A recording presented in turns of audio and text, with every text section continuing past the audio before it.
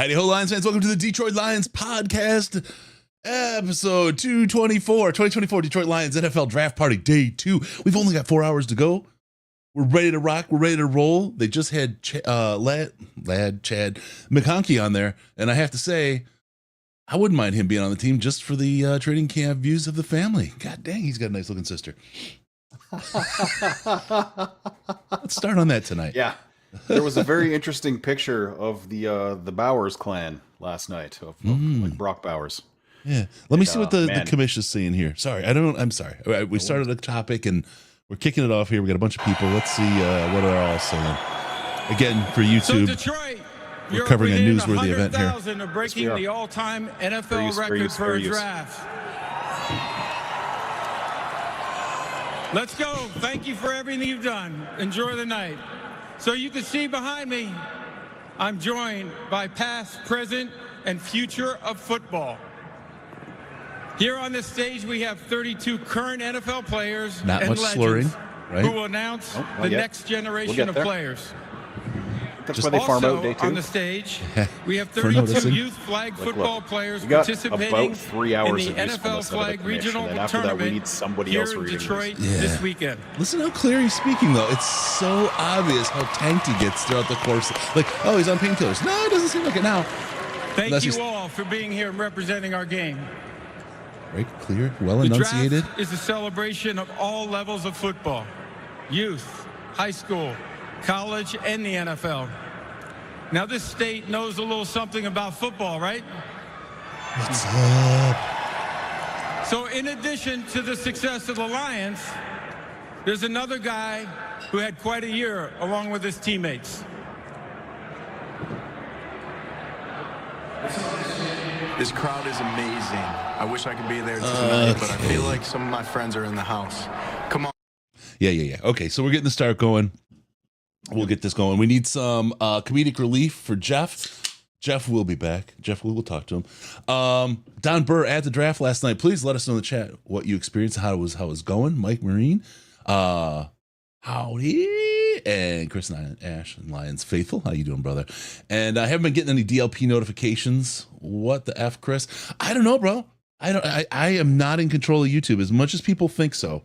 I don't have the hands on the levers. Otherwise, trust me, the algorithm would be much, much more favorable, which is you get that little notice to say, hey, why not give us a like and a subscribe while you can? So anyway, that's where we're at. They're getting ready. A lot of people up on stage celebrating. It probably looks like players from all the different teams over time. It doesn't look like it's a specific to Detroit thing from here. I'm back. No meetings tomorrow. This is the Jaeger bomb. You can tell the strength.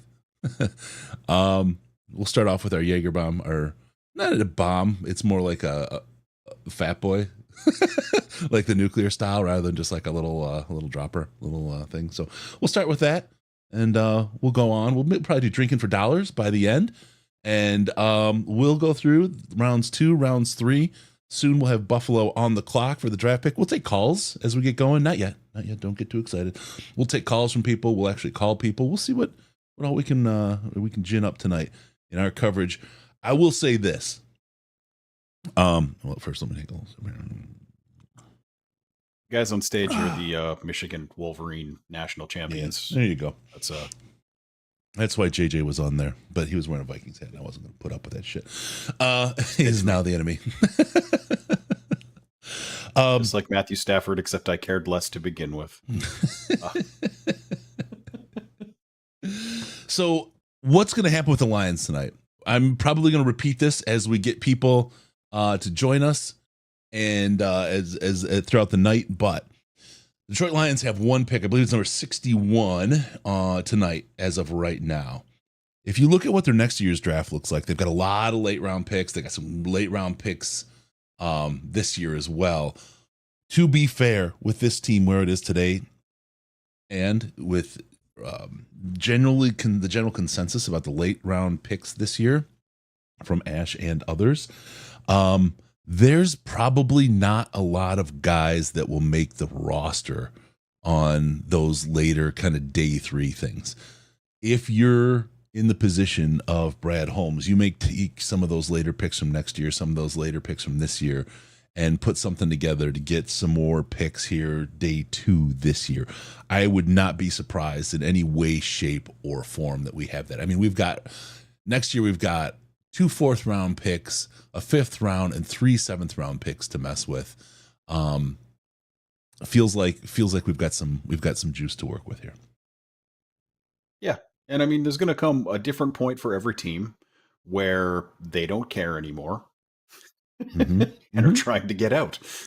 That's my opinion on what kind of draft this is. Yeah. Where, like if you have a lot of picks left at the end, I guess that makes getting UDFAs easier, but there's not really a lot of difference between after, pick say 140, 150 and pick 250. Like there's just not the same spread in terms of talent that you usually get there. And even then, I mean, statistically speaking, rounds 5 through 7, exactly the equal prognosis when it comes to year 4 of their contract, whether or not they're still on your team. And it's 25% for both of them. This year, my theory is that that's going to be about 12 when we get to year 4. Yeah. Because this is just, this class is cheeks, bro. It is just not, like, the day 3 is such a wasteland, in my opinion. We'll see if the Lions agree with me. They don't always, you know what I mean? But let's see about talking about the Riz today. Say, trade up. Yep. The day 3 is always his favorite, but this year may be a little bit different in that regard. It's fun to watch. It's relaxing, but it doesn't feel like there's a whole lot to be found in there. Yeah, like what little draft reputation I may have at one point kind of carved for myself was basically on those, like, finding the 20 guys on day 3 that were going to be someone, you know what I mean? And having like 10 of my shots in the dark come through, which, like I said, is double the NFL's, number on that. So I'm not going to sit here and act like, that's easy, but yeah, like guys like Matt Ioannidis. Easier than what Atlanta did. Yeah. Let's just be straight out. Your tweet was fire on that. It was absolutely right. Yeah, and for anyone who didn't see my tweets because they don't follow me because they listen to what I tell them, basically what I said was, like, I spent the entire stream yesterday talking about how I was absolutely joking whenever I said anything like I could do this better than any NFL general manager that has a job, and then the Falcons go and do something like that and make me pretty sure I could. Like, and the thing with that is, I mean, like, I don't mean to be down talking Michael Penix at all. Like, if you want to take him at 8, I said for months now that if it hadn't been for the national championship game, like if they had, allowed the other team to come back, their defense hadn't made a stop at the end, like, he would have been a top 10 pick anyway, if you don't have that Michigan tape staring you in the face. So apparently they agreed with me, so I have no problem with them making that pick. It's handing Kirk Cousins $100 million guaranteed and then making that pick on that player. Like, you want to take JJ McCarthy and sit him on the bench for 2 years? Okay, that makes sense. He's a young guy. That takes him to what, age 23 or 4? Yeah. Yeah. I mean, yeah, he's going to be. They took a guy where at the end of his, he's going to be 29. He's going to be Goff's age. When his rookie contract ends. And really he's not quick, going to play for 2 of those years, like, because he's not going to be better than Kirk Cousins for 2 years. There's no way, unless Cousins gets hurt. We got Bill's pick is in, so we got that going on. Gunny Mike, I went to Bo Schembechler's football camp in 1980. I'll be 60 this year. Love you guys. Mark Daly, F those 2025 picks. Trade up for Kinsley or Frazier. Next year's O-line crop is thin. I'm real with that. I have to self-deprecate a little bit here. Miss DLP is just beating my ass. Let's see. Let's go Blue. That's so awesome. Here's the part where I didn't see who was on stage. I'm doing too much. It's Michigan, you idiot. The Wolverines on stage. Hail, hail to Michigan, national champs. So I guess I am an idiot. I got to pay closer attention. I was looking at the trophy and I was like, that's what I saw. Yeah. Is he looking at the screen right now? Because I peeked over and saw the trophy and I just said, maybe I can whistle past this and no one will notice. And then I just had to go be a jerk and bring it up specifically. No, I do. Take my medicine. Like, that's my function here. Take my medicine. It's a yay. In case anyone was doubting. It's a Jaeger night. It's going to be good. Don't post anything from Michelle. She never hits like. Michelle. Bad Michelle. Oh, terrible. We got a pick coming in right now. Let's see what we got. You're right, unless I started a little roll call. Hey! I love it. I'm going to speak for all of Bills Mafia when I say we want to wish Kim Pagula speed recovery and with blessed wishes, and we have all the prayers for you. With that being said, with the 33rd pick in the 2024 NFL Draft, the Buffalo Bills select Keon Coleman, receiver, Florida State. There you go. Keon Coleman going to the Buffalo Bills. And that's a good pick because he's a guy who's going to do the Kenny Golladay plus job. Yeah. Yep. The difference being he's not going to quit. I don't think. He doesn't seem to be wired that way. And they have a quarterback who will happily throw those balls into traffic to get that guy the ball. Yep. 6'3", 215 pounds. 6'3", 215. If you want to open a window in the background and do his Raz one, you can. Tremendous playmaking ability. He shows that he can win with the short, intermediate, and inside the red zone as a jump ball player. And he knows how to find open grass. His athleticism is top notch. He moves gracefully and fluidly around the field. And quickness is another attribute that is one of his stronger suits. An elusive runner for such a tailored receiver. He can improve on some things. His ability to separate is a question mark. You wonder about his overall top end speed. Rarely is he able to get on top of a DB and stack him. And his route running is inconsistent. He's going to need to flatline more as a pro because he doesn't eat up cushion and threaten a DB's hips. He'll need to be much better with his routes to help him accomplish that goal. Thank you. Hunt football game relative athletic score of a 9.12 based primarily on his size and his explosion numbers, his vertical jump, broad jump, that stuff. The reason that the literal only reason that he's still on the board right now is that he ran a 4.64 40, which is something that some teams would just immediately put him out of the first round because it's a wasteland of big slow receivers in the draft. Seems like everybody put him out of the first round. Yeah, it seems like they did. Well, no, you never know, right? Like some of the teams that were picking at the bottom of the second may have had first round grades on them. We'll never know. I know now. Yeah. Well, they would have had to trade up. They didn't think he was worth a first or second and whatever it would have taken. But regardless, his GPS speed is fine. He's just a slow starter. So if he can muscle guys at the line of scrimmage to get off of press coverage, he is going to be open and do terrible damage to people. Yes. So we got the Chargers. We got the Chargers in. That's a trade. They traded with New England. So we'll see how that works. They're minute 56 left to pick their player. The pick is in now. It just rocked its way in. So we've got that covered. Really quick. Let's hit Devin. Good question. Enigma. I like that. Da Vinci Enigma. Okay, I got it. Does the Bears offseason and draft so far put them in the upper echelon of the North? I'll just say it short and give it to you, Ash. I think it elevates them. I don't know that I don't think they're top of the North yet, but it definitely puts them in a good position to make a run that way. Yeah, I mean, if Caleb Williams comes in and he does the improbable and has a season like we just saw last year in Houston from CJ Stroud, then maybe. But I don't think you're going to see a net effect of like more points being scored because of the quarterback not in year one, at least. Like moving forward, I'm more afraid of them in year 2 and year 3 than I am in year 1. Fair enough. Because like they did bring in some good receivers, but like rookie quarterbacks are just not good. And there are occasional exceptions to that rule, but I mean, like I said, even someone like Trevor Lawrence, you look at his rookie season, you look at Peyton Manning's rookie season. It's not good. Yeah. So what we're hoping is that it's bad enough that even though they've thrown all this money at the offense, it doesn't get better, and the ownership gets impatient, and they flush everything, and we have a new offensive genius coach next year, and they repeat the cycle that they've done for 3 straight quarterbacks at this point. Yeah.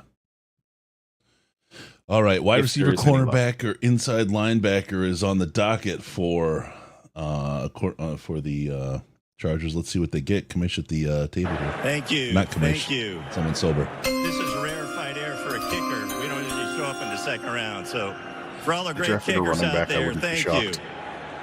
Harbaugh. So we have a trade the New England Patriots have traded the 34th pick to the Chargers. And with that 34th pick in the 2024 NFL Draft, the Chargers select Ladd McConkey, wide receiver, Georgia. All right, we got McHonky. That makes sense. Yeah. I didn't want him, but like I don't see the superpower. You know, like with Coleman, you can be like, he will make catches no other human being is capable of making. Yep. Ladd McConkey, he's relatively quick, relatively good route runner, yada, yada, yada. Anyway, what does Emery have to say? Emery's got a lot to say about him. He says he's a super dynamic and explosive playmaker on the perimeter. He has top-tier suddenness and burst, and it puts defenders' hips in a tight compromise. He's also an excellent route runner, able to get to the corner to open up his hips quickly before making his move to go outside or inside. We'll have to have a plan versus corners who are able to both press and match his quickness. He needs to be better at getting hands off of him. And I think it's telling that Pearsall went ahead of him because, I mean, he's a guy that was surrounded by a much better team. Yet I heard today there was a lot of teams who really liked Ricky Pearsall. And it just is what it is. McConkey was, I think, higher on everybody else's board. What do you got for Raz for us, buddy? Raz, 8.88. Based on like his size is what's holding him back there. I mean, he's only 5'11", 186 pounds, so he's just a little guy, which like my main issue with him is that he plays weak. You know, like he's willing to block, but not capable. Mm-hmm. And as far as it's like, but he ran 4.39. So, I mean, you got some nice speed there. That's not so small. You can't see him being successful. And like his vertical jump and broad jump are, you know, in the 72 to 78 percentile kind of thing. So like basically average for modern players, like, cause it really starts at 50 for the most part. If you're looking at someone who's not horrifyingly unathletic by modern standards, you know, cause Raz goes all the way back to what, 1987. Yeah. Something like Nobody who tested before 1999, except for like a couple exceptions, is in like the top half of these things for the most part. So, got an interesting question from Paul Van Hevel. Arizona on the clock. I think I missed 34. I have to go back and find it. We got a question. Let me get that. Michelle, this year's running back. No, sorry, that wasn't it. Where's Van Hevel? Curious, gents. While we wait for picks, is there a situation where Amik and Terrion start over Carlton? Thanks, y'all. What do you think? I think, if they play better. That's what that's going to come down to. There's zero money invested in Carlton Banks after this season. Like they want him to be successful. They think he should be successful. They gave up a 3rd round pick to bring that guy in. But if he isn't the best guy on the field, they don't owe him anything after this year. Like this year for him is a tryout basically for the Lions or the rest of the league. Kind of whoever can throw some cash at him. Yeah. I want a really quick, big question from Jordy, and this is really a valid question at this point. Do the Falcons go Spencer Rattler here? Its potential is high, judging by their history. More seriously, He's smarter than what they did yesterday. More seriously, I expect them to pick the safest pick on the board. I think they spent the last 24 hours just getting excoriated and questioning every one of their life choices prior to this, and I think they're probably terrified to do anything outside of the safest pick on the board right now. Oh, there's even a picture of their owner, Arthur Blank, talking to the GM, and the GM is just staring at his shoes. So like I don't know if they've passed this by the owner. We know they didn't pass it by Kirk Cousins. Like he's come out and said, no, I was completely floored by it. They called me while they were on the clock and told me what they were going to do. Interesting. Yep. There we go. It's just ridiculous. Okay. Let's see. Another there we go. joke I came up with today about this is it would actually be less inept of them if they had come out at the press conference and said, sorry, we thought he was the wide receiver from Washington.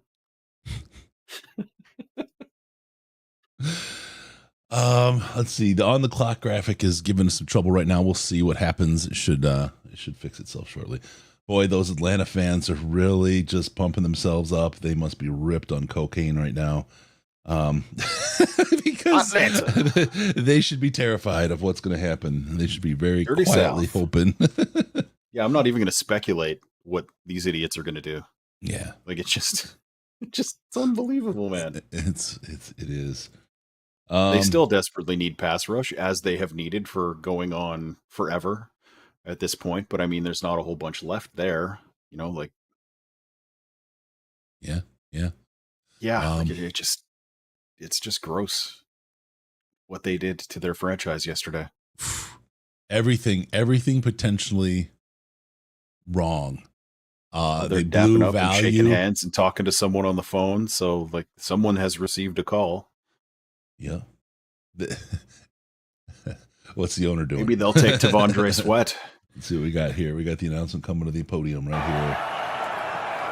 here. Good evening, Detroit. Congratulations to the city of Detroit hosting a Super Bowl and now the NFL Draft 2024. Damn straight. To all the football fans across America. Andre Rison? The Arizona Cardinals. He was my star in fantasy. Pick back in the day of paper to the football. Atlanta Falcons. With that 35th pick in the 2024 NFL Draft, the Atlanta Falcons select Rook Aurora. Let's go, Thank you. Welcome to the world of Chris, Andre. That's why you were on my team, brother. Oh, say it. Yeah. Man, that's I hate this pick so much.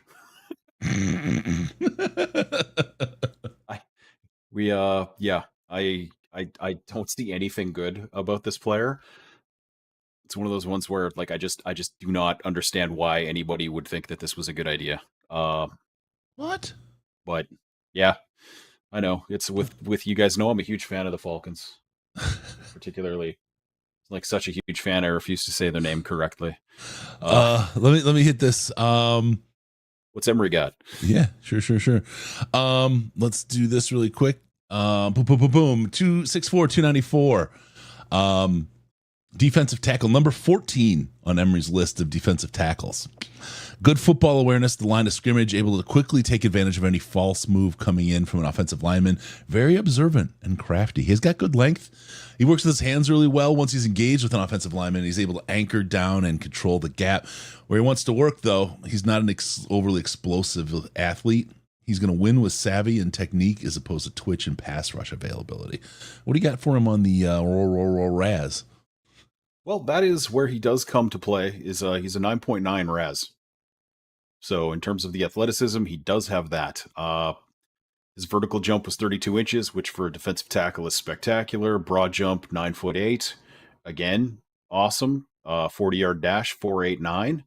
At a position where very little of your athleticism in terms of your relative athletic score tends to matter as much. He didn't do any of the agility stuff.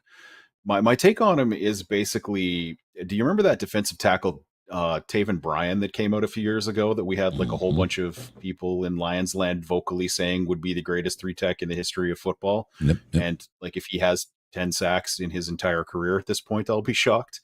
This guy's that guy where like if you need a guy to shoot a gap and no matter what happens, all he has to do is shoot that gap, and wherever that gap slides to, that's where he goes and nothing else matters, and all he has to do is get as deep as he can go. That's what he does.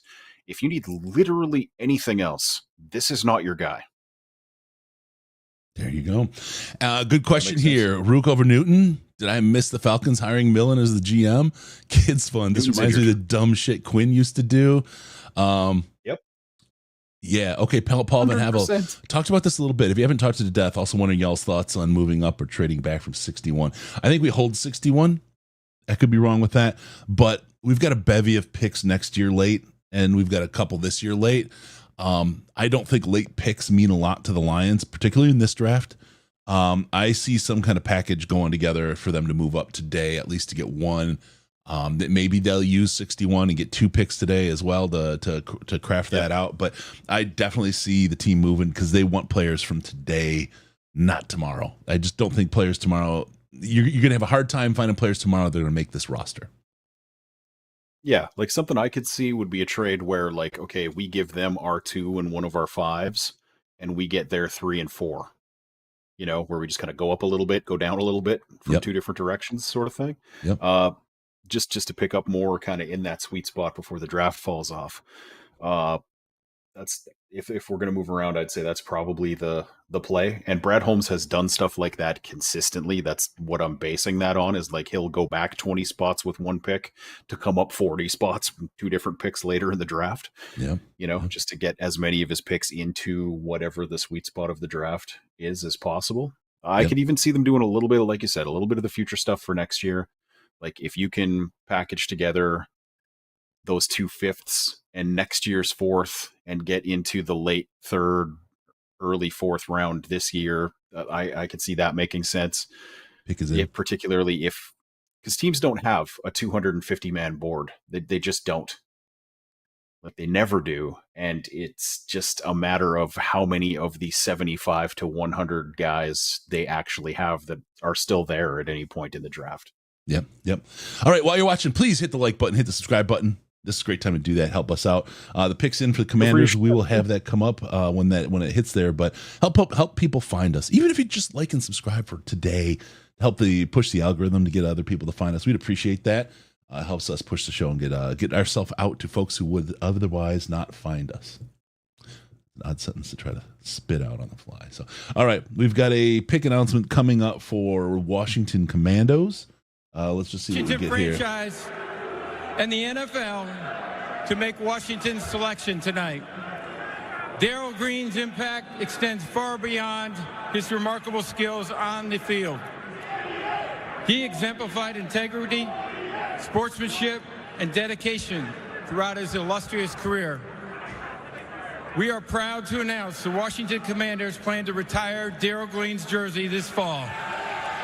Fastest man in the NFL till he was like 40. A testament to his enduring legacy. Today, we celebrate Darryl Green's extraordinary career. Darryl, you will forever be remembered as one of the greatest to grace the game.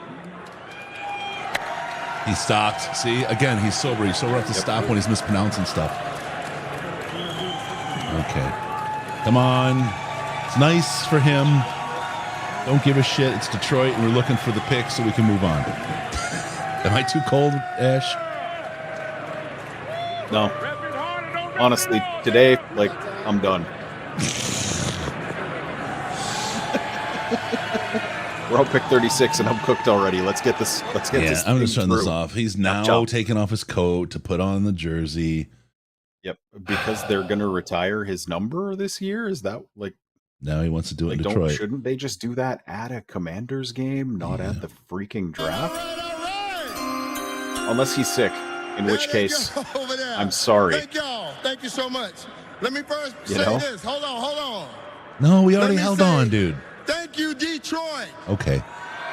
Thank you, Detroit. Yeah, you can say that. Have hosted us to a very fun week, and I Hilarious if you brought the 92 NFL championship game. Appreciate you. The Commanders appreciate you. Thank you.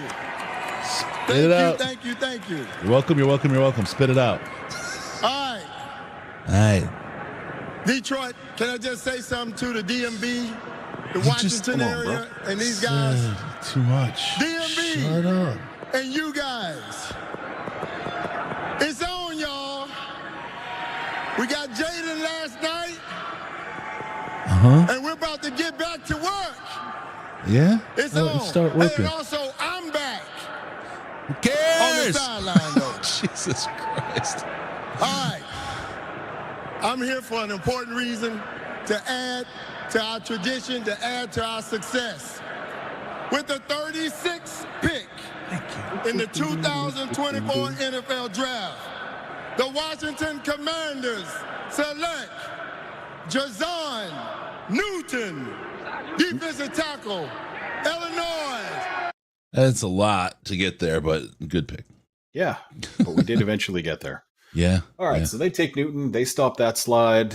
Dr. Jimmy Liao's wonderful draft injury video, of course. We all know why Newton fell this far. If we're good listeners who watch all of the content, Looking at you guys in the chat who've been asking why he slipped so far. Dr. Jimmy told you. He's got a foot injury. It's the kind of foot injury that can linger and could potentially shorten his career. That's why he was available in round 2. What did Emery have to say, Chris? He said, well, we got Mark Daly. Speaking of sick, Goodell isn't drunk. He had back surgeries on good painkillers. If you watch him spin down yesterday from the open to close of the show, he is absolutely drinking, and he does it every year. So just so you know. All right. Emery says he's a classic 3 technique whose quickness off the ball creates and causes all types of problems. At 6'1" and 304, he also gives great pursuit because of his first step quickness and change of direction skills. He's a very fluid mover and is always taking great angles to the quarterback or ball carrier. Although, as with everybody, he has some areas to improve upon. You can see his lack of strength because it causes some issues versus offensive linemen who are technical with their hands. He really has to work hard to disengage from those blocks. He was the number 6th overall defensive tackle from Football Game Plan and Emery Hunt. What do you have for him on the RAS side of the ball there, Ash? He's 6'4", 300 and... Oh, I just clicked off at 304 pounds. Has no testing because of the injury. So, does not qualify for a relative athletic score, which is, like you literally have to do like 3 drills in the pre-draft process to get a score. Actually, no, all Calvin Johnson did was show up, get measured, run a 40. 10! Perfect wide receiver. Yep. Patriots pick is in. We got that going on. Let's see. Dude, talk longer than Aretha Franklin national anthem. Oh, we got one right here. What up, though, man? What up, though? You hear me? It's an honor to be standing here, man. As a proud Detroit native, as a Cass Tech alumni, and a University of Michigan alumni, the national champs, man. Always. With the 37th pick in the 2024 NFL Draft, my New England Patriots select Jalen Polk, receiver, Washington. That's a good pick. Yeah, it is. That's a good pick. 6'1", 204 out of Washington. Tracks the deep ball rather well. Able to find the next gear to accelerate and get underneath the pass. He's smooth versus a zone. And he's able to get into his route and pull away from the coverage. Solid run after catch guy. Does a great job making moves while still heading downhill. He has a couple things to work on, including his overall route running. That needs some work. Doesn't always have the best counter within a route or at the top of the route, which causes things to get a bit just disjointed. And good, not great speed. He's not an overly sudden or explosive athlete, more of build-up speed type of runner on him. And if we look to the Raz side of the ball, what do you got for us, buddy? Right, I'm supposed to be looking that up as we go. We're professionals, folks. It's we okay. Are very much professionals. 9.11. Yeah. Basically just average size, average speed, vertical jump of almost 38 inches and 10'9" broad jump.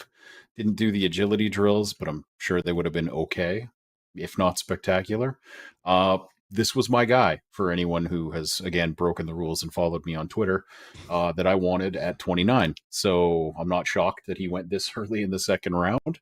But yeah, you don't always get what you want. Sometimes they go to a team you hate. And now he's the enemy, and he is dead to me until he's a free agent. Well, wow. My God.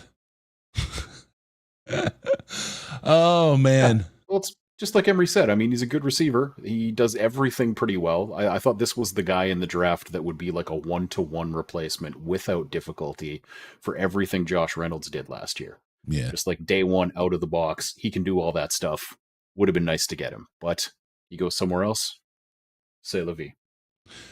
Yep. All right. So we've got that going on. Not going to judge an honest drinking man. Time of possession, Aretha Franklin, 7 minutes and 30 seconds. Let's see. Commies traded their ends, not their defense tackles. They still paying now. Where's Newton going to play? We'll have to see. Let's see. Ash with the harsh truth. There it is. That is what I do. And some people really hate that. The Titans pick is in. And we will. Point where 4 days later, they're still trying to talk smack on my videos. Please give me the engagement. All right. I'm trying to keep the Detroit truck in versus line. everybody. At least he's in the AFC, not the NFC North. I agree with that completely because the NFC North has just been snatching up guys that I liked. So Yeah. I hate it when that happens. When's Blake Corum supposed to go? I haven't seen a running back go yet. The position He'll be this one of the year has first been ones to go. devalued again. Whenever that run starts, he'll be one of the first 3 or 4. But I wouldn't count on it super quick. We got to get through all these offensive tackles and wide receivers before we can start looking at positions that are less, what's the word I'm looking for? Featured in the NFL currently. Featured is good. You know? Featured is good. Because I'm not going to say they're not important. I'm not going to say they don't matter, but it just like he's a really good player. He doesn't have the elite measurables that get you drafted crazy high. Yeah. Okay. Let me really quickly. We're following here on CBS because that's where Emery's at, and Emery's the man. They're talking about best fits for the Panthers, who are. Oh, the pick is in for the Titans, and the best fit for them is Cooper DeJean, Adonai Mitchell, oh God, why can't I? Whatever, AD, Mitchell. Just call him AD. AD Mitchell, and Kool-Aid. They're calling out for Kool-Aid for them. Carolina's on the clock. Well, I don't know if they're on the clock. The pick is in at least for Tennessee. Then it's Carolina. They're saying Cooper DeJean again, Kool-Aid again, and Chris Abrams Drain from Mizzou is a best fit there in Carolina land. So we keep looking forward. So they think Carolina's going DB, which would make sense. Yeah. Like they changed defensive schemes last year when they brought in the new coaching staff. Who knows if anybody they have is ever actually going to work out, but a bunch of their players who were good up to that point suddenly couldn't play at all in the new scheme. So they got a lot of work to do with their defensive backs. Makes sense that they'd be kind of focusing on that a little bit. I love your blunt sarcasm and strong honesty, Ash. Oh, wait, no. Blunt honesty and strong sarcasm, Ash. Well, you're one of the few, Dan. Thank you. Oh, man. So we're going to keep working. We're also going to be watching and have any of the Lions, if they pull up any pressers, like we had Brad Holmes yesterday, we'll get their pressers on live as well, so you won't miss anything there. We got you covered. We're watching it all, so you don't have to. Yeah. So you can watch us. Yeah. So you can stare at this beautiful mug instead of... Yeah. But thanks for being here, everybody. We've got a trade evidently going on. Rams are on the clock. Are on the clock. It's not showing on my TV, but Mrs. DLP down in the truck is letting us know. So trade, Rams are on the clock. Who did they want? Interesting. Less Snead, more seed and feed. Let's see what we've got. That's probably like for the Moon's heading up to Carolina the podium? pick. Yeah, it's probably for the Carolina pick. The trade. Let's see what we get here from the Tit Ains and come up with their pick from what could be the mooniest moon that ever mooned.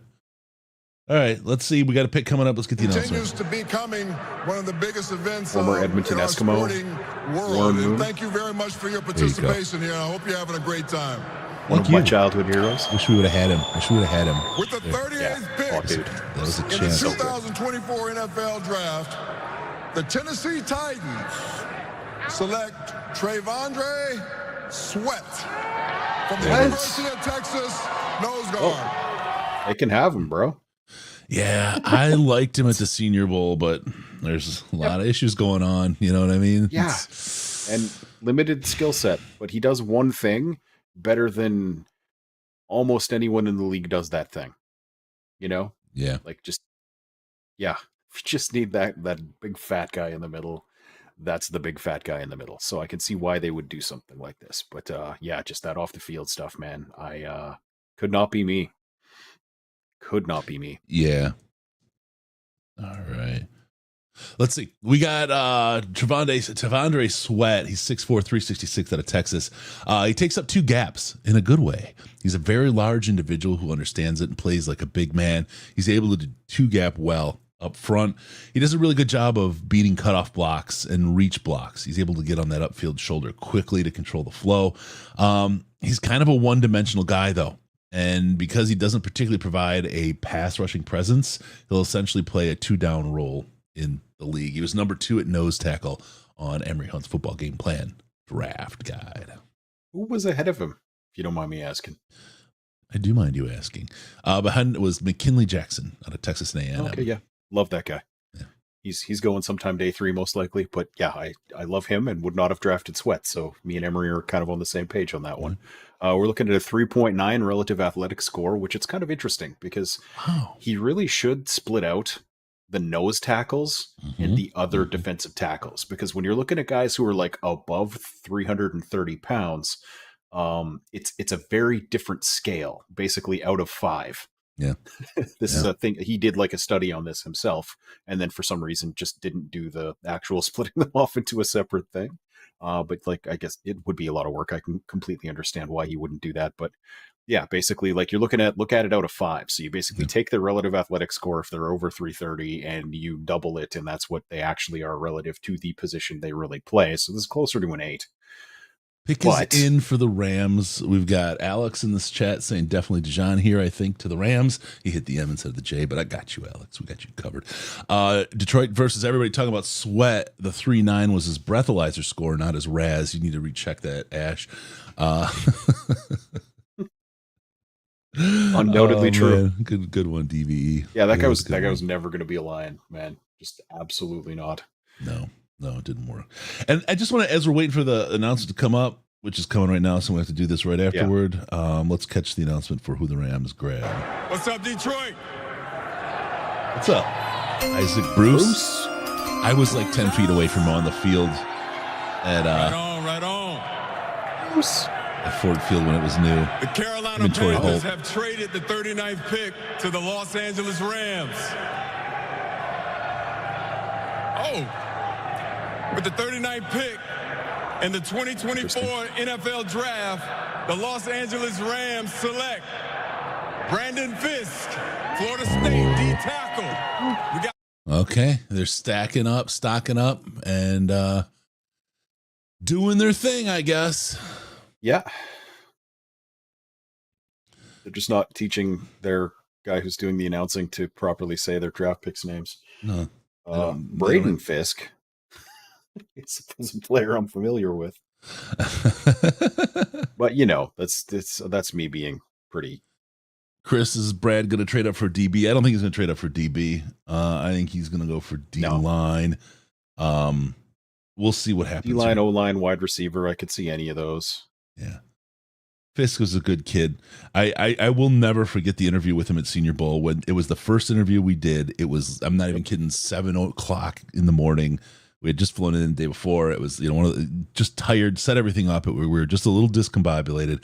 First question comes from Riz, and he says, "You don't look that big. You don't tell Fisk that he doesn't look that big, man. He would have freaking ate him alive right there in the moment." I'm like, "Oh, Riz, this is not how you start." He didn't like it either. He didn't play well with it. So Braden Fisk, 6'3", 292, and all of that. Riz. He's a great ball get off and explosiveness right off the snap. He's the type of defensive tackle whose ability to pressure puts immediate strain on a solo block. His feet never stop moving throughout the play, and he's able to collapse the pocket by himself, moving the quarterback off the spot and getting the sack or tackle for a loss. Strong Senior Bowl week, 100% he did. He needs to work a little bit. He's got a lack of arm length. I don't know how he can fix that, but and lack of wingspan. It shows up when he's engaged with an offensive lineman who can withstand the initial burst off the ball. Yep. So he needs to be better at working his hands off of those blocks. That's how he can make up for that arm length and wingspan. Yeah, relative athletic score of 9.97, which is just insane. Yep. 4.78 40, so he runs like a linebacker, basically. Like, that is a better than Jelani Tavai 40. Yeah. Which, granted, they're only about 10 pounds different in weight when they ran those 40s, so not that, because he is a small defensive tackle, and he's probably been hearing that his entire life, and that's why he took that personally. But like, these are just facts. Yep. It's like you're just saying things that are true. But great vertical jump, great broad jump. Eagles have moved up. Eagles have moved up. The pick is in for them. If they're taking a center, it's probably Frazier. We'll see where things go. Yeah. Let's see what else we got. How far does JPJ fall before Brad pulls the trigger to move up? Well, this is that injury thing. Interesting one. Yeah, because we're getting there's other stuff too that we can talk about on that one. But go ahead, talk about the injury. Yeah, so the injury makes it a little bit kind of dodgy, and it's why he's fallen so much. There was a lot of talk about where he'd go, and there's a Frazier versus JPJ kind of question as well, as Hodges brings up right now. Yep. Look, I know my bias. I like JPJ. You guys know I like JPJ. If you're at all watch the show, you know he's an awesome dude. After the interview in the hallways, just really a genuine dude, a cool guy. Would love for him to be a Lion. That character he has is there, and he's got the ability. As long as the injury isn't some kind of lingering thing, he's a long-term play for this team that can do a lot of good. And I love that. We'll see. We'll see what happens with him and what Mr. Holmes does, but I really do anticipate moves. We're here now at number 40. We're 20 picks off of 61. I mean, we're getting into the space where you can start to put things together and make things happen. And I kind of expect something soon, but like a cobra, you never know till Mr. Holmes strikes. And if you start pestering about him, he's coming back with this famous quote. You better back the fuck up out my face, goddammit. I'm from Detroit, Michigan. Don't play with me. So you don't want to hear that. You don't want to catch that. Nope. Mr. Holmes does not mess around. You don't want that heat. Don't play with him. You don't want that heat if you're on that beat. I'll never get sick of that. I swear to God. I'm sorry, everybody. No, it's. I know. I've seen you ride a bit into the ground on numerous years, my friend. We've been doing this a while. That's kind of part of the thing, but yep, exactly. A lot of this show is about amusing me. Yeah, a lot of this is about amusing me. The show is about amusing you. Yeah, like you think I'm making this show for other people? Come on, man. I don't. You know I don't care. 9 years of doing it. You know what I mean? It's like, If it's not fun, you wouldn't do it. Like people come on all the time and they're like, here's how you can improve the thing. And I'm like, are you going to do the extra 4 hours of work for a 15-minute show that you just mentioned? No? Then go fuck yourself. And I appreciate it. Like, cause they're usually not wrong. Like they're saying something that would legitimately, like a visual aid or something like that would help stuff. But it's just like, I'm talking about 23 players in 15 minutes. If I do one thing for each of those guys, that's my day. Yeah. Oh man. Okay. So New Orleans is on the clock. Trades going on like crazy. There's a little bit of technical difficulty in the background. So some of the updates on the scroll and the on the clock piece, they're up to me to manually have to click a couple buttons to make them take. The truck's doing its job, but I can only do so many things at once. So we'll keep you as up to date because he knows I would screw it up. Well, if the truck can't do it, you can't either. I'll put it that way. Let's see what we got for Philly. What up, though? They're pulling everyone who played for Michigan and any franchise. Go blue all day, baby. It's not a you thing, trust me. It's an internet thing. Eagles! And y'all already know. All day. Dallas sucks. All day. Let's go. Let's go. I can get behind that. I can get behind that. To be here in the hometown of my city of Detroit. And most people in Dallas probably also still Eagles they agree. have definitely changed my life. And to be a part of this organization going on my 15th year, I'm definitely excited to be able to announce this pick. And the Washington Commanders have traded the 40th pick to the Philadelphia Eagles. And with the 40th pick in the 2024 NFL Draft, the Philadelphia Eagles select Cooper DeJean, DB, Iowa. Let's go. Yeah, Dallas sucks. Cooper DeJean. That's the takeaway from Iowa. There you go. He finally went. I'm surprised it took this long for him to go, but let's talk about him. 6 foot, 203 pounds, very good athlete. His athleticism for his position. He does a solid job in playing off coverage well, as he trusts his speed and athleticism to make a play. He's got elite level ball skills, won't miss an opportunity to turn the ball over, and also does a great job in playing the ball when it's in the air, taking great angles towards it to break up the pass. For improvement, he's getting better at press coverage, but that's where he can add to his game, more so with using his hands better and earlier within the route, to reroute the receiver. He was number 6 on Football Game Plan, Emory Hunt's draft guide for cornerback for the field. What do you got, my man? Relative athletic score of 9.89. So like ludicrous. But again, didn't do the agility testing because he was recovering from a broken leg. So he didn't really answer any of the actual questions people had about his game because everybody knew he was fast. Everybody knew he was explosive. Like the guy's a good kick returner. He's going to be a very good player for a very long time. Questions about whether he can stay at outside cornerback because he doesn't really have the fluid hips that you'd like in terms of man-to-man coverage. But if, as far as this goes, I can't remember what scheme they run, but basically he can play off man. He can play zone exceptionally well. If they can play him at the nickel or at safety, I suspect he will have a very Brian Branch-ish rookie season because he sees ball, gets ball. That's if we didn't have Brian Branch, this would have been one of my top draft targets for the Lions this year, but they kind of do the same stuff. Yeah. And we saw how great that was when we got our wonderful free agent safety back at the end of the year and then proceeded to not be able to stop anybody. Yeah. You got Quignon and Cooper.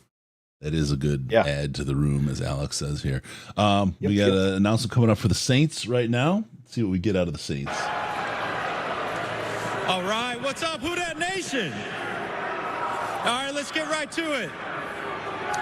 The Green Bay Packers have traded the 41st pick to the New Orleans Saints, and with the 41st pick in the 2024 NFL Draft, the New Orleans Saints select Kool-Aid McKinstry, DB, Alabama. Kool-Aid McKinstry. Yep. Okay, that's you know what? It's not a bad pick here. You just you worry about the injury, right? That's the one thing that you want to see get fixed up. We'll see how that goes.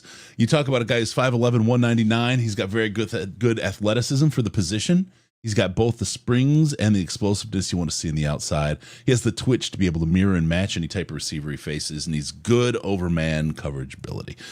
Good spatial awareness to stiff out any sucker plays where they try and slip a receiver back across the formation, also known as sucker play, to his side. He closes extremely well on the ball, and he can dart from a dead standstill to 100 miles an hour towards the ball or receiver. He ain't no sucker fool. And he can improve, though. He'll get a little grabby and handsy in the route, but more in particular at the top of the route. He has to rein that in as a pro player. Otherwise, he'll be a walking 15-yard penalty.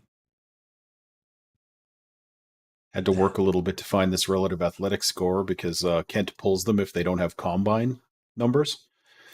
Like he doesn't leave up pro day stuff. So like he'll put up the pro day one, but then you got to go find his tweet to take a look at them later.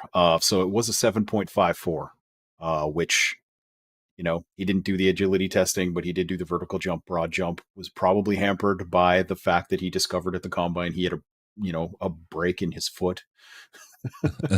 So I suspect his athletic numbers are actually a little bit better than what he ended up testing just because of that. So like on the field, the guy looks like an absolutely lethal athlete. You know what I mean? Like if you're watching his tape, that guy would have,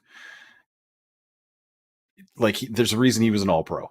Like just straight up, this guy, if his foot comes back all the way, could end up being the guy where you're asking the question, how did he last until the second round? And I guess that's the same thing with Gene. You could be asking that later too.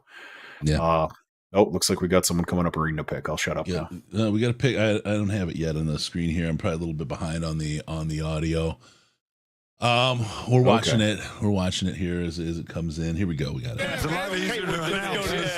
What go ahead and get straight channel are you watching? With the 42nd pick in the 2024 NFL Draft, the Houston Texans select Kamari Lassiter, defensive back, Georgia. There you go, Lassiter. That's an interesting one. What network are you watching on, just by chance? I'm watching NFL Network on NFL Plus specifically. Okay. All right, let me pop the NFL Network on and see if I get a better I've been feed there. Pausing it. I was just pausing it to sync it with the audio you have. Oh, I'm going to go to the network now. Sorry. Okay. I'm going to switch over. Okay, next 4 picks: Cardinals, Raiders, Packers, and Colts. That's what I got on the screen here, bud. And it just went away into a commercial. All right. So, all right. We're back at this. We've got the draft going. Take a look and see if we've got any video come in with Mr. Holmes punting on the draft yet. No. It does look like I saw it in the chat that maybe the Packers are punting on this draft. It's weird that they keep trading, and I mean I don't know what the terms are of their trade, but it has to be them moving backward. It has to be them moving backward or to next year. I mean, I don't know what the heck they're doing. I would happily take next year picks. Like, you're just not a huge fan of this class in general in a lot of ways. But Lassiter's kind of a weird one because he ran a 4.64 40. So basically we got some Tease Tabor speed going, except that he's also 5'11", 186. And like, he's not Tabor because Tabor was an outside only cornerback, and Lassiter can play on the inside, so he can kind of get away with that. It's just weird to see him go this high when he came out and showed that lack of testing speed. Now, it doesn't look quite that bad on tape. You knew he wasn't going to run fast, but man, I'm actually really surprised that he went this high with some of the other guys that are on the board. Yeah. He was number 16 on Emery's list. Did I talk about him yet? I didn't talk about no. Kamari Lassiter. Let me talk about 5'11", 186 out of Georgia. Solid coverage skills in both man and zone. He plays a physical brand of football at the position, not afraid to get his hands on the receiver. He's also a strong open field tackler, and he's good in run support, and plays coming to his side will fly up with good form and make the play. Also, his footwork, this is where he needs to work on. His footwork gets a bit clunky at times, especially when trying to get out of a break or backpedal. He isn't as fluid in that regard as you would like. Number 16 on Emery's boundary cornerback list. So yeah, just think of like a little bit taller Quandre Diggs that was sort of my thought when I was looking at Lassiter's stuff. Like, he's a physical guy. He's going to be able to move to the inside and be just fine, probably, or even safety. Off his pro day numbers at Georgia, which means they're probably a little higher than they actually are, he ended up with a 6.23 relative athletic score. So not the kind of number that you would really like to see going into the draft. Yep. All right. Whew. NFC's getting tougher, Joe says. You know what? I saw it roll by there. We got, what was it? Hodges. Yeah. He already mashed that like button. If you haven't mashed the like button, what are you doing? Hit that like button. Hit the subscribe button. Help push this out and let other people know about the show. Help them join us. We got Arizona with a pick in already. We'll get them on, and as soon as they announce it, which should be any moment now, things move a lot quicker this round, and we're trying to keep up with everything. Also, we're updating the graphics as quick as we can. It's just another little internet glitch that's kind of slowing things down. Glitch. Yeah. Microsoft is wonderful when it works. Yeah, Microsoft and the OneDrive. It should be about 3 drive. Yeah, but you should get like a letter. Like the shared like cloud services are always just a gamble. You know what I mean? As far as like real time stuff. Yep. And it's just it all sounds so cool. Like, it's just going to be the greatest thing in the history of things. If it worked, it would be. And when it works, it's so great. But yeah, it just doesn't work that one time you need it to. Yeah. Yep. Hey, look who we got here. Mike Kimber, Chat Sporks. How you doing, brother? Good to see you. Oh, nice.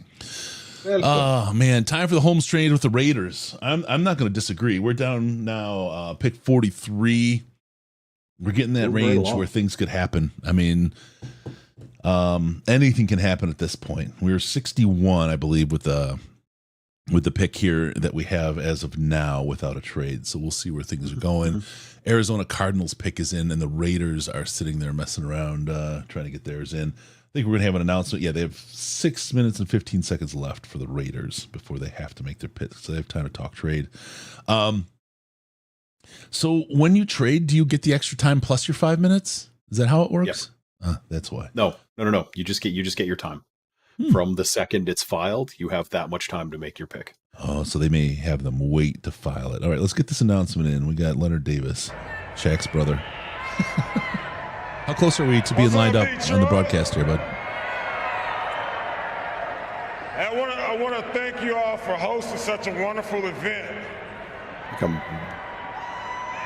I just reloaded it because I was way behind after trying to sync it up.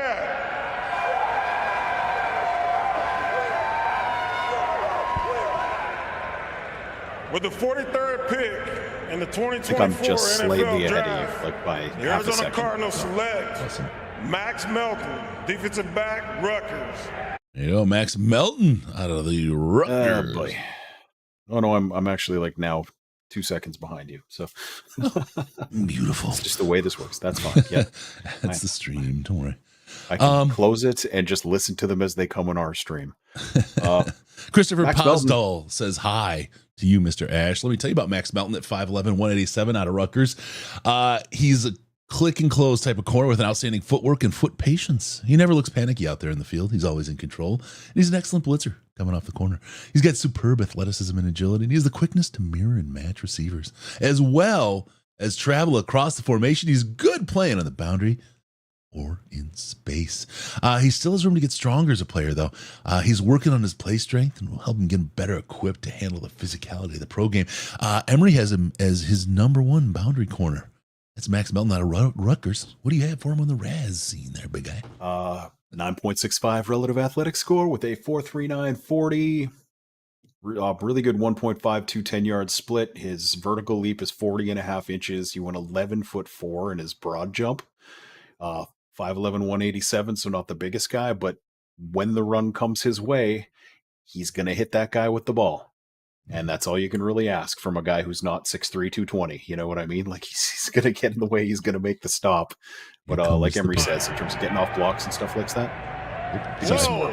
Got to pick you in right now for the Vegas Raiders. Pick in the 2024 NFL Draft. Getting right to it. The Las Vegas Raiders select guard Jackson Powers Johnson from Oregon.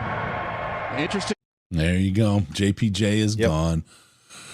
Ruined my life. Yeah, but they're gonna like the same kind of gritty guys that Detroit do now.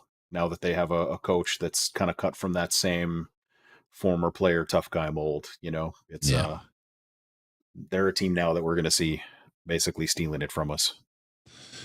Yeah, I guess so. Give me a second. Get him up here. I forget what page he's on. Man, that guy's got a big family, dude. Yeah. He's 6'3", 334 out of Oregon. One of my favorite players of this draft. Really, really great cat. Good functional strength. He's able to showcase both strength and power in his blocks. He's got an initial blow and strike that has some force behind it. Good quickness off the ball. He's really strong in the run game. He's able to effectively wall off or pin a defender to a side, open up a gap in the process of doing that. He's got a good anchor to withstand a bull rush, and he's good on the move on screens and when tasked with climbing to the second level, which would have been freaking great for the Lions. His hand placement could become more consistent. You'll see him get outside the framework of the defensive lineman, and he'll find himself searching for answers during the rep, but that's the kind of thing that Mr. Hank can take care of. Yeah. Emory, interestingly enough, had him number 5 at center. So interesting. Not the top guy for him. Yeah. Which, like, I mean, is a super highly lauded, award-winning dude. Yeah. Interesting thing about relative athletic score. Apparently, if you run a 40, you get one. But if you do vertical and broad jump, but don't run a 40, you don't get one. So I don't have a relative athletic score for Jackson Powers Johnson. But he had an elite vertical jump and a very good broad jump. Yep. Yep. All right. We got the Packers pick is in. We've got the Colts on the clock.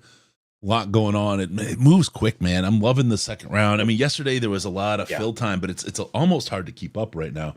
The announcement is coming out for the pick right now. I'm going to get my drink going while they make the pick. Let's get this on there and get the pick announcement going on.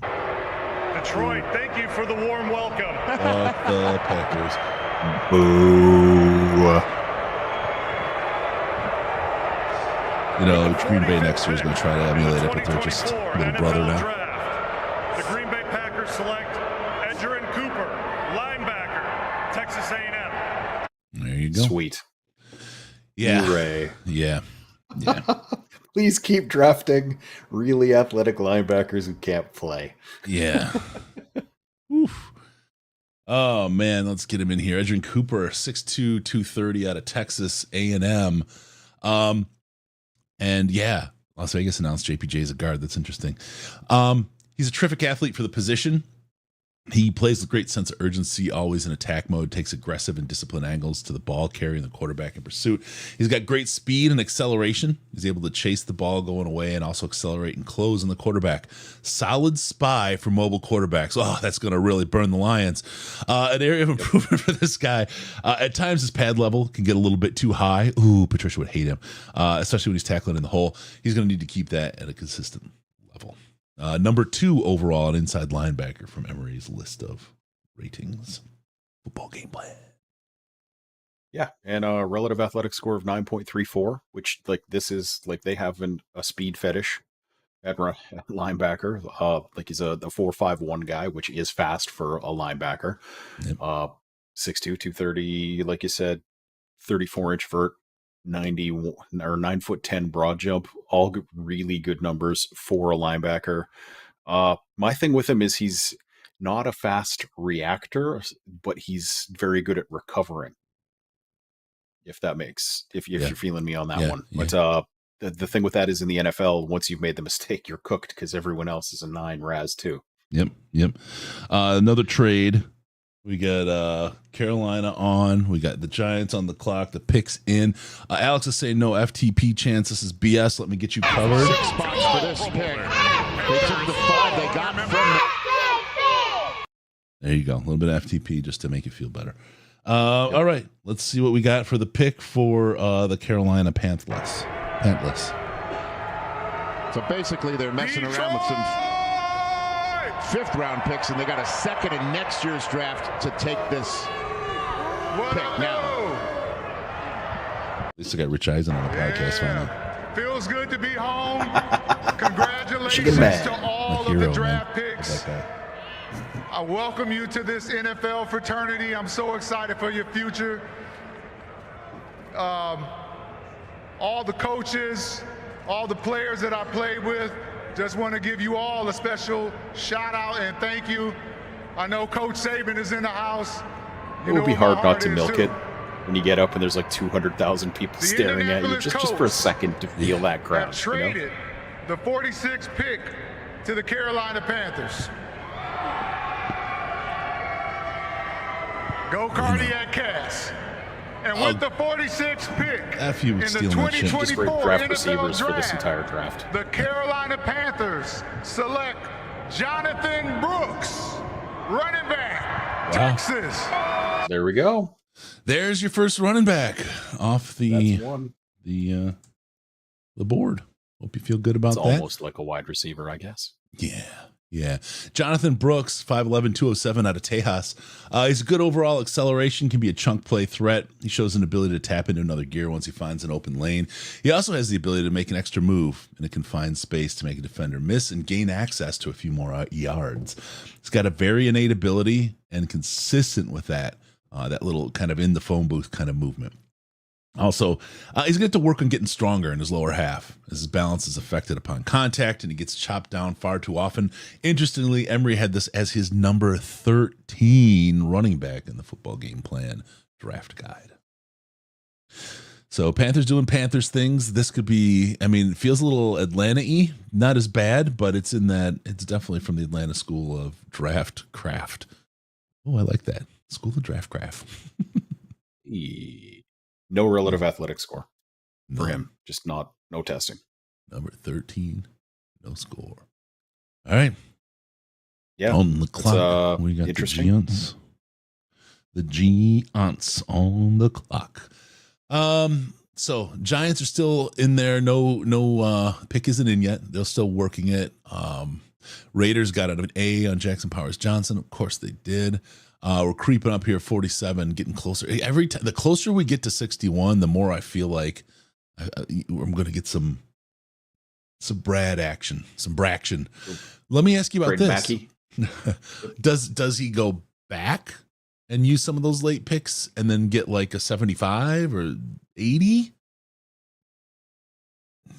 Yeah, like I said, I'm kind of what I'm hoping to see is that he goes back, picks up and like Another day gives 2 back guy. some of the late stuff. You know what I Yeah. mean? And picks up like Yeah. another super early day 3 or another day 2 pick would be ideal. Yeah, that would be. I just more day 2 is what I want, and I don't really want to go past 61 with my day 2 action either. So I'm really demanding. And I called Brad, and when I told him that, he You better said, back the fuck up out my face, goddammit. I'm from Detroit, Michigan. Don't play with me. I said, but Brad, I mean 61, you can't go lower than that. You already gave stuff up. You got, and I got a little bit more of the same, and I sulked away, not knowing what the heck's going to happen. So there you go. That's what you get when you take the bull. Sometimes you get the horns. You know what I mean? Like, It's always the answer. It's every question I've asked him. It's always the answer. I don't know what's going on with Brad these days, but he's got such a nice man. That's shocking. Yeah, it's out of character for sure. Definitely not what I'd expect from Mr. Holmes. But oh God, if we ever have him on and play that, I'm telling you, that's going to be like I've done it. I can hang up the we can just microphone. quit that day. Yep. Done. All right. Done. That's it, everybody. Start pestering him on the internet, and you know how to end our misery. You know how to make the podcast go away, haters. It's the only way we're going away. Oh man, that's hilarious. Do you think Brad Holmes is a beer or a whiskey guy? I think he's a wine guy myself. What do you think, Ash? You don't think he just like drinks from the skulls of his enemies? Some sort of mead? Ooh. That's my call. I was going to say he shits on the skulls of his enemies, but I feel like he's a wine guy. Energy drinks. Yeah, I could see that. I feel so Campbell, but that's maybe why they're so hooked up between the two of them there. Yes. So. He says coffee because he's not allowed to say what it actually is. Anyway, Coffee. nobody drug tests coaches. That's all I'm saying. Yeah, which is a good move. You don't really want to. Yep. No. There's all kinds of shit in there, madness. Man. Although I don't want to say that. I'll say it. I want to get a little bit of Campbell's DNA. There, I said it. Go ahead and do with that what you want.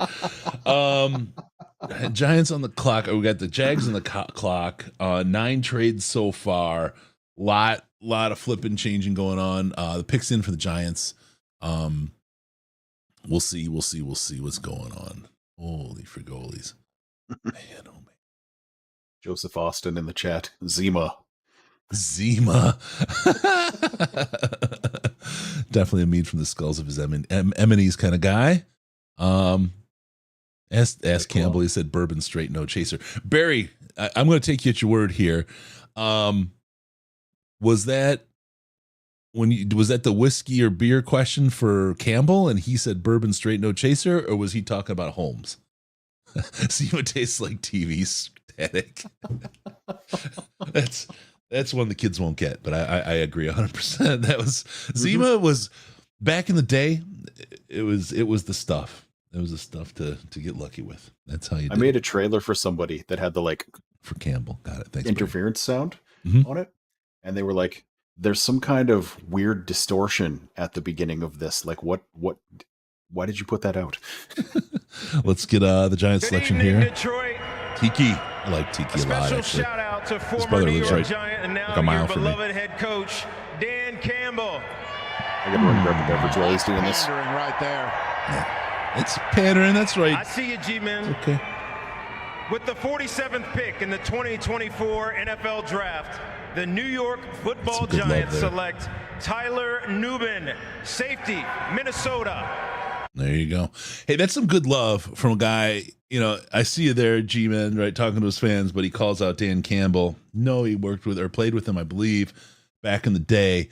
But just a lot of love for the Lions in Detroit. And really quick, before I go into Tyler Nubin's numbers here, I do want to just say, Detroit, you've shown well. You folks have shown well yesterday and into today. I just am really, really proud of the city, the people, this show, and what's gone on in the draft. I desperately wish I could be there. World got in the way. It's not about me. It's about what you guys have done out there. You are a special group, a special city. I've said it for years. Detroit's different. Detroit's different from everywhere else. And we've got a team and a coaching staff and a front office that is starting to exhibit those traits of Detroiters. And hand in hand, they get to show out. And this has really been a real special event in the NFL world. So congrats, Detroit, all of you. Pat yourself in the back. You guys deserve it. Tyler Nubin, 6'1", 200 out of Minnesota. We got here a strong safety. He makes excellent plays in the ball. He's able to turn the ball over and make game-changing type plays. He's got terrific ball skills, has good acceleration to close on receivers and runners, and he's able to use that burst to help out in the alley. He's going to force the runner to either stop his feet or cut back into the help defense. Where he needs to work, he has to stay disciplined in his zone drops as his eyes get too fixated on the backfield, and he loses depth, sometimes having to get on his horse to make up the gap or miss a potential pass breakup. He was number 6 on Emery's list, and we get the Jaguars selection in right now. Let me get that going here quick. Sorry, Ash, we can do Raz in a second. Apologize. Prayers out to my family.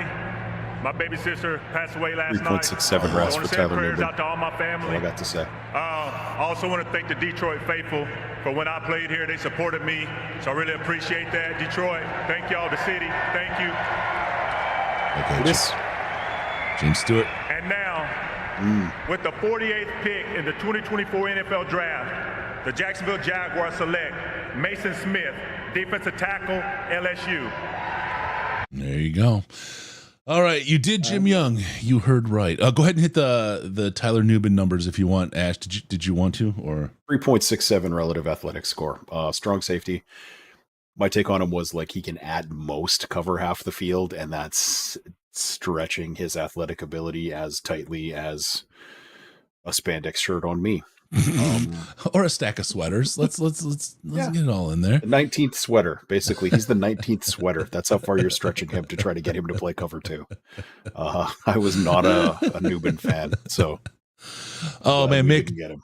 Mick, don't worry about it. Guys, I love your show. You called me out for naming the picks. I'm truly sorry. I did not do it on purpose. I did not realize the delay. Super sorry about it. Don't worry, man. It's okay. We got you. It happens. It's all good, bro. We're all working together. We're all trying to help everyone work together. The Bengals pick is in right now. I got Mason Smith here at 6'5", 306 pounds out of LSU as a defensive tackle. He loves the fact that he's constantly winning the hands. First battle against the offensive lineman he's facing extends right off the ball and is able to control the gap. Solid versus down blocks and reach blocks, shows the combination of length and quickness to be the lineman to spot. When you want him to work, though, you can see that he isn't as comfortable with the knee this season. When he had to change direction, the agility just wasn't back. He's coming back from a little bit of a boo-boo. He was number 10 in the football game plan. Emery Hunt, defensive tackle picks. Hit your Raz. We got the people marching to the podium now. 8.99 relative athletic score. There you go. 5-second 40, 31-inch vertical. Didn't like him. There you go. Moving on. I love it. Let's get they're going to talk about Bengals stuff here. Let's get a little Bengals in. The National Urban League is one of the NFL's Inspired Change partners. As part of that work, the Urban League launched a pilot program across Ohio this past year to ensure that economic opportunity is a reality for all. Together with the Bengals, we believe in breaking down barriers. See how he's changing from start to now? Which is why we're so honored to welcome Christy Coons, President and CEO of the Urban League of Greater Southwestern Ohio. He's already starting. He's different now than when he started. Christy, thank as far you as and your enunciation and his ability to deliver lines. By the end of the night, he's going to be a stumble fucker again. It isn't the meds unless he doesn't take them until he starts. 100%. I'm so sick of hearing that. In the 2024 NFL Draft, my hometown team, the Cincinnati Bengals, select Chris Jenkins, defensive tackle, Michigan. Yeah. Let's go. Oh, let's go. Okay. I did like. Yeah. Defensive tackle Chris Jenkins out of Michigan. Let's talk about him. He's 6'2", 300 pounds. Very good run defender, does a great job of stringing out the run game and subsequently making the play or being involved in it. He's very much an assignment sound player. Doesn't miss plays coming to his side of the formation, reads it out, disengage, makes the tackle. He's a national champion, and he does need a little work in the place where he flashes potential as a pass rusher, but doesn't show it very often despite being built like and moving like a 3 technique. Wonder if it was because he wasn't asked to. Don't know. That's a good call out there, Emery. He was number 12 overall for the defensive tackles for Mr. Emery Hunt from Football Game Plan. What do you got, there, Ashton? Mr. Jenkins Raz. Of course, you pull up 3 different numbers depending on which ones he had inputted on that particular day. We'll go with the one that says 9.55, 4'9", 140, 9'7" broad jump, 30-inch vertical. All stuff that was well within the parameters of what the Lions like in a defensive tackle. So this is one where I was really hoping he'd end up on our team. Good. It's one of the ones I really did enjoy watching the tape of. You just see him do some things that guys that size never do. You know what I mean? Yeah. Chasing plays down from the backside, making tackles 20 yards downfield. Like, he just does not quit playing, and really very much seemed like a guy that would have appealed to the Detroit Lions brain trust in a way that most prospects don't. All right, we got the pick coming in from Washington right now. I've been asked by my wife if I'm going to sound like Good Al by the end of the night. It's potential. It's potential. Troy Vincent. With the 50th pick in the 2024 NFL Draft, the Washington Commanders select Mike Sanderstill, defensive back, Michigan. My goodness. Going on a Michigan run here. Yeah. Liked him too. Yeah. Did. But I also kind of feel the same way about him I did about DeJean, in that, like, if we didn't have Brian Branch, I would have liked him a lot more. Fair. Not to say they Very can't fair. play on the field at the same time, but he's probably a slot. Yeah, Is his best spot. Slot corner strength. He's got terrific quickness and agility for the position. He can ping pong around the intermediate area of the secondary with his quickness. He's a solid slot defender who does a good job to force a player in the alley, and when asked to blitz off the edge, he does a good job in attacking with a purpose to funnel and make the play. Still developing, though, at the position. He having played there only 2 seasons after making the switch, so the nuance isn't quite there. The right coaching, this guy could take it to the next level. He was number 3 in the slot corner rankings for Mr. Emery Hunt at Football Game Plan in his draft guide. What do you got for the Raz there, Mr. Relative Thompson? athletic score of 8.33, and the thing that's dragging him down primarily is the size. Just 5'9", 182. Bench of 14 bench reps, which for a guy that size is a lot of bench reps. Yeah. But relative to a bunch of bigger guys, not necessarily, right? So, like, that's his one downside, is that he's not a big dude. So Yep. it's unfortunate, because, again, mindset wise, play style wise, he would have been a good fit here. Just not in terms of the other guys we have on the roster. 1,609 days since OSU beat Michigan. And there was somebody called it out. I think was it Screw Ohio from in the crowd there. Very good catch there, Alex. Thank you for that. Maybe the most Dan Campbell type player in the whole draft, potentially. Would have loved to have him here. I was a little disappointed in him because he left the Senior Bowl. And again, we every year we learn a little bit. I think you guys noticed that we got a ton more interview action this year. We again continue to learn and improve, and next year even more. So watch, we would have got him this year had we known what we known this year, but that's what it takes. It takes time to get better. Practice. Yep. Practice. Rise and grind. 1,609 days since OSU beat Michigan. Just another reminder.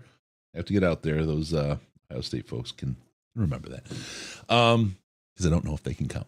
Roman Wilson's still out there. We did interview him. He was a great kid. Oh my God. I really, really liked Roman Wilson. And it's interesting that he's still here. Fight Forever has him as the Cincinnati Wolverines. The pick is in for the Pittsburgh Steelers right now. So we're moving on that. That means the Colts are going to be back on the clock very shortly here. So a lot going on. Woo! This moves quick. Love it. Brian, thank you for the reminder. Yeah, Brian, 1,609. Making sure we don't forget. Because tomorrow on day 3 of the draft, it will be 1,610. We got the Chargers coming up. That's a good question. What are the Chargers going? They're still not for a little bit. Got a question from Mrs. DLP if maybe they'd Roman go to the Chargers, but you're still, 12 picks and then still not the Chargers. I can't see what's after round 2 yet. So maybe he'll trade. We'll see what happens. I'm surprised Harbaugh hasn't made a move or had them make a move for a Michigan player. I genuinely am, because he's got all the scouting on them, right? If you're going to scout a team, a national championship team, and pick the right guys, this would be the year to have all that info, and they haven't done it. So who knows? Well, maybe it was all the cheating that got them there. Too. Yeah. There you go. That's for your Ohio State people. Yeah. Same with Pete Carroll back in the day. But it's an interesting thing someone brought up today is like they had a stud safety that was in the draft in Pete Carroll's first year in Seattle, and that's the year that they took Earl Thomas. So sometimes you also know which guys on other teams are better than your guys. Yeah. It's 10 more to the Lions. We're at 51. They pick at 61. So got you, Alex. Don't worry. Quorum. Barry says he's waiting for Quorum as favorite. That's interesting. We'll see what that happens. Fight forever. We're actually kind of even wasn't into the range here. Where they might actually be able to move up, like, if you're only moving up 3-4 spots, it might only be one of those 5th round picks that it takes to do that. You know what I mean? So we could be getting into striking distance for Detroit Lions to move up and get the guy that they want. But it's just a move Get up. over here. It's just a move up, right? What I'm looking for is an extra pick too. So like, okay, you go 61 to 64, throw some picks at it, and you get 78. You know what I mean? I'm like, I don't know. That's what I kind of want to see, something like that. But I really don't want to move off at 61 too far, because you've gone a long way without getting value. Let's get this pick from the Steelers. With the 51st pick in the 2024 NFL Draft, the Pittsburgh Steelers select Zach Frazier, center, West Virginia. Oh, I thought that's a good one. That's a good pick. That's a good pick. Let's talk about Zach Frazier. Center has very good quickness and burst off the ball. It allows him to be able to get out and effectively pick up the edge and pass pro. He's got excellent movement skills for an offensive lineman. His footwork and athleticism help out in the game as he's able to effectively execute a variety of blocks. Has to continue to get stronger, though. It could help him with bigger defensive linemen. His ability to anchor is inconsistent as a result of his need for more strength. Number 18 on Emory's center list. Interestingly low compared to where I thought he might be. Zach Frazier. 6'2", 314 West Virginia. What do you got for him over there in the Razland? I hate it when I have trouble finding these. Basically, the first tweet I got pulled up from Kent, he didn't test. So there's nothing there to say. The only thing you really don't love about this is like when you see an offensive lineman in college that is already wearing 2 knee braces, that is never a happy thing to look at. Yeah. Like it just, and in every single snap of his senior season, that's kind of what you were looking at here. I'm going to see if there's any pro day information about Frazier that I can pull up and take a guess. There's really nothing. He's more powerful than athletic. Like he's athletic enough, but I don't think he's a Ragnow where he's that perfect balance of power and athleticism that lets you just do insane things that no other team can do because they don't have that guy. Yeah. It's going to be a good center in the league, but yeah, it just it is what it is, really. Yeah, Colts pick is in, so that's moving forward. Commanders now going to be on the clock. That puts 53 on the clock. We're 8 away then with that. We're getting there. I'm feeling it. It's funny. Even still now, I get like when I think we're coming up, our pick is coming. We're going to be on the. I get that there's an elevated sense of excitement. I don't know if you feel it, but I just get this. It's coming. It is. Yeah. There's an elevated sense of excitement. What are you doing to me here, Chris? Well, let me tell you, Ash, it's a good night to draft a big man. It's a wonderful night for the draft. Colts are on the clock. Colts on the clock. A lot of people wanting Zach Zinter and Sua Matiua. That's interesting. Not a bad. I'm not disagreeing. Let me put it that way. It's interesting. Nope. It's interesting. Honestly, Zinter with one of those 5th round picks would be great. Yeah. I just, people read things wrong sometimes. And so I say interesting in the general definition of the word interesting, right? Not Yes. Like what that word actually means, not the loaded definition that you're using. The raised corner of the lip version. Let's see what we got here for the Colts selection. First off, just want to say thank you to the Irsay family, to the Colts organization. I'm a 7th round pick, man. I ain't even supposed to be standing on this stage right now, man. Shout out to all the guys. I just want to take this moment to just give a special shout out, rest in peace to Corey Cunningham, rest in peace to Vontae Davis. We got to love and support our players much longer after they walk across this stage and their playing days are done. You know, I just want to give a round of applause to all the players. With that being said, that's good. I you know. With that being said, I got no problem with this. With the 52nd pick in the 2024 NFL Draft, the Indianapolis Colts select Adonai Mitchell, wide receiver, Texas. Let's do it. There you go. Tanner Bortolini, just so you know, is the number 1 center on the board for Emory, who's still available. We'll get Mitchell up here. I gotta say thank you.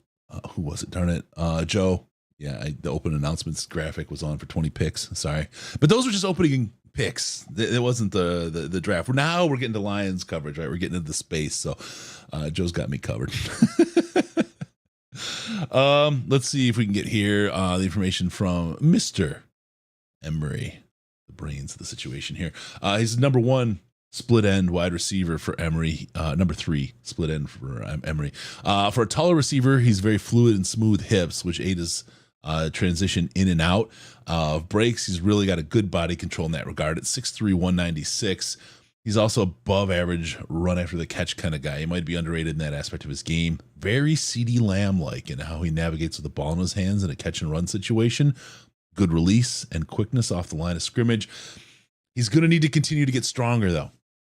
It affects his balance, and you'll see him not handle contact during the route as well as you'd like. Again, number 3 for football game plan on the rankings. Relative athletic score of 9.97, which tells you the kind of, like, when it's good, man, is it good. When it's not good, he might as well not even be on the field. That's the book on AD Mitchell. And they, came out during the pre-draft process that he does have diabetes and has not necessarily been treating that with the gravity that you need to be a professional athlete, basically. So that's probably why he slipped down this far, is some teams are going to see that as, if this guy can't take care of his medical issue, he is never going to be a productive number 1 receiver in the league. But then other teams are going to look at this and go, we just got a steal, because if this guy can just basically eat well and take his damn insulin shots, and we got a number 1 receiver in the 2nd round, because he's that guy. He is absolutely, in every possible way you could think of a number 1 receiver. He has everything that you could possibly want except that consistency. So just the fact that he is diabetic and hasn't necessarily had the dedication to taking care of that gives you the reason why he maybe hasn't. Like, there's games where he had 3 catches in college. I got to go back to that shouldn't happen. I got to go back to JPJ here. Are the Raiders on a redemption arc from stupidity to class? Before they selected Jackson Powers Johnson, this is according to Rappaport, who played center in college at 44. They contacted current center Andre James to let him know and to tell him that James was their center. Nice touch by LV. Yeah. JPJ is a guard, and they, unlike the folks in Atlanta who pulled the dong out on Kirk Cousins, these guys took care of this and handled it in the right way. Good work by Las Vegas there. Good management of their players and management of the draft. They got a good player in JPJ, and he has good potential for them in multiple positions in the future. He's got that multiple, as they like to say. Yeah, and that's what good organizations do. Like, they're going to let the guy know, hey, we're doing this thing that on the surface might make you mad, but we have a plan for it, and that plan is not to get rid of you. Yeah, that's good. That means something. You know what I mean? Yep. I was hoping Nealon be kept secret. Now they're showing one of the best remaining players graphic that happens as you get down the draft, unfortunately. Yeah. There's no secrets left here. Anyone else totally judge these war rooms? Oh, God. big time, which is why we're going to be real selective in our draft house next year. You didn't hear yesterday. We're going to have a draft house next year. We're going to make some fun out of this. We're going to make it a thing. Detroit versus everybody. Ignoring diabetes equals early death with missing feet. Yep.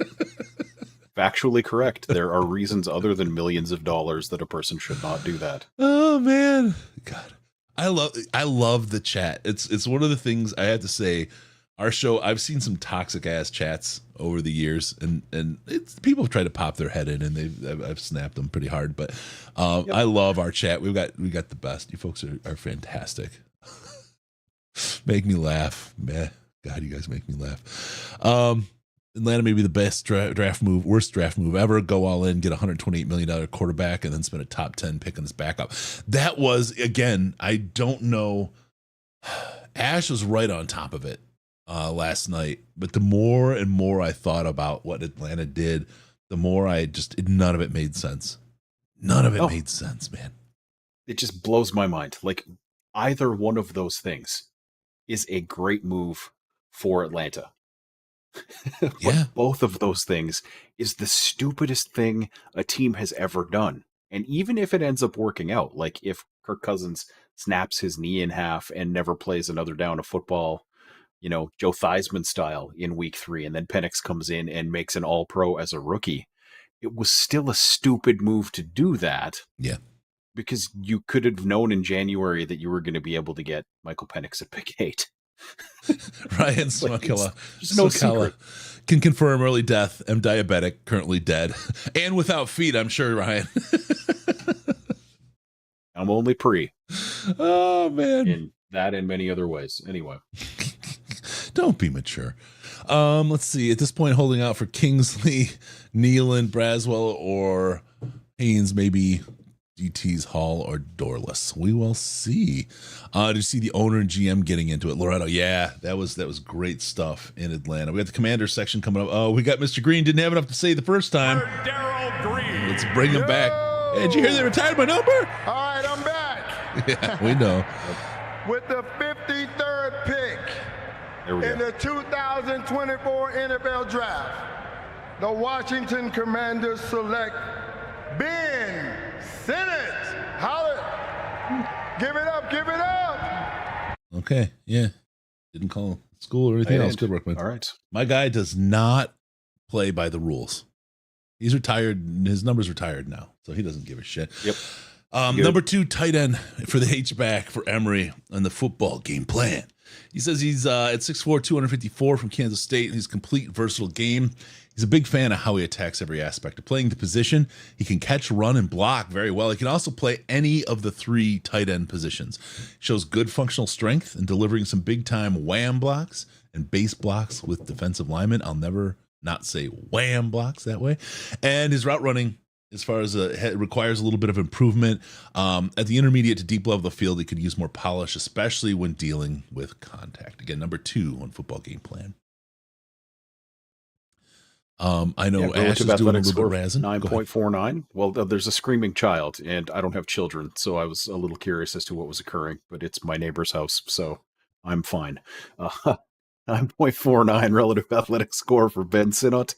6'3", not the tallest of guys at the tight end position, but that's same height as our guy, We'll call him 6'3.5" because I got him 6'4" in the draft guide.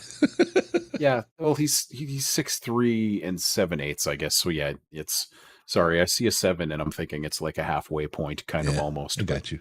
I always forget that it's Anyway, we're not going to get into measurements and how much I detest the imperial system, but anyway, and being on the short end of it. Yeah. Sorry, anyway, bro. 9.49. He's a really good athlete. 40-inch vertical, stud tight end, basically. Like, this is one of the guys where if the Lions had gone this route, as like if they hadn't signed Brock Wright, would have made perfect sense, but they did. So here we are. All right, we got the Brown selection coming Detroit. up. Hello, Detroit. It just cut me off halfway through, man. I'll stop talking. My Cleveland Browns tonight. You said smart stuff. It's especially meaningful for me because they drafted me in 2016. It's very meaningful for me because I'm here with Peggy Reisky, the founder and CEO of the Trevor Project. They do incredible work for crisis intervention for our LGBTQ youth, and it's really, really a great job. Thank you very much. I was like, why do I know that name? And it's because I went to a liberal arts college in the last 8 years. Thank you for the NFL for their continued support of me, of Peggy, of Trevor Project. So let's get down to business. Let's get down to business. With the 54th pick in the 2024 NFL Draft, the Cleveland Browns select Michael Hall, Ohio State defensive tackle. There you go. Michael sucks, Hall, defensive tackle. And there's a million Halls here, so give me a second to get to him. I had it. Go back. Michael Hall, Ohio State, 6'2", 290 out of Ohio State. As far as his strength, he's underrated at the point of attack, able to hold his own up front with an anchoring perspective. Rarely do you see him give up ground and get walked back, which is always good for defensive tackle. He disengages fairly well. He's able to find the ball carrier to make the tackle. He does tend to play a little high at times. His pad level will need to come down a little bit more to the normal level. Has to begin to develop a little bit more of a nuanced pass rushing bag as a pro. And he's got a good swim over, but nothing really after that if needed. He was number 20 for Emory overall at the defensive tackle position. So Michael Hall Jr. out of Ohio State. Well, how rastastic is he, big guy? 9.24. Like this guy, basically, I kind of was hoping the Lions would end up getting this guy because he's basically Levi Onwuzurike without the back issues. As far as a player. Yeah. So that would have been a nice add.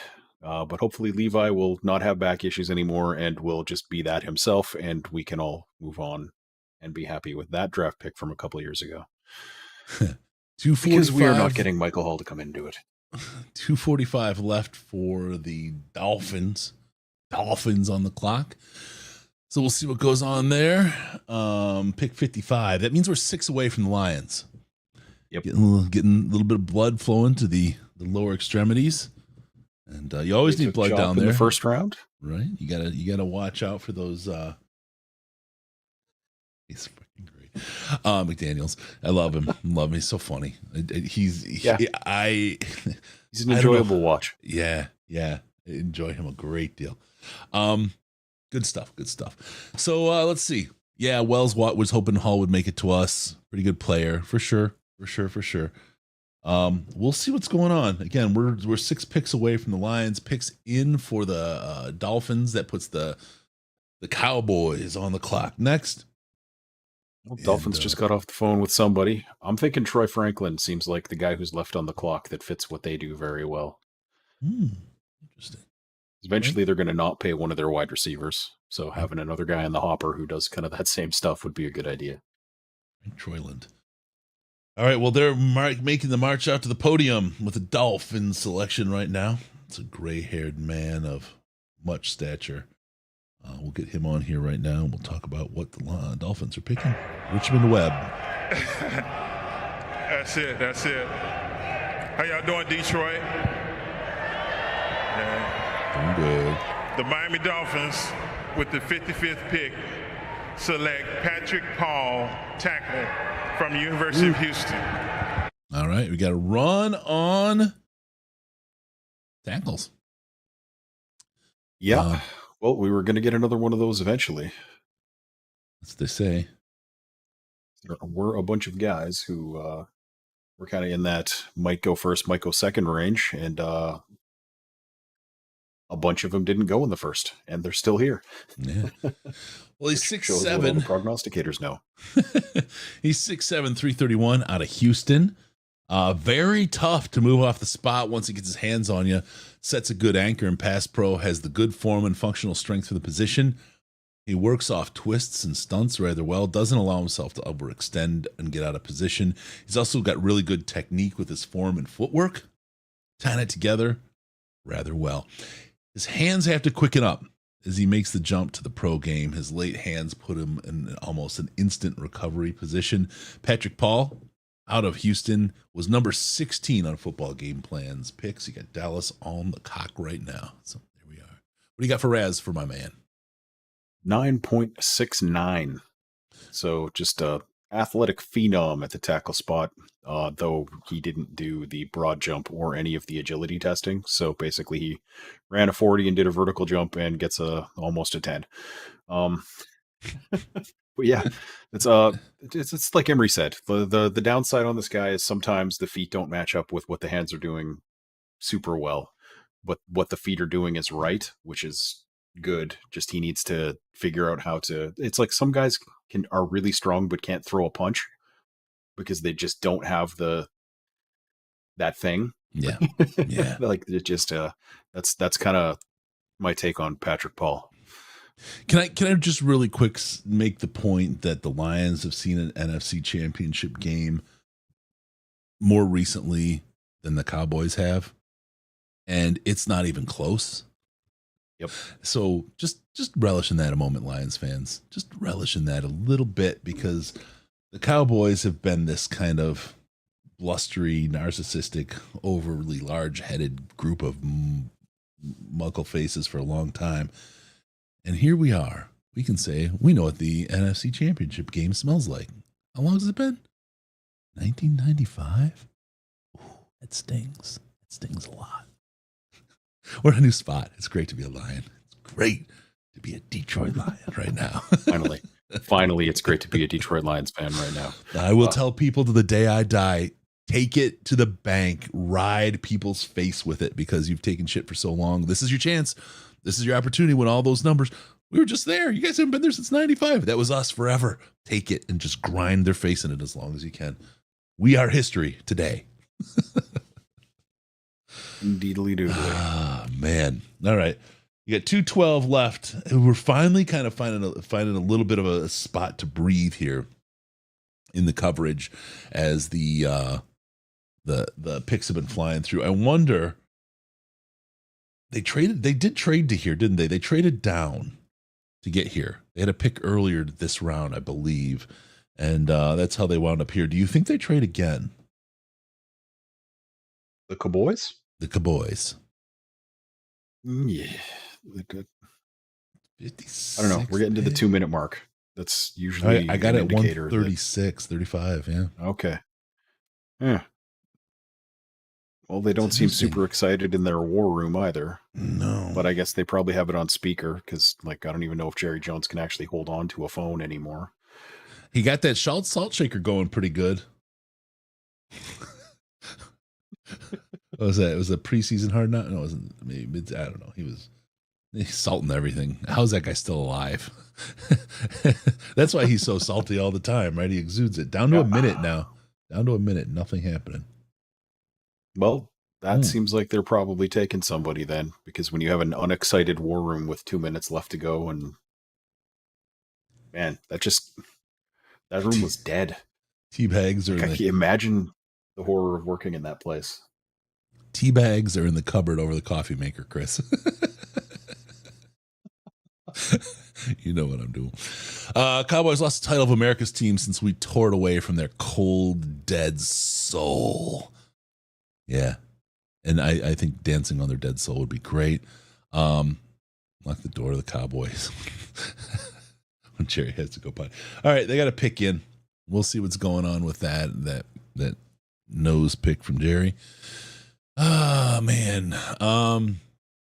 Not too long to the Lions. We're here looking at 56. That's 5 picks away from Detroit. Getting a little bit. Where you at? Nealand is still there. Could be there at 61. People were talking about Nealand at 29, brother. Yeah. Those are the people that were talking about. Insane. Willis at 2. Malik. Yeah. Back in the day. They're like, they brought him in for a 30 visit. And because some people still insist on calling those top 30 visits, even though that has nothing to do with the reason that the player's there, they're like, they brought him in for a visit. He must be in play at pick 29. And it was like, dude, have you watched this guy play football at all? There is no way. I love that's what they're thinking. Referring to the Malik Willis truthers. They even got a little testy in the Slack. They get so mad. They get sold. Are you picking on us? Right. But God, yes, the tea bags are in the cupboard over the coffee maker. I know exactly where they are, and I pull them out all the time. All right, Wheels is in to make the call. Let's see what we got going on. I'd like to introduce a few people who are up here on stage with me. In our family's household, our number one Cowboy fan, my son, Chase. Oh, man. What a name. I've had the honor and the privilege for serving for and working for two of America's teams. One, serving for the United States Air Force. And two, the Dallas Cowboys. Oh, boy. Glad he led with Service Academy. You're not supposed to boo a veteran, guys. Just kidding. And I'd also like to introduce a couple other veterans that are joining me on stage. Earlier today, the NFL, alongside the Bob Woodruff Foundation and Move United, hosted the first ever USA Wheelchair Football League Veterans All-Star Game.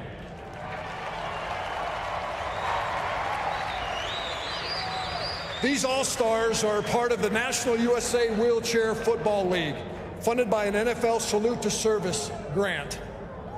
Please join me in welcoming the co-captains of the game today, retired U.S. Army Corporal Jason Rainey. Let's go. And retired U.S. Marine Sergeant Alex Wynn. Name like Win, what can you do? But win. To make the pick today for the Dallas Cowboys, I'm going to turn the mic over to Jason, who led his team today as the quarterback to win the league championship this last year. Jason, take it away, sir. His name is Win. Looks like he lost. Thank you. With the 56th pick in the 2024 NFL Draft, the Dallas Cowboys select Marshawn Kneeland, defensive end from Western Michigan. Sweet. I guess we talked too much.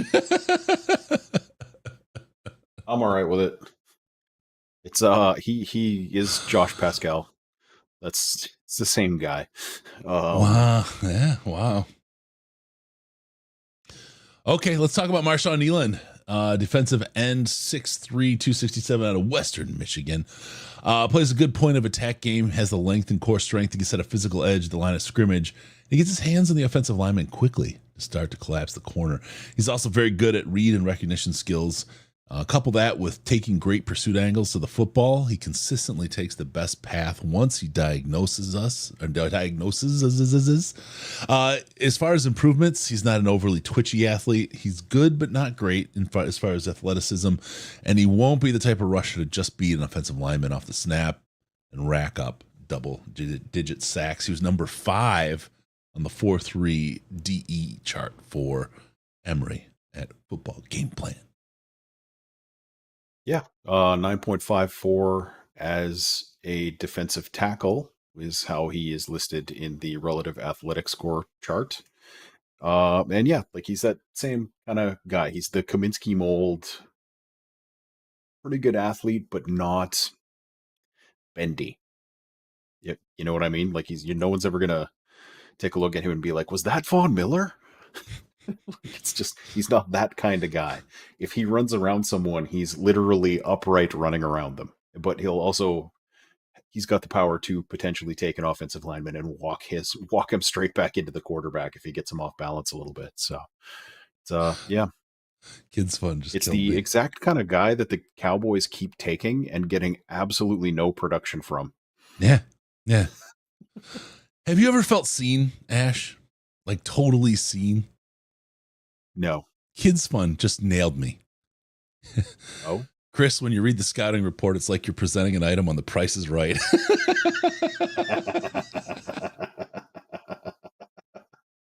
Nice. Oof. Ouch. Yeah, I'm seeing. Yeah, that's what we got, bro. But I'm auditioning for that job. I mean, if Drew Carey can get up there, I mean, put me up there as an announcer. I'm ready for announcer man role. I've always wanted to be announcer man. I always thought I could do that, but here I am, slaving away. It's a wagey. I think voice acting is a thing I could do. Yeah. Or like voiceovers. Yeah. You know, I don't know if you've seen the show Toast of London. If you have not, I highly recommend watching it. It's about the guy who works in London as a voice actor, basically. I saw the unbaked version, Bread of London. Oh, that's sad. Sad. Dad, go away. Stop it, Dad. Ooh. Spicy. Spicy. Since everyone loves it when I do that so much. Yeah. God, oh man. Come on down. All right. There you go. Pick is in for the TB Bucks. I have to tell you, in Tampa, they were over the moon for that round 1 pick. I mean, stuff has been people just excited and all moving around. No, there wasn't even a whisper that the draft happened after that pick. I think they got a offensive lineman, right? I forget who they grabbed, but nobody talked about anything football today. Feels like 200 years ago. Yeah. Feels like 250 years ago that yesterday happened. Imagine being told you're going on a business trip to London, only to find out it's Ontario. Oh, yeah. No. Yeah, you're not even business class for that one, buddy. Nope. Oh, man, it's all those barely Malones. double number of people if you're heading to the London airport. Do you have a Malone's read for us, Ash, to kind of put us in place for like Didn't what really a have real... them chalked up, but let's see how we are today. I'll buy you some time, brother. Did y'all see the video of neighbors saying Janiel Dones? I couldn't stop laughing. I didn't see that. Janiel Dones. He knows it doesn't matter. The guy will be gone in a year anyway. Why are the Raiders drafting well this year? I don't know, Dr. Detroit, but I'm okay with it. I mean, the fact that they actually handled stuff okay with JPJ and their current center, Andre James, good for them, man. If they get their shit together and start acting like decent human beings, power to them. Love to see that kind of thing succeed. Second to the Lions, but picks Chris, in. did you know that Malone's has dessert? No, they don't. I don't think we've ever talked about that at any point. Like, as an example, Malone's Apple Crisp is a warm cinnamon apple filling baked with a brown sugar crust, topped with Anilla, not vanilla, Anilla ice cream, drizzled in caramel and cinnamon sugar for only $7. Now, I know that may have sounded sarcastic, but this is on the list of things where if I end up at Malone's, I am definitely actually ordering this. Oh yeah. Oh, for real. Sounds I mean, delicious. Dude, Who doesn't love Apple Malone's, Crisp, the thing about Malone's, the word that Malone screams to me is value. It's all about value. There's none of that, like the inflation that's going on everywhere. Not at Malone's. Malone's knows how to treat its people right. They know how to pick it. Speaking of picking it, let's get the Buccaneers selection right now. Glad to be back in Detroit. Shout out Southeastern 3030. With the 57th pick of the 2024 NFL Draft, the Tampa Bay Buccaneers select Chris Braswell from Alabama, linebacker. Welcome to the crew. All right, welcome to the crew. Chris Braswell, linebacker from Alabama. Whatever it is that you do as linebacker. 6'3", 251 out of Alabama. He's a high-energy rusher who doesn't see anything but the quarterback in his sights in a good way. As a situational rusher, he's ideally what you want. He's able to convert speed to power well, as evident by the knockback he gets when he's able to access the offensive lineman's chest. As far as where he can get better, he needs to add more tools to the pass rushing toolbox. And right now, it's a beat him with speed type of effort. Once he gets that stonewalled, he has no counter answer. And it comes with a lifetime of free car washes here at The Price is Right. 21 on Emery's list of defensive ends as an $1. $1, Bob. Let's bid in the chat. What do you got for Chris Braswell? While we hit the Raz, go ahead, man. Yeah, well, let's see. Who can predict the Raz without going over? An 8.67. So super athletic guy. Pretty good vertical, pretty good broad, but the 4.6 40 is what kind of pushed him over at 6'3", 251 pounds. And yeah, weirdly, 40 time does actually matter for pass rushers. Yeah. It is one of the things that does have a correlation in terms of career outlook versus like if you get a pass rusher who runs a 4.3, that's actually awesome. If you get a corner that runs a 4.3, it doesn't matter as much. All right, the Packers selection is in. They're starting to move again. Let's see what the Pecker heads. They're no longer on the cock. The 58th million people in the 2024 NFL Draft. The Green Bay Packers select Javon Buller, defensive back, Georgia. All right, they got themselves a DB. Yep. He's good good. for them. He's 5'10", 198 out of Georgia. He's got hustle and effort player. He is a hustle and effort player who does a really good job of playing through the whistle, good initial first step, quickness, and burst. And he comes with a tin of turtle wax. Also, he takes assertive angles to the ball carrier and also the receiver. Good read and recognition skills for the position, able to sniff out certain concepts on both ends of the defense, which is why his angles tend to be what they are. His areas of improvement. Well, his tackling technique is inconsistent. He has to play his 198-pound billing. He shoots low and either whiffs on the attempt or ball carriers are able to step out of his tackle. He was number 17 at a combo safety role, according to Football Game Plan, Emory Hunt. Woo. He's an 8.25 relative athletic score. And if he had been selected by the Lions, he would have been someone who would be like competing with Melifonwu, basically, for snaps. Yeah. That's the kind of safety that he is. You know what I'm saying there? I know at that size, exactly what you're saying. Not have. You feeling me, dog? You got that, brah? No cap. Picks in for the There's so Houston. many ways to say that stuff. The Houston Tehans, and they're coming up to the stage right now. Finally got our move on here, folks. Let's roll through this. With the 59th pick in the 2024 NFL Draft, the Houston Texans select Blake Fisher, tackle, Notre Dame. Blake Fisher, tackle. Yeah, the guy nobody talks about because he's on the same team as Joe Alt. Yeah. Blake Fisher, 6'5", 310 out of Notre Dame. He's really good in the run game, both on the move and at the point of attack. He's able to consistently fire off the ball. His ball get off quickness helps him cut defenders before they get into the rush. He also shows that he can accurately connect on blocking targets in pulls, leads, folds, and kickouts. And he just can't be happy with the initial contact. His feet have to stay active. He's got to keep moving. Too often you're going to see a very good contact, but no movement off the block. He's number 15 on offensive tackles for Football Game Plan. Emory Hunt. CBS. Yeah.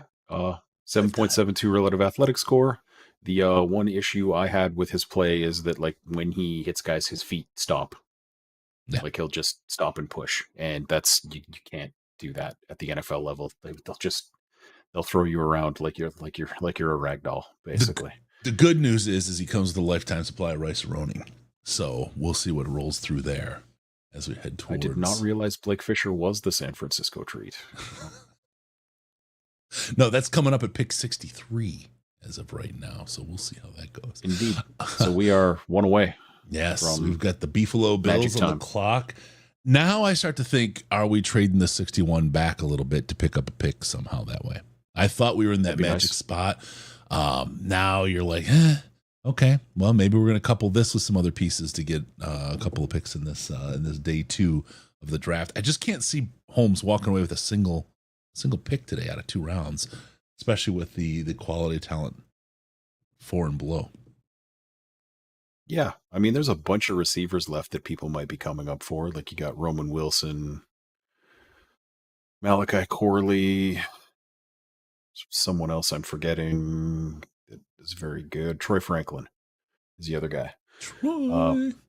Junior Colson out of Michigan. If somebody wanted to come up and get a linebacker, you still got like Ennis Rakestraw, Ronaldo Green at corner that teams could be looking at. Rakestraw. Everyone was talking about, not everyone, but talking about at 29 again. Right, a guy that, I mean, we knew and Riz talked about falling. Now you start thinking 61. Maybe there's a little bit more to what he can bring. Right, doesn't matter quite as much that he has thumb hands in the second round. Right. You know, did you know that there's a great player, Roy Hill dinette set that comes with Rakestraw? Spectacular. Yeah, absolutely. You got the Broy Hill dinette set that comes in with that. Then again, I mean, you make the right move, you get the lifetime supply of rice-a-roni, and of course, there's a new car hidden somewhere behind one of these curtains. So make sure you bid right as you move on through the thing. Kingsley, can you imagine the Sewell family just setting up in Detroit? That'd be cool. Yeah, that'd be pretty sweet. It's a hell of a story, but more than a story, I think it's different than the Aquara story. Right, those were guys that had their tops and they did their thing. Sewell's a monster, And I feel like he's going to terrorize his cousin until he's good. You know what I mean? There's a different vibe in the Pacific kind of mindset. And he's either going to be good or be fucking pit roasted. It's just the way things work. And if anybody will force somebody to be the best version of themselves, I feel like Panay with his new contract is going to be able to do that, man. All right. Here's what I want someone to do and tell me how this works out at Malone's.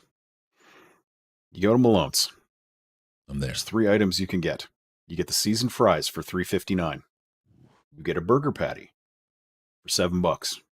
The half-pound burger. And then you can get 4 ounces of Jameson gravy for $1.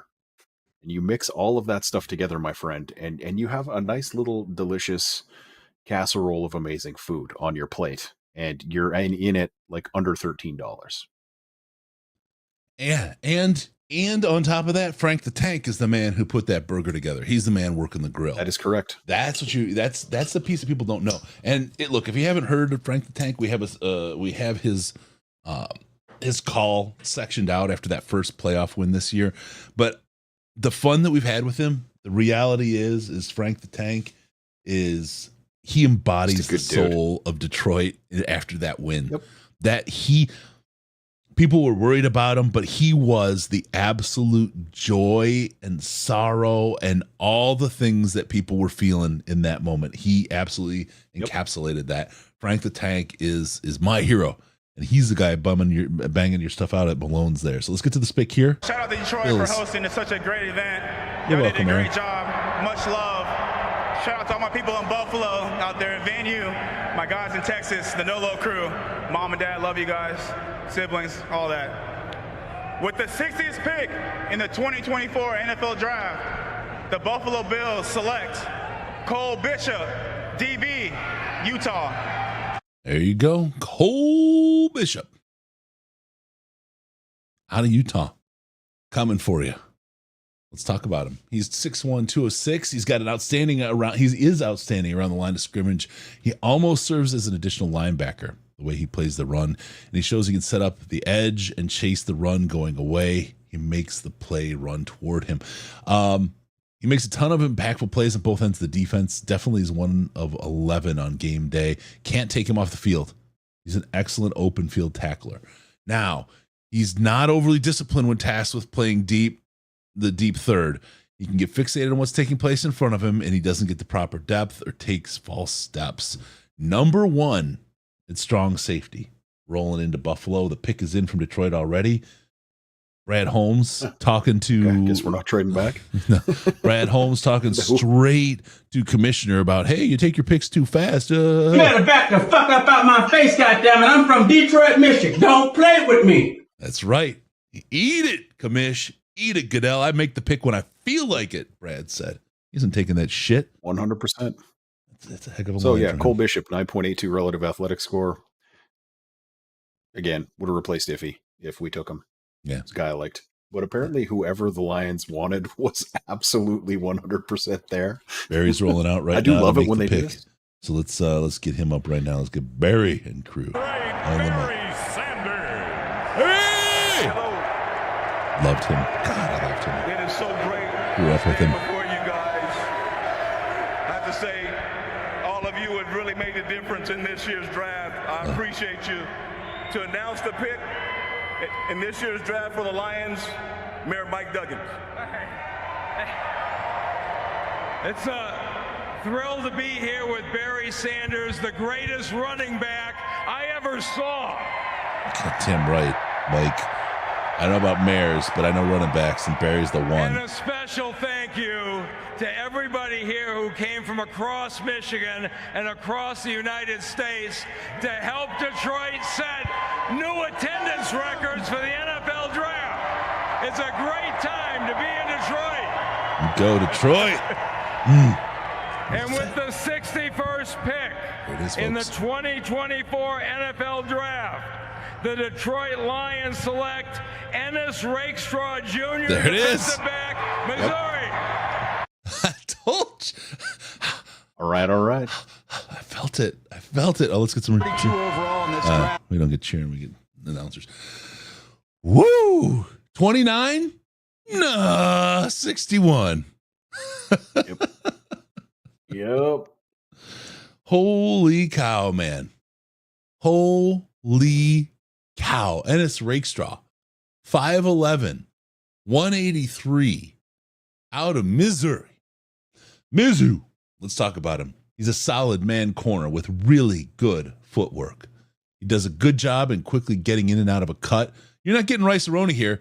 You got feet that work fast to help him keep within striking distance of the ball. He likes to eat, so the Broyhill table is on the mark. He's a physical player who hates being blocked and is also aggressive in how he tackles the ball carrier. Look, he's inconsistent in getting out of his shuffle technique. He takes a few steps and is able to beat by high velocity throws, or can be beat by high velocity throws because he couldn't snap back into the play.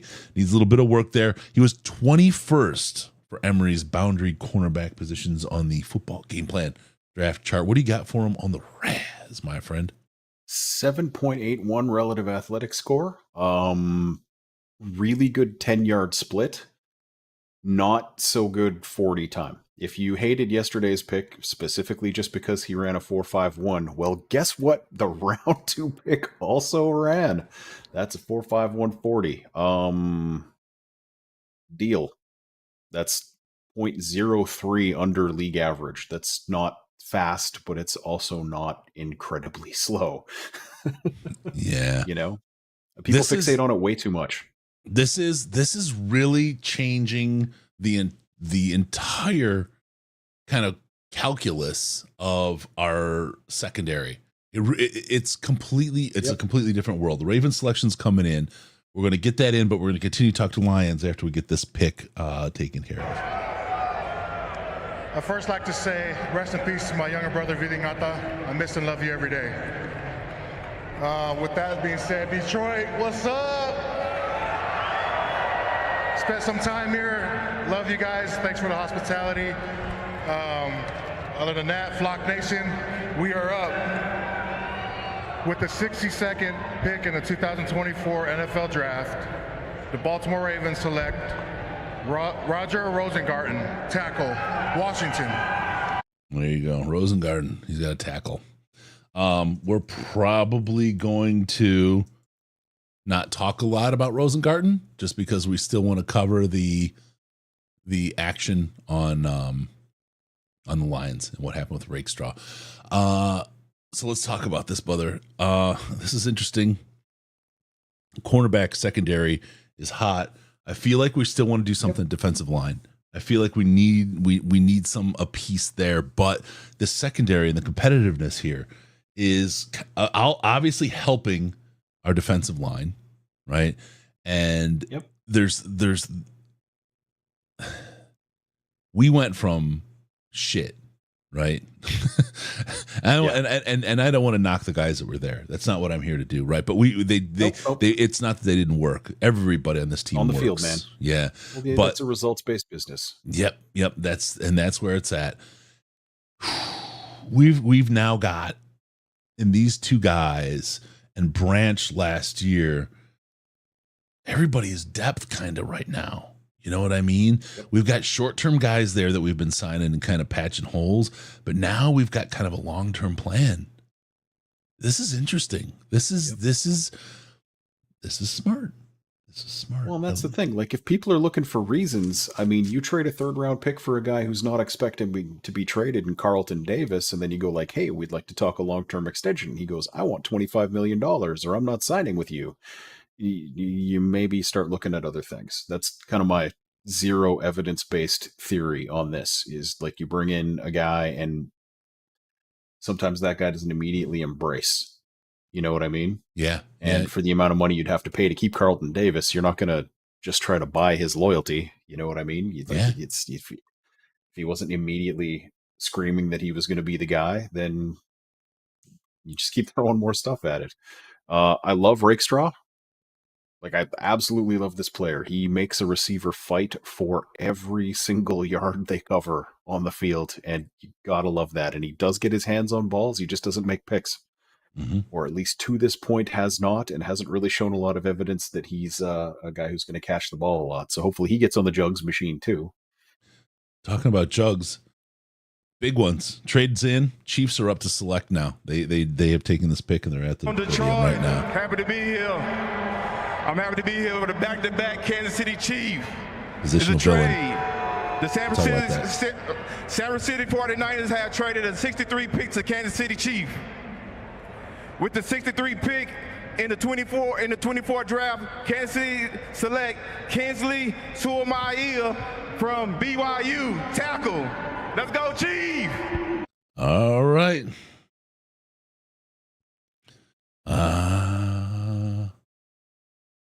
Yeah, there we go. I messed up spelling it. Of course I did. Yeah, there we go. Now I spelled it right. Kingsley's on the thing. All right. So yeah, the Lions really nailed it here. As far as taking a long-term approach for their to clean up the secondary room. And there's something else to think about here, right? If you think about cornerbacks and you think about injuries, how many games was Branch out last year? Right? Mosley, like he missed 2 right away. Yep. Right. All but one. Yep. Jerry got hurt when he, playing for it.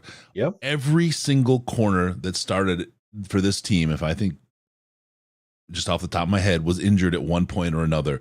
Depth at this position is one of the most important. Look, you obviously need to have the quarterback because everything shuts down at that point. But in the secondary, depth kills a team if you do not have it. And this is what we're building toward. Neither of the guys in Arnold or Rakestraw are going to be all-pro corners this year. This is a growth mindset. This is a windows open for a long time mindset. This is continuous improvement and ongoing competition. This is good. This is good for the secondary. Key. Are we hurting in pass rush? Could be. How do you fix it? You can get a pass rusher, or you can get a great freaking secondary. What's going to happen with Campbell? Can he rush? What are we thinking about with our linebackers right now? Are we switching things up there? This is going to be interesting to see what happens with the scheme on defense from this team. Also, I got to call out the positional villain shirts that are getting worn in the Lions draft room. Very interesting. I like these shirts. Yeah, they're all hoodies. Yeah, the villain stuff always looks cool. This is positional villain. If any Lions people are listening and they're like, hey, we should throw those guys some merch for some reason because, whatever. Like that'd be cool. We'll auction it for St. Jude. And then maybe one for each of us. Maybe one for each of us for the hard work we're doing. Like once we each got one, Chris, come on here, buddy. Let's auction first. It's always auction first. That's why I got the stuff behind me doesn't grow. The good stuff. It always goes up for auction for St. Jude. But all right, there we go. We do have some people talking about, or is there a pickup? Or do I have a sec? You got time. Okay. There's people talking about, okay, how come we're not taking a pass rusher? It's because all the pass rushers that are left are not that good. Like Austin Booker is your best one. He's not very good. Like Braylon Trice would be another guy. And again, just not that great. Yeah. Like if you take the relative quality of the corner we just took versus the relative quality of the pass rushers that are left, they are not in the same tier of prospect in any way, shape, or form. There's some wide receivers you could maybe argue that kind of were in that same quality of player, but I don't think that if the board had gone a different way, it is out of the question that they would have taken Rakestraw at 29. Yeah. I think that's probably why that pick came in so fast, is because they were just sitting there going, please let him still be there, because Riz doesn't like Rakestraw. We know this. He has said this on numerous occasions. Yep. But every indication was that Brad Holmes really did. So yep. And that was early. That was a thing that was known basically as soon as at the Senior Bowl. Basically, it was just the Lions really, really, really, really, really like this guy, and is what it is. You just got to take players that you like. That's this whole thing. It's I just can't. The people are still getting salty about picks that our team is making, and I don't get it. I don't get it at all. Yeah. All right, we got this going on. We'll see. We're working for the Riz right now, and we'll actually look. I'm going to try something else here on the other side. Let's see if we can see get this one going too. All right. Always looking to get.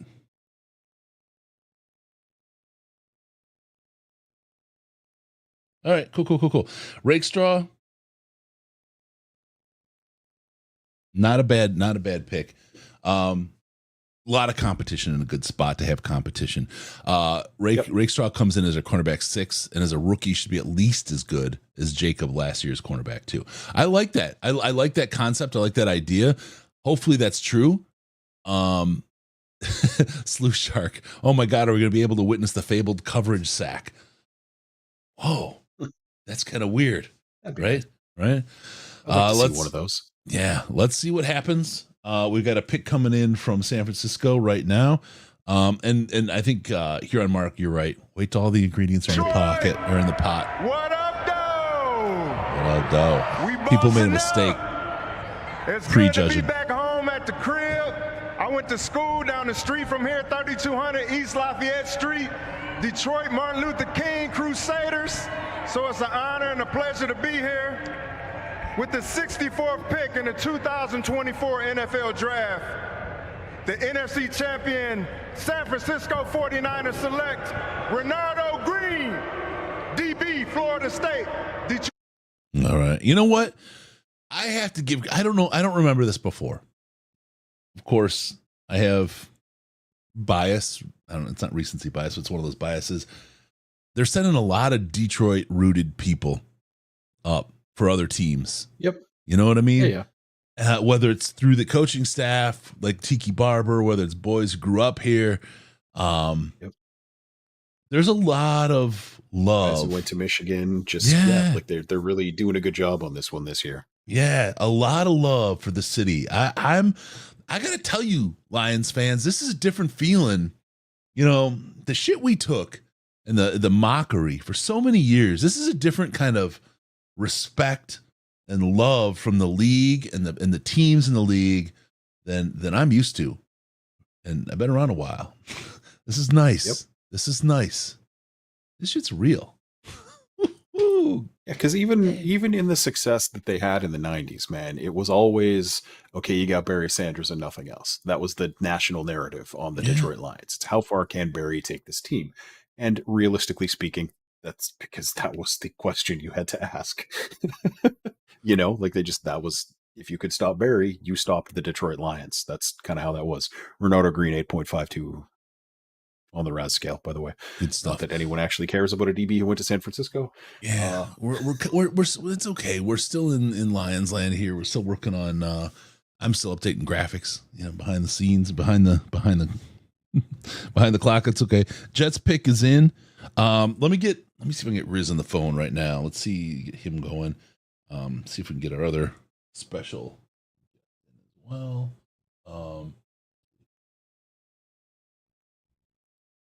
Let's see, calling the Riz. Riz, do we got you, man? Hold on. Riz? Riz, you there? Wait. Lieutenant. No, that's not it. Hold up, Riz. Not him. Something's not right. Why isn't Riz on? Let me see if I got it. Riz, are you there?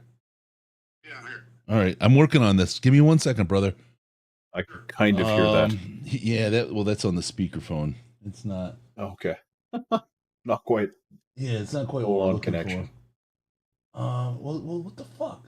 All right, I'm gonna do something here, Riz. Give me a second. I'm gonna see about try something different. Don't worry. The Jets are doing something about the military. Their pick will take forever. Okay. Yeah, it disconnected. That's why. Okay, we got to do this stupid shit. God, I hate how this works. All right, we'll get the Jets selection in here when it comes in, and we'll have Riz on the phone very shortly. Let's see. All right, Riz, I've got it figured out. We're gonna have you on in like 30 seconds here, brother. Don't panic. Appreciate your patience.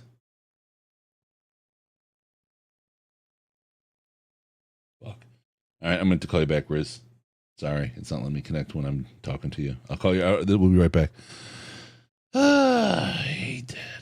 The most riveting podcast content in the history of audio and video production. I hate how this works, man. And we get Riz on the phone. Bluetooth. 20 minutes of the draft show. Here we go. Now we got him. This is going to work. I know it.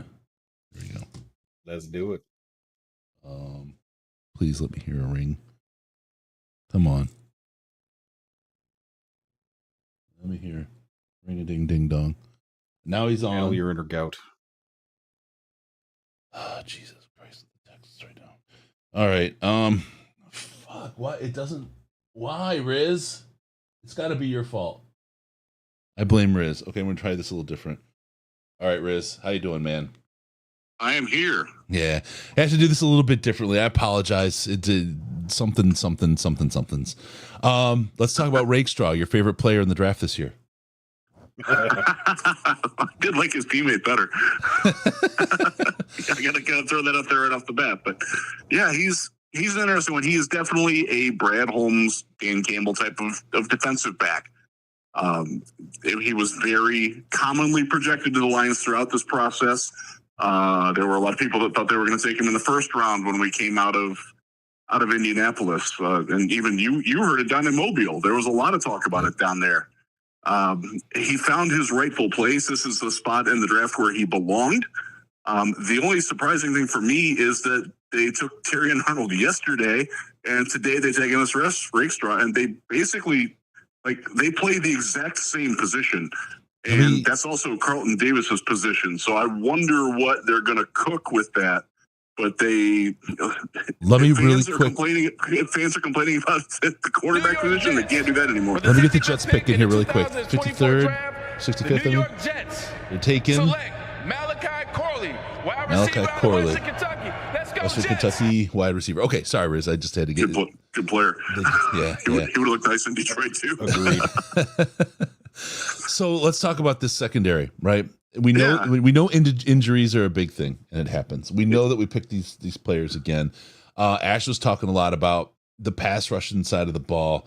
There just wasn't the value there that there was in this cornerback kind of spot. What do you think? This is a guy also, Rakestraw. A lot of people were talking about him at 29, and now he's at 65. Yeah. What do you think about what does this do to the cornerback room overall?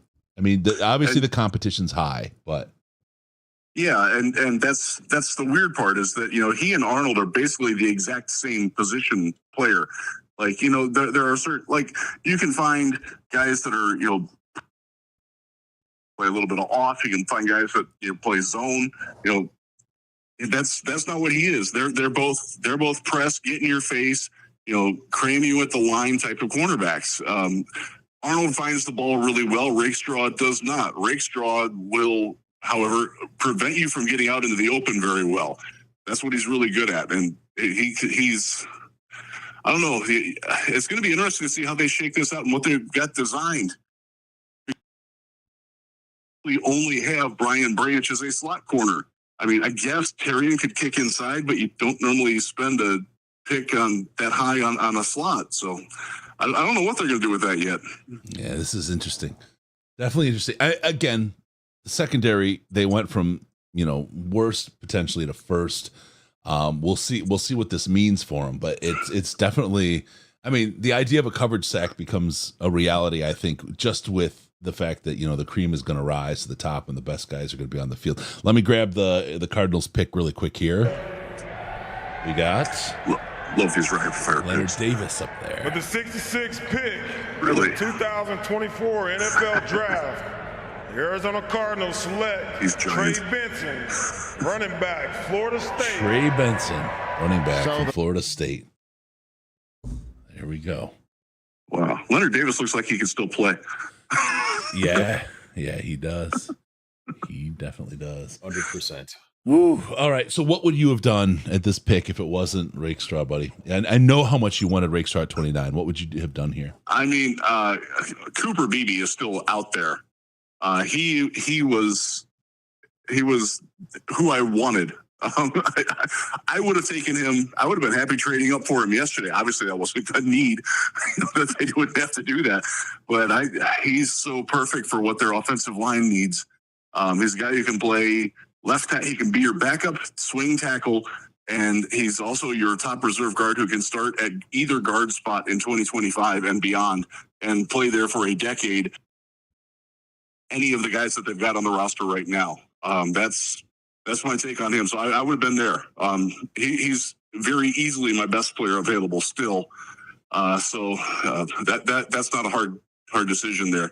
I will say one thing about, you brought up the pass rush.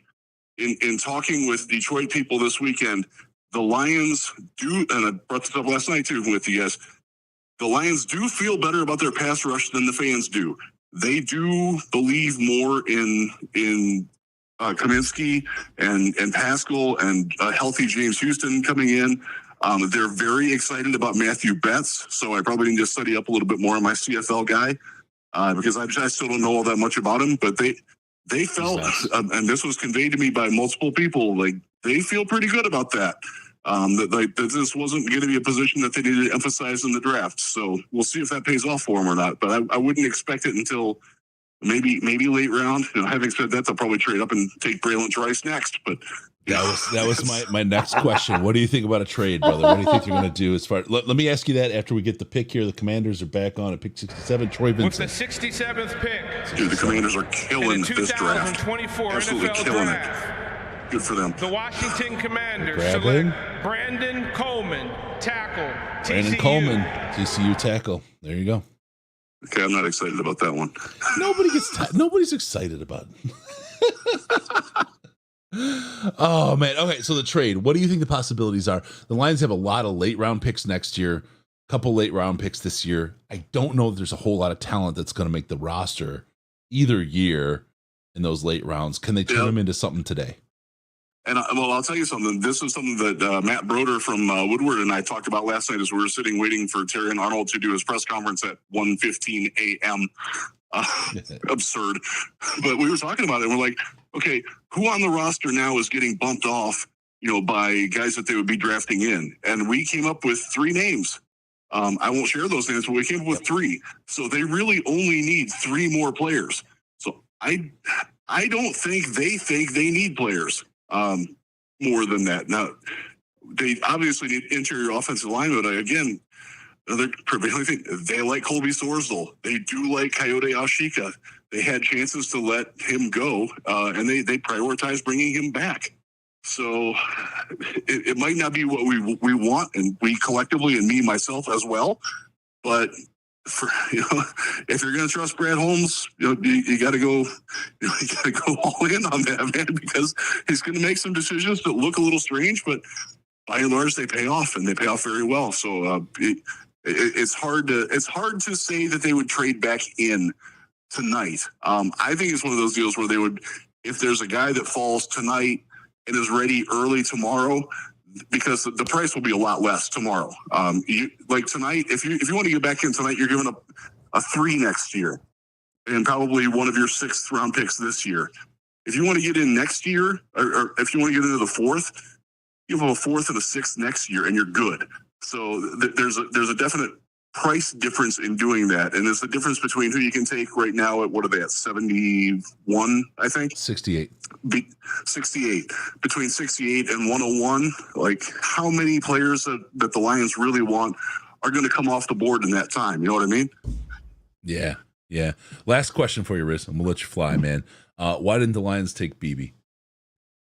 I would love to know. That's just I would love to ask Hank that question. I hope to see him soon because I know he'd love him. But man, he's maybe he'll still be there. It's weird to me that there are, like, if you talk to any offensive line coach or any of the offensive line gurus that are out there, they freaking love this guy. But because he's got a sloppy body and he's not a great athlete, and he's a little top heavy, like I get that, but like his technique, his power. He's so damn good. It's weird that the collective, we'll use the big draft in air quotes, was so low on him, because he is really the type of player that you would think that a lot of people would really like. But I don't know, man. The NFL just doesn't see him that way. So we'll see who's right on that. It's been a weird draft. Guys have moved all over the place. The Rakestraw, again, people were talking 29. We're at 65, and he's still available. We got Arnold way later than we thought he was going to go. And it's happened throughout this draft. This is a wacky one. We'll see where things go. Riz, appreciate you, brother. If the Lions move in, we'll talk to you. Okay, again. I'll give you 2 picks that I really like for tomorrow. That I think that the Lions might actually do. Isaiah Adams, offensive lineman from Illinois, is one, and Evan Anderson, defensive tackle from FAU, is the other. And Trey Taylor from Air Force also. It would surprise me actually if none of those guys wound up being a Lion tomorrow. There you go. Jeff the Riz in. Thanks, guys. Love you, Riz. Talk to you, bro. All right, there we go. We made it work. Yep. Man, oh man. All right, picks in for the Patriots. Sorry, Ash, Riz couldn't hear you. Otherwise, I'd have let you at it, but it was like that's why I just kind of every once in a while voiced that I agreed with what he was saying. Kind of left it at that. Cool. Just looking at your setup, I was like, yeah, he can't hear me at all, so there's no point conversing on this. Just like, I did what I could, brother. I'm going to try to make this work still. I'm not done trying to fix it because we have somebody else that I want to try to make contact with tonight, and we'll see if this comes true, because he's a longtime friend of the show, has been on a bunch of shows, co-hosted a couple times, and if not, we'll just drunk dial people like Orlovsky and see what we can get out of them. Yeah, see what's up. Hey, what are you doing right now, buddy? Hey, you got time to go on the? I'm sorry, you're on the air. How you doing? Yeah.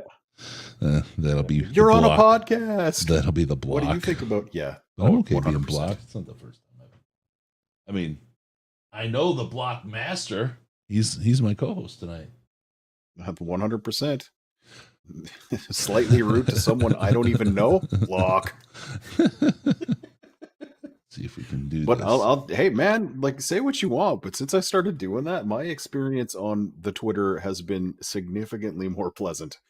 Yeah. It's just like, oh, you were a jerk to somebody else. Chances are you would also be a jerk to me if we disagreed. So I'm just going to nip this in the bud here and move on with my life. Nipple it out. All right. I'm going to try something here. We'll see if we can connect to life in the truck and just see how things are going in that tight, quiet, hot room. See if we can get a ring. The room. Okay. The closet. Can't even get this. Oh, wait. Is that it? How you doing? No. I can't. For some reason, I can't make this work tonight, man. Well, I guess it is what it is. Patriots guy is up there. All right. Oh, Patriots. Hey, I am thrilled to have these tremendous leaders here tonight showing that what it means to stand up for one another and work towards putting the end to the hatred that exists in our world today. Christian, Emma, the floor is yours.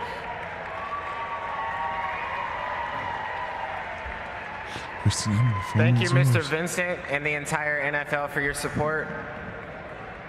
We are honored to be champions working to fight the rising hate happening in communities across the United States. Hate's bad. With the 68th pick in the 2024 NFL Draft, the New England Patriots select Caden Wallace. What's the position? Come on. Okay. Caden Wallace, tackle Wallace from Penn State. Yeah. Okay. Oh, yeah. All right. Didn't you know? Yes. Didn't you know? This is exactly what Belichick would have done. The first pick where I didn't immediately go, I know exactly who that is. He's 6'5", 314 out of Penn State. He was Emory's number 17th offensive tackle. Good body, lean, plays from positional leverage. More often than not, he's able to get good leg drive in the run game as he fires off the ball. He's got functional strength, and that's where you'd want it to be. He really can be a force in a gap scheme, and he does a solid job of getting movement. The other side, he's a little bit late sometimes getting his hands up. and it gives defenders an opportunity to gain leverage by way of access to his chest. Number 17 for offensive tackles for Emery. I'm going to let you do Raz, and I'm going to run for Relative a quick athletic second. score. Yeah. I'm going to run for a quick second. I'll tell you, buddy. 9.10. You do you.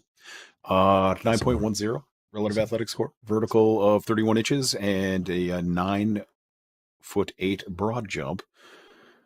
40-yard dash of 5.15. And that's all I'm going to say about this particular guy. But let's get back to reasons why the Detroit Lions might not have taken a guard. Thank you, Detroit. There. Thank you. This is a very special night. You should be so proud of what you're doing. Thank I'm you. proud.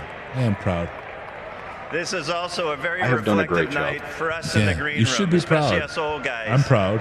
Who get a chance to remember our The careers. city I've been to once. And it gives me an opportunity to thank the NFL for having us, but also the Chargers, who stuck with me during my battle with Crohn's disease, my ostomy surgery, and allowed me to play. Let me make 10 a joke years. here. So for all my teammates, my coaches, thank you very much for all you've done for us. So tonight, Jim Harbaugh got one of his boys with the 69th pick in the 2024 NFL Draft. The Los Angeles Chargers select Junior Colson, linebacker, Michigan. There you go. How about that? All right. Now, Interesting that that's this what time he would go with. I'm going to let you. I mean, that's his guy. He scouted him for sure. I'm going to let you go full time here. I'm going to run and drain that thing. So let's take a look at the guards that have gone so far, like just dedicated guards. What is the list that have been selected? According to NFL.com, there is one guard that has been taken as of partway through round 3. So what does that tell you about how the NFL actually views this guard class? It tells you they don't think this is a good class. And what happens a lot of the time to a lot of people, and I'm not saying this to in any way disparage the efforts that anybody puts into scouting, but when there's a group that really sucks, as far as a class goes, in terms of like there just is not much depth to this class. There are like 6 or 7 guys who are not terrible. The best of those not terrible guys tends to get pushed up pre-draft boards significantly. So you end up with like Cooper Beebe is the best just straight up guard in this draft. That is 100% actually true, but the keywords there are in this draft, not necessarily as the whole thing. All right, I never did do the relative athletic score for Junior Colson. Let me just pull that up quickly here. Since he is a Michigan guy, you guys probably actually care about this one. And of course, the first one I pull up has nothing. Do we have images for a relative athletic score that actually has a number? No. Must not have done the testing. That's disappointing. We're not Ash. I'm back. I'm here. That's good, because I was just trying to look up the relative athletic score for Colson, and I don't think he did the testing. That's why there were a couple seconds of silence when you popped back on there. Basically, what I was saying is, like, this guard class isn't particularly good top to bottom. So the thing is, you can have a guy like BB who is clearly the best guard that is out there, but he's the best guard in a really bad class. We got Tiki on the line doing the Giants pick right now. 27 years ago, me and my identical twin brother were picked in the 1997 draft. I went as the 36th pick. My brother was the 6th pick in the 3rd round. He's now a Hall of Famer. And he lives about a mile With the from me. 6th So pick, you know. the 70th pick overall. And I had a 4-year career as a in the 3rd broadcaster round of before the everyone hated me. 2024 NFL Draft, the New York Giants select cornerback Andrew Phillips, University of Kentucky. Good luck, Andrew. Good luck, Guy Andrew. the Lions liked. Yeah. They had a 3rd round pick. Maybe they would have chosen him. Yeah, 5'10", 190 out of Kentucky. He's an above average footwork and quickness kind of guy. Shows good control in his shuffle turn technique. He's able to quickly snap and drive out of that shuffle toward the receiver, the ball carrier. He has the quickness and mirroring skills to garner a move inside the slot corner if a team would see him there. He can get information overload in zone coverage, though. And sometimes he has to pass guys off, and then guys ends up finding himself caught between decisions. So it's something he's got to work on. He was 16th ranked by Emory on football game plan for field cornerbacks. Yeah, and this is a guy that the Lions brought in for one of their visits. 8.89 relative athletic score. Again, he's a guy who's 5'11-ish, weighs about 190 pounds, and his 40-yard dash time was 4.48. So in the future, when you are looking at cornerbacks that the Detroit Lions might take, you can probably safely ignore their 40 time. They do not care. They talk about football speed. Yep. Right. And there's a difference. And they talk about GPS, football speed, and what it means. And they don't care about the pajamas shit. Okay, let's get another pick in here for the Cardinals. With the 71st pick in the 2024 NFL Draft, the Arizona Cardinals select Isaiah Adams, guard, University of Illinois. A little bit of running guards now. Isaiah Not Adams Cooper out of Beebe. Illinois. Yeah. For those who were super sad we didn't see him go. Let's talk about Isaiah Adams at 6'4" and 315 pounds out of Illinois. He's extremely versatile offensive lineman who's capable of playing guard or swing tackle as a pro. He's started at both across the front in college. He's got top-notch recognition. He's able to pick up both stunts and twists well. He has very good contact and functional power. He has an ability to get movement up front, and it's very impressive. Now, when he's playing out at tackle, you like to see him set the edge a lot quicker than he does. He's got a tendency to wait before striking the defender, and it sets him up too far back into the pocket. So he's got some work there. Number 3 for Emory on the football game plan, guard. Good ranking, maybe a good pick this point in the draft. Yeah, relative athletic score of 7.54, which again is just about average athleticism for a prospect in the current time frame. 5'2", 240. So again, that's fine. Not a super explosive vertical jump. That's the one thing he didn't do spectacularly well. Do we have another pick in? Not yet. Sorry, I saw some weird stuff flashing up on my screen here. Okay. Yeah, that's that was the weird stuff. He's a guy, you know. And like I said, the guard class isn't that great. There's probably going to be a bunch of them that go right in this space that are going to end up being just kind of everybody's starters. Yeah, for a while, but you know, kind of in that like career similar to like a Graham Glasgow kind of thing. Yeah, where they, you know, don't do much for 2 years, but they're fine. You know, like, interesting. Our favorite samurai sword salesman's coming in with for every pick that is not the Lions, may I propose a Malone's menu read? I don't know all of them because things move quickly. That seems really repetitive and awful, honestly. Like when we need to fill some time, it's one of the tabs I have open, Hattori. For example, did you know that you can get a sirloin steak for only $17.99 that is a char-grilled USDA Choice 8-ounce sirloin rubbed with Malone's blend of spice?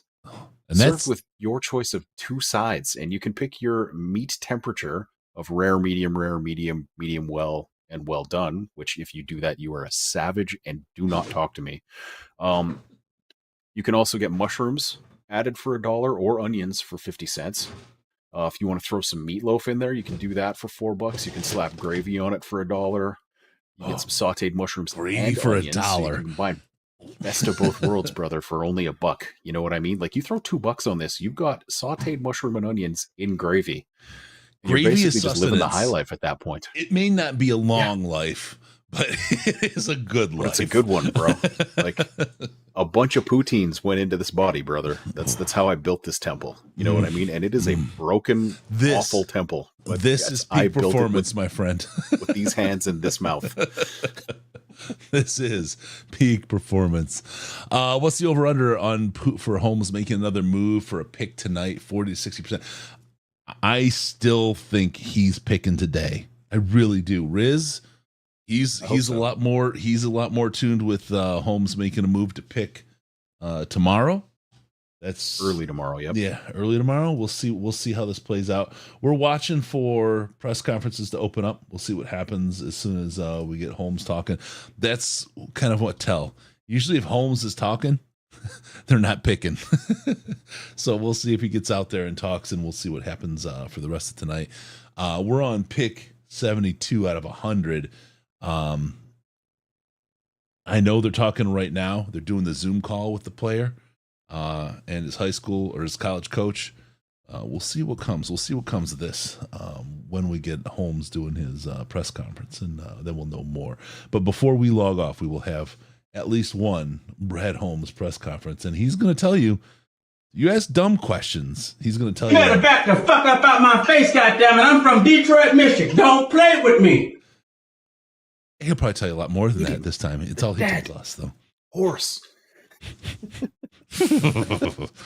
As we do here. Welcome to the Detroit Lions podcast, where we will take every single funny thing and make you hate it. Not funny anymore. Oh no, we've got Detroit versus everybody. You're torturing me with menu reads since I have a right foot gout attack. You, sir, are in the Risdon Hall of Fame because shingles don't care, and the Panthers are back with another selection. Let's get them on the mic right now. And with the 72nd pick in the 2024 NFL Draft, the Carolina Panthers select Trevin Wallace, linebacker, Kentucky. There you go. Trevin Wallace out of Kentucky. He's a linebacker, as people know. And I got to get to... There we are. His 237-pound, 6'1" frame. He's a very disciplined backer who plays with great fundamentals and technique. He does a good job of getting fit in the run game. He's a good open field tackler as well as in the hole. He gets good depth in his zone drops, able to feel out route combinations well, and then subsequently drive on the ball and the receiver. Not bad for a linebacker. He's a bit tight-hipped athletically from an agility standpoint, and he can be a bit clunky coming out of his transitions. Number 4 in the football game plan, inside linebacker rankings. Yep, and I agree with that. That's a pretty solid ranking. Like he's a very straight line speed kind of guy, like super explosive athlete. Relative athletic score of 6.95. Didn't do the agility testing, probably because he would not have done super well in the agility testing, which is a very irritating thing that is just popping relative athletic scores up super high as they just don't do the ones that they're not good at. So basically, these are kind of BS RAS scores to a certain extent the last year or so. We got a Dallas pick rolling up right now. Kevin, I see you. All right. I hit you in the slack today, brother. Pick in the 2024 NFL Draft, the Dallas Cowboys select Cooper Beebe. There he goes. Guard, Kansas State. There you go. She was all business. Damn, she's not messing around up there, is she? Yep. Walks up, no shout outs, no bullshit. This is who we picked. Stepping off. Done. She was turning before the announcement was done. Woo. That's how you get it done. Someone talked to Green over there in Washington. Get his shit straight.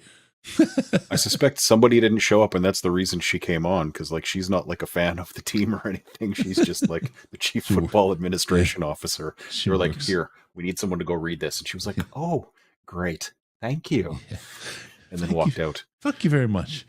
All right. She's out there getting the... So which 1990s Dallas Cowboy do you think got too drunk or high to read that? All of them? Wasn't that the 1990 Dallas Cowboy thing? How about them? They did, yeah. 6'3", 322 out of Kansas State, Cooper Beebe. Tremendous player on both ends of the offense. He's excellent run blocker and in pass pro, both of which he's able to occupy and clear clean tape, regardless of the game. He doesn't waste movement when he's asked to pull, fold, or kick out block. He takes a direct path and connects with accuracy. The thing is, he's not an overly explosive or dynamic athlete. He's got slightly above average quickness and agility. We got a pick coming in for Atlanta. They're not messing around. That was the number 2 guard. Let's get this pick in here right now and laugh one more time. Cooper Beebe's RAS was 9.28. Atlanta. Andre Rison, he's back. He's my guy. In representation of the Atlanta Falcons. This great shirt that I have on. With the 74th pick in the 2024 NFL Draft, the Atlanta Falcons select Braylon Trice, linebacker, Washington. There you go. Well, that single-handedly is going to fix their decade-long pass rush problem. I think I'm sensing sarcasm. Now, that's not normal for you, Ash. Are you sure that I would ever say anything that was even slightly disingenuous with that tone? I just it's odd. It's really out of character. Have you had a Snickers lately? Are you okay? I may need. I've had some chocolate something. I mean, well, you know, I'm not Chocolate sure what else starfish. was in it, but whatever. 6'3", my friend. Yar what you eat. Out of Washington, Braylon Trice, great ball, get off and acceleration. He can really shrink space between his alignment and the quarterback as a 7-tech or a wide 9. He could potentially wreak havoc. Quick to get his hands in the offensive lineman and try to create leverage. He developed an effective bull rush in the process, but he needs to be more active with his hands. Once he makes that initial contact, if the bull rush ain't working, you have to be able to disengage. He was number 7 if memory on football game plan at the edge position. There you go, brother. All right, relative athletic score of 7.49. Actually did all of the athletic testing and did well in things like the shuttle and the 3-cone, which a lot of guys don't. Undersized guy, basically, if he was like 20 pounds heavier and put up this type of athleticism, everybody would have wanted this guy because he was a really good college player. Yeah. Really good college player. But then how do you project this guy who's not an ultra athlete in this era where everybody's scoring 9 on relative athletic score and he's only a 7.5? You know, without that size, what does this guy actually bring to you? But we're in the range of the draft where nobody's perfect. So, yep. Can't really complain too much about him. Black Lion, it was the Cowboys who took BB. OB Trice wasn't listening to someone draft OB. Braylon Trice was taken by Atlanta. Holmes Presser is on right now. Let me see if I got that going on. Hold up. Thank you for the call out. Get this going on. Let's get him going and let's bring him in. You know, you feel the confidence. You know, me and Dan. Hold on. We got to make this work. Always something. You know, just a lot more quiet, just kind of to the point, to the business, not, you know, as loud and, vocal and, vivid personality like Terrion was. And again, that's how all these kids are. It's actually a really fun process where all of them are just ask them a lot of the same question. You get these different answers, and they're all different personalities. Process. That's a shot at the Brad Holmes drinking game. Enos, both of them, you really felt like, okay, these guys fit who we're about. These guys fit our culture. But it was something about Enos, just the You want me to go back to the front of this? Drive, Start from how the he talked beginning? about his story, how he talks about his process, how he talks about. Let's start the he's beginning. another one that we didn't think. Okay, we're going to start at the beginning of this so everyone can get the full Holmes experience. He's another one that we didn't think he was going to make it that far. We didn't even know if he was going to make it out of There's that position really the villain, first sure. night. But, when he was still there starting today, I didn't think he was going to last that long. We actually were trying to get up and, but we were just so far down. A lot of people don't want to really trade that far down, so we just kind of just stayed pat, and we were just thrilled that he landed there.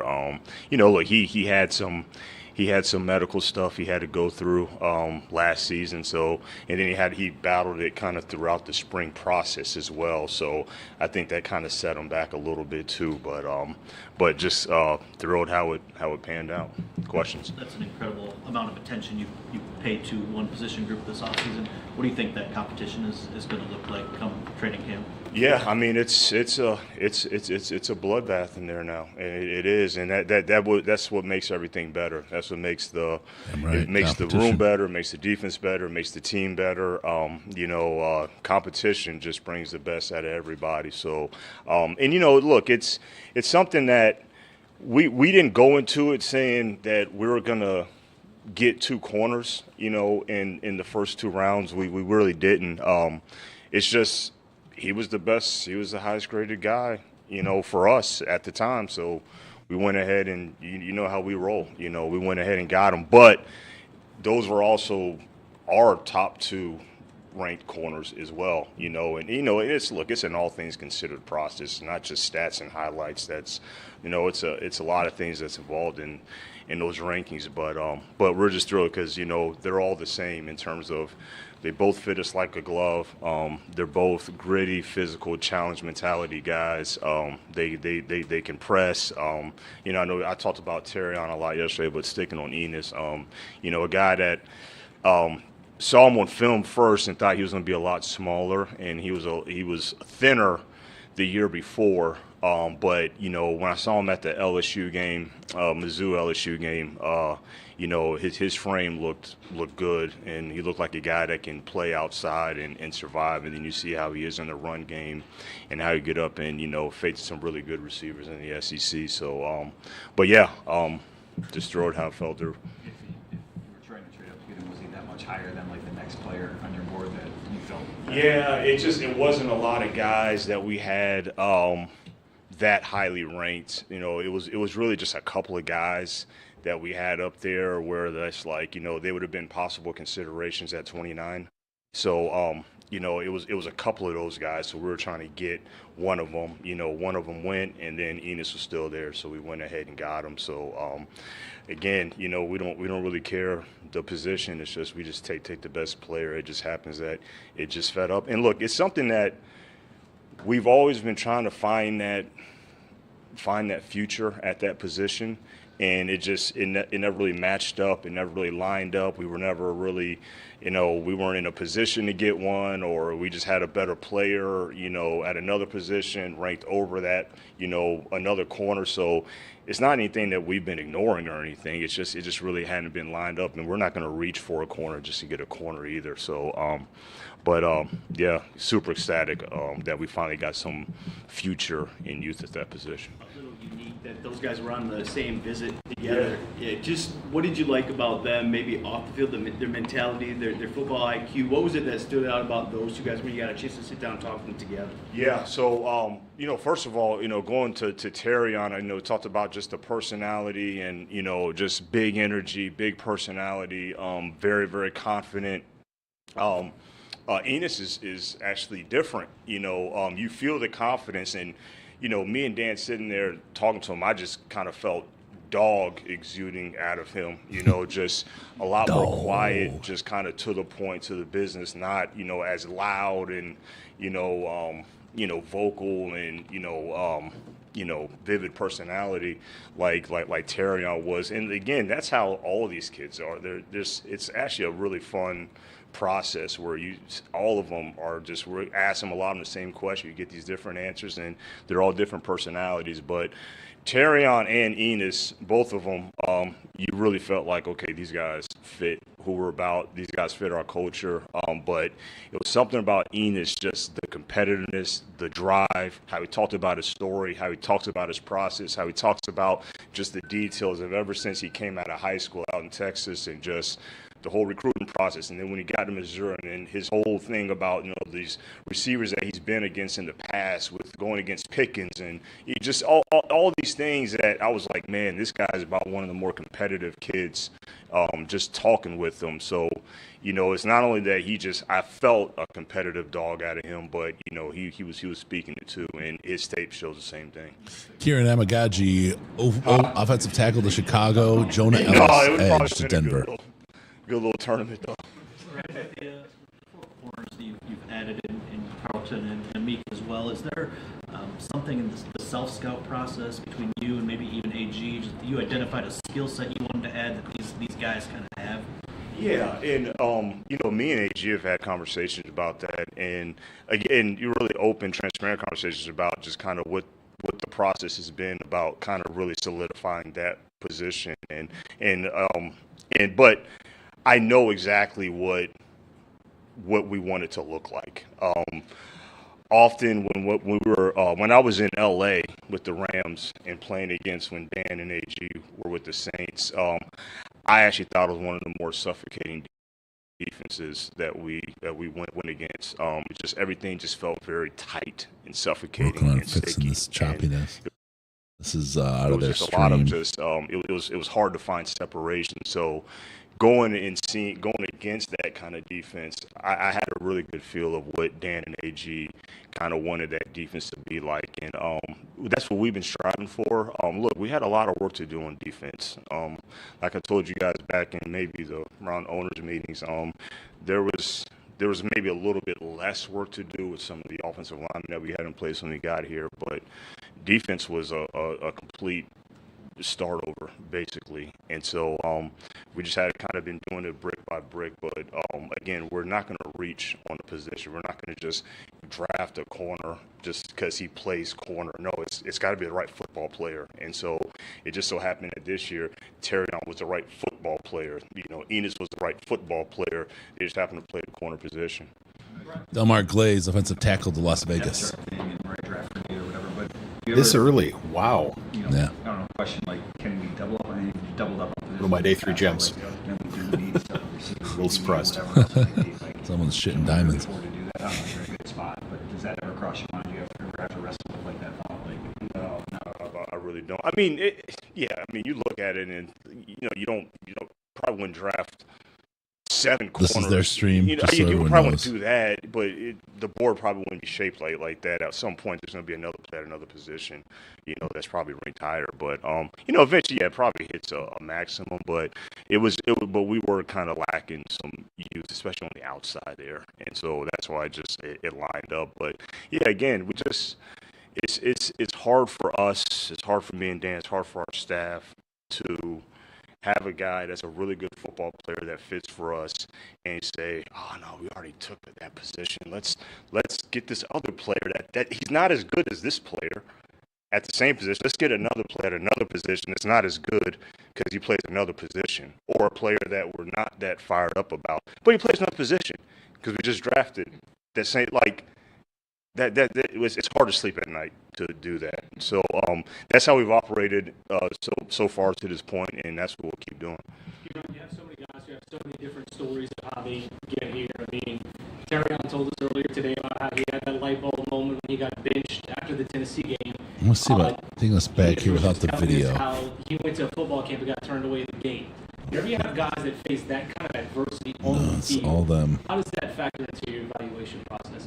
That's huge, and that's something that really is very important to us when we're talking to these prospects about, telling us about adverse moments, and in all the way they answer that question, some of it is football related, some of it is life related, but I think that's a very important, it's a very critical factor that plays in the success of a lot of these players, because when you get to this level, it's hard. You can have a lot of success in college, but it's hard up here. The competition is different. The grind, all the standards set on them. It's hard. It's pressure. So sometimes, you just can have some days where you might not feel like doing that extra. You might not feel like you get late in the season, man, I got to get up early again and go to the weight room and get treatment. It gets hard. And so when guys that will grind through and persevere, and it's grits all over this place. And so the adversity piece is a big deal for us. And a lot of the guys that we've acquired, they've had good stories about persevering through it. Given the logjam at the position, is there a player given the logjam at the cornerback position? What do you call it, logjam? We'll call it a bloodbath then. Is there competition at the position? Is there a guy amongst that group that you think has the versatility to maybe kick inside a little bit? Yeah, I mean, Terrion has played inside and out. Enos has played inside and out. And, it was funny funny you brought that up. Me and Dan were talking this morning or, early afternoon about, the potential of another corner being the best player and us taking another corner. We talked about that. We didn't know what was going to happen, but we talked about that. And we knew that these guys it's not just, we got outside corner. We was like, no, they're DBs. Like, they're DBs. They're versatile. They can play outside. They can play inside. These guys play special teams if they're not starting or playing. So that's the beauty of all of it. You know, there's guys that we thought could play nickel and safety, and it's like, yeah, no, we have a safety, we have a nickel, but there's nothing wrong with adding another one. So the versatility component is big for us, and that's kind of the approach that was last year too.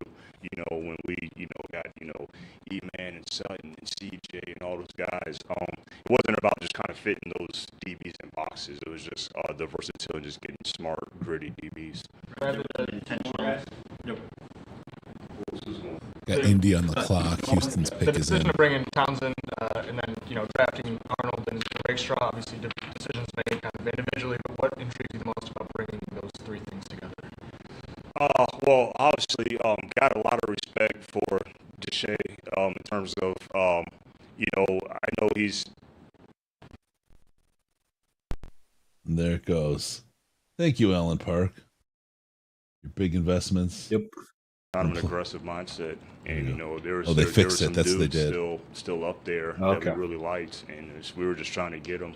God, But then you also Detroit got to look at It sure does say positional these resources value. that you allocate to Villain, move up villain, in the future positional capital and all villain. that. We also have meetings about what's that going to look I'm for like, hire. when Holmes and crew. next year, or what's that going to I can make the feed what we might have to do and the in reporters' future. mics work for it at the same time. I promise try you. to be very, very mindful of not being a prisoner of the moment, and it seems like But it do cost every a lot. single year there's going to be a day two darling, that you're like, oh my gosh, I really want, and sometimes you got to catch yourself, and it's like, yeah, I mean, last year it was, Laporta, and it's always going to be that person. Now, we had the pick to acquire him, but you got to just be disciplined from that standpoint and kind of go through that. You're willing to go through the consequences, if there is any, for what those move ups can mean for the future. So who's your get back guy in that scenario? It's not really Coach some Tom. specific get back person, but the communication and dialogue of our internal group is very healthy, and it helps out a lot, because someone might point something out about, well, if this happens, if you do this, then this, that, and that could come about. And some things that I've already thought about that I've come to peace with, and I said, yeah, I get it, but let's go ahead and do it, because it's for the betterment of the now, and we can survive in the future. Or sometimes it's a point that's brought up that say, that's gonna hurt us too much in the future. You guys have heard me talk about the marshmallow experiment, and so sometimes you got to just embrace that delayed gratification a little bit. OT, our safety, Kalen Bullock to Houston. OT, Matt Goncalves to Indianapolis. Cincinnati on the clock. Can't tell everything. No, I just we are looking for villains, and so when I got tipped off on what positional value was, I didn't even know what that was. I didn't. So it was just like a new analytic. I didn't know what it was. So when you guys showed it, I was like, oh wow, that's. And then I thought about it, and I was like, positional value. I was like, so you pick a position, but not the player. I was thinking, I was like, no, we're looking for football players. So we're looking for these guys. And so, but it doesn't matter. So it's more positional. He's ball dunking on them again. They're not seeing it. Yes. Yeah. Huh? No, I haven't. I mean, what I'm saying, I never heard of it. I understand the word, I understand the term, positional value. Like, oh, well, you want to get a quarterback over, whatever. Like, I understand that, but I didn't know it was like a thing where you would draft a position regardless of the player. It's a SpongeBob If you meme. draft, because I think that's very easy. Just like what I talk about like free agency in the spring. It's like, yeah, you can win the headlines in March and April and all that stuff. Well, it's like, that's easy to draft. Whatever the premium positions are, was it quarterback and edge rusher and tackle and those positions. Say you draft only those positions, but they're not contributing to your football team. So did you win the draft? Did you win the draft because you drafted those positions, but they're not contributing to the football team? or do you draft the best football players that are contributing to your football team and making you a better football team? So we're trying to draft football players that contribute and make us a better football team versus just so. That's when Crazy talk. When I heard in that light about just draft this position. That's that's the part that I couldn't really. Ash, I think you're smarter GM here too. All good? I'm definitely not smarter than this GM, bro. Dude. Like, he was ball dunking on him and they didn't know it. And then they were like, wait, I think I get it. And then he was trying to they were like, well, what about this? What about this? He's like, nah. He's so good, man. He is, you talk about not just being a smart GM, but his ability to play the media game. And look, I've talked about it. Look, oh boy, I'm not going to dog on these guys, but he's a smart cat. He's a smart guy, and he outplays them at every friggin' turn. They don't know the game they're playing, and he's outplaying them at their game and his game. That's pretty freaking powerful. I'm Brad Holmes is a unicorn, folks, and our media room is just still mumble fucking stuttering their way through. I don't know what the fuck just happened to me, but I'm looking like an idiot. I better defend myself, and they'll huddle up and try to collaborate on an answer or an angle. But this guy is way smart, man, and he's good. He's good. Love me some Brad Holmes. That's a good one. Let me talk about what's going on in the background, though, because we've had a lot happen since then. We had Delmar Glaze, offensive tackle, go to Las Vegas. We had, I think we talked about Edge Jonah Ellis going to Denver. Houston got the safety, Kalen Bullock. Matt Goncalves, offensive tackle, went to Indianapolis. And Jermaine Burton went to Cincinnati. Seattle is currently on the clock as we go. And I have to That's the most Bengals pick I have ever seen in my entire life. Like, oh, two high-profile college coaches absolutely hated this man. Yep, that's our guy. Yeah. Adam, love you, brother. Thanks for hanging with us. His emotional control is fantastic. Yeah. We don't talk about it enough, but being a GM and remaining level-headed in heated moments for players, positions, and trades, yeah, he does it. He owns it. He really. Sorry to continue the comment. Instead of defending themselves, they should just understand that their job is to share information and give their opinions, regardless if it lies the GM or not. He makes the calls anyway. Yeah, that's the problem, Adam. That's the thing, and this is one of the things why we're not really super interested in the whole idea of being, in the building, because for the most part they're stenographers. They don't elevate any relationships, and I won't say that about Justin. I won't say that about a couple of guys who do a good job, but they just take notes and then use the fact that they're in building as they're eating out a vending machine to talk about how great they are and special they are. But they do nothing they provide nothing that you can't see in these same live streams that come through. So I'm interested in how they change their game and up their game. We talked about it in the podcast space for a long time and tried to push people to be better.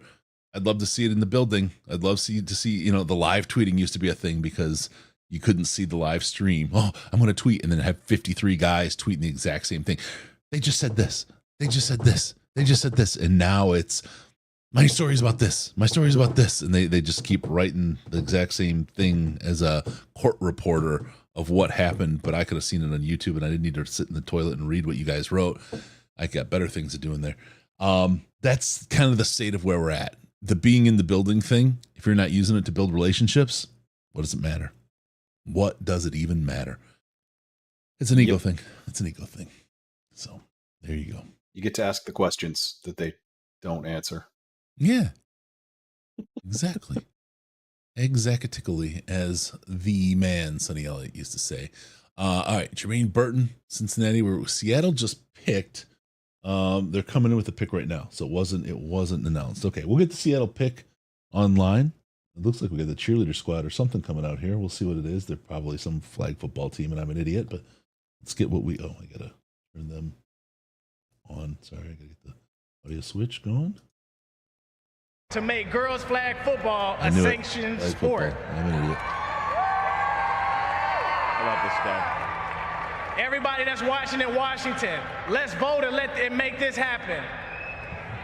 And now, to all the 12s and everybody watching, with the 81st pick in the 2024 NFL Draft, the Seattle Seahawks select Christian Haynes, guard from UConn. Hey, good morning. Good morning. Let's get it. Who's played a lot of ball. 49. There we go. Christian Haynes from UConn. So I get a couple different things set up here. Let's get Haynes up. That's a guy I liked. I know you did. Christian Haynes, 6'2", 317 out of University of Connecticut. He's a Dan Orlovsky fan, a safety type of player. He's very good with contact power, especially when he's able to roll his hips into his blocks. He does a good job of striking within purpose, and good footwork and ability to get out of the move. He moves rather effortlessly on pulling plays and screens. His hands are a little bit of a thing. He tend to be all over the place. We'll have to find some consistency there in that regard.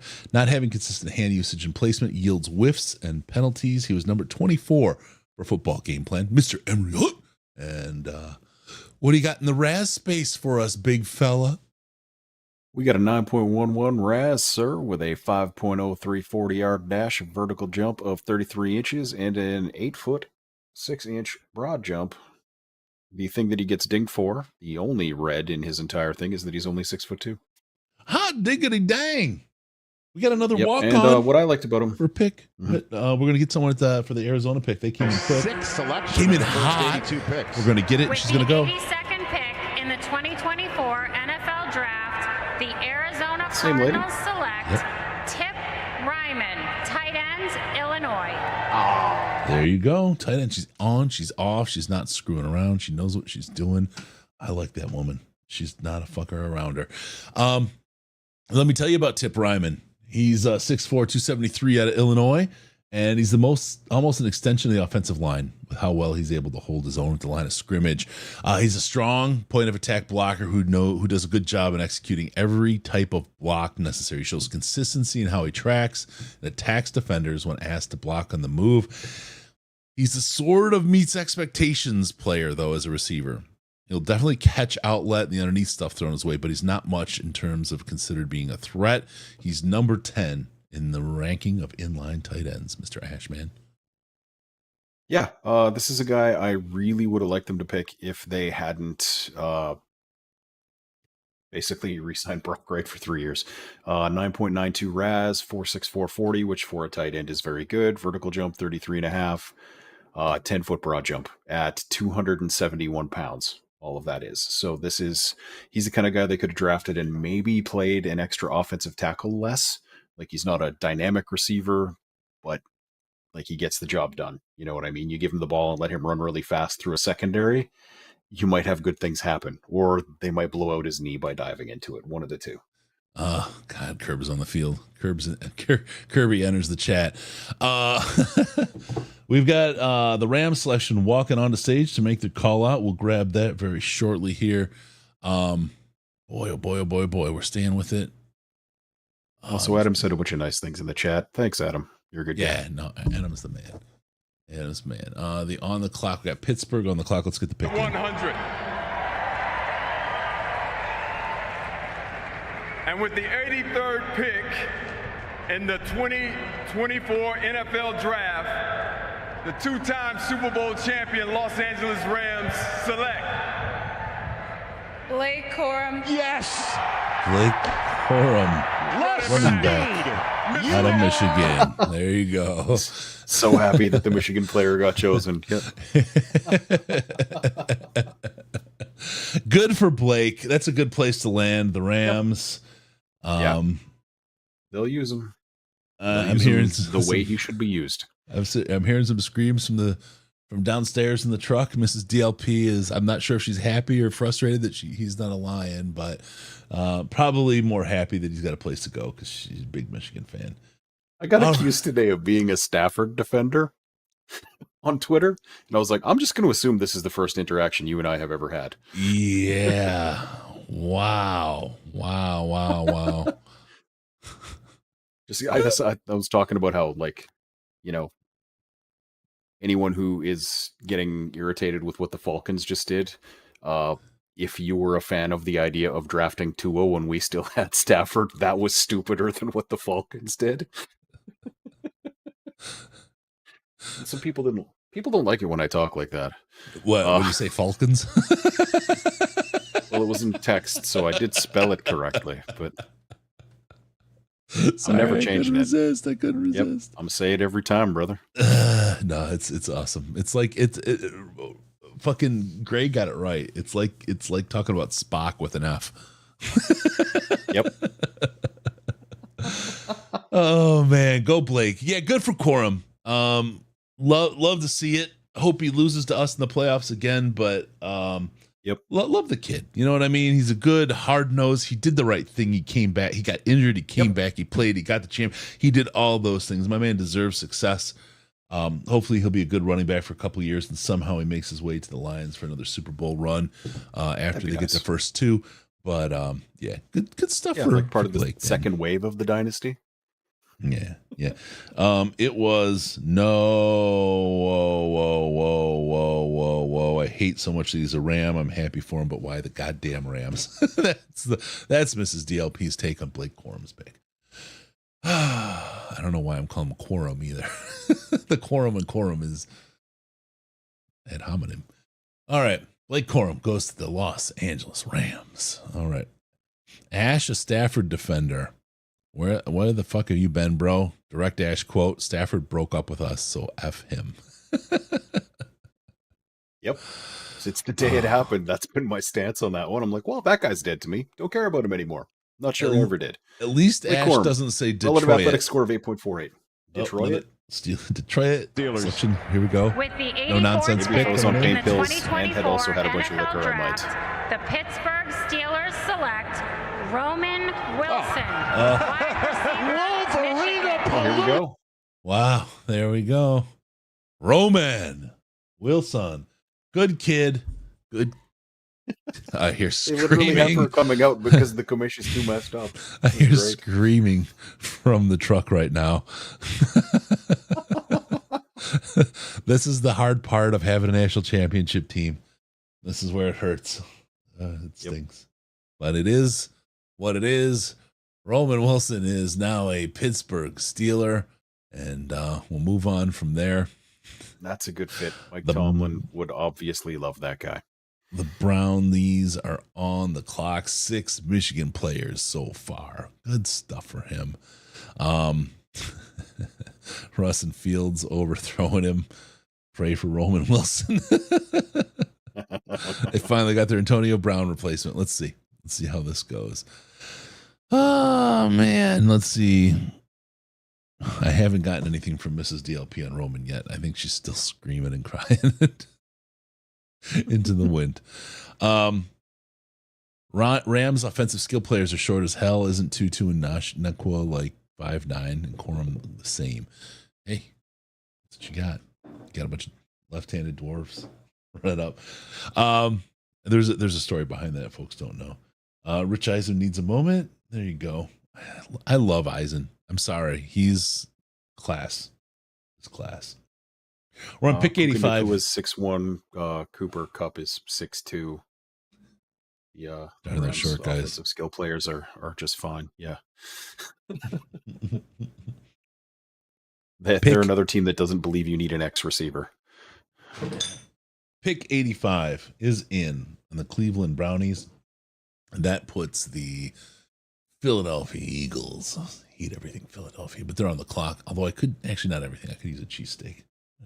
Chris, did you know that at Malone's you can pick up what is called a Bear Claw Sundae, which is something I really want to see, which is scoops of vanilla ice cream drizzled in chocolate sauce and caramel, topped with brownie bites, pecans, and whipped cream. And that's only going to set you back $5.50. Wow. So if you're door dashing something right now to watch the rest of this draft while you watch the Detroit Lions podcast, that's what I'd get. Step into Malone's.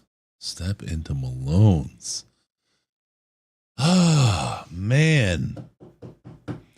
Yeah, you have to check out some bear claw. Now, as a guy from Alberta, you're familiar with the bear as a species. You've wrestled a few in your day just to get through elementary school. Otherwise, you wouldn't survive. Yeah. Talk about the Alberta bear population for us for a moment. Alberta bear population. Okay. Well, here's the thing. If it's black, you're going to die. And if it's brown, you're also going to die.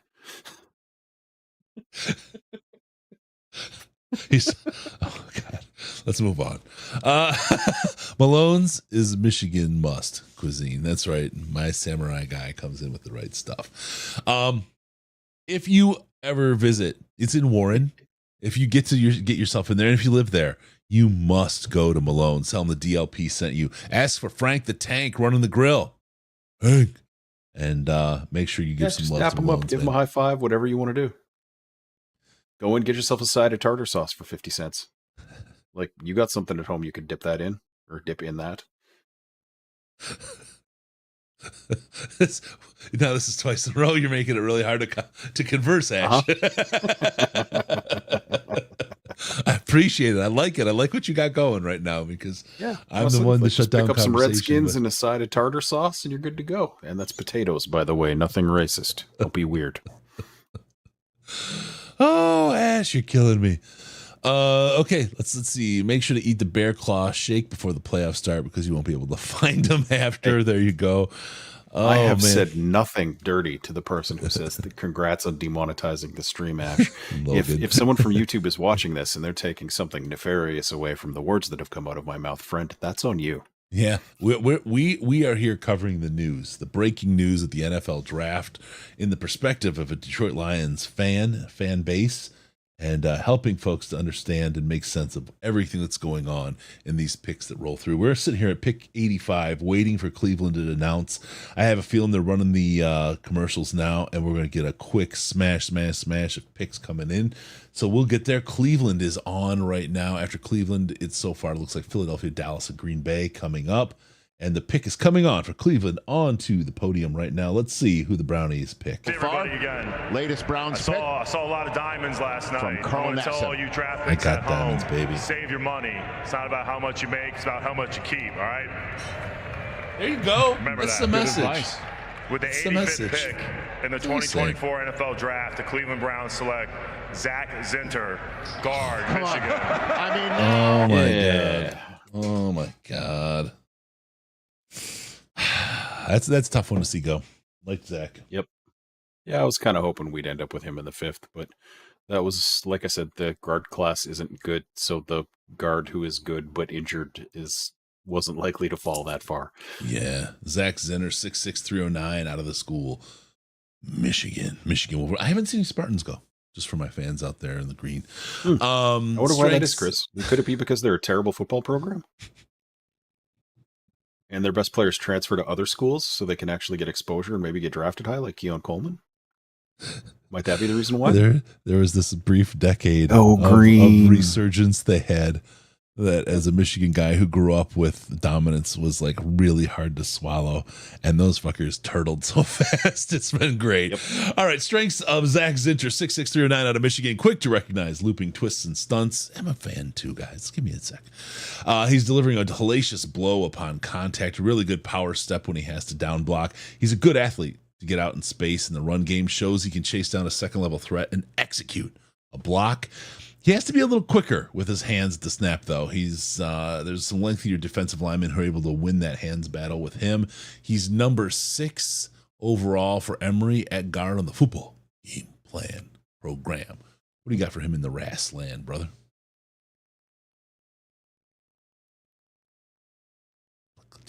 Great question. It's been a while. I forgot. I forgot I need to be doing that while you're reading, man. Yep. Exactly. And of course, nothing. He was been injured this entire time. He hasn't done any testing. I don't know why I even bothered to look that up. Oh yeah.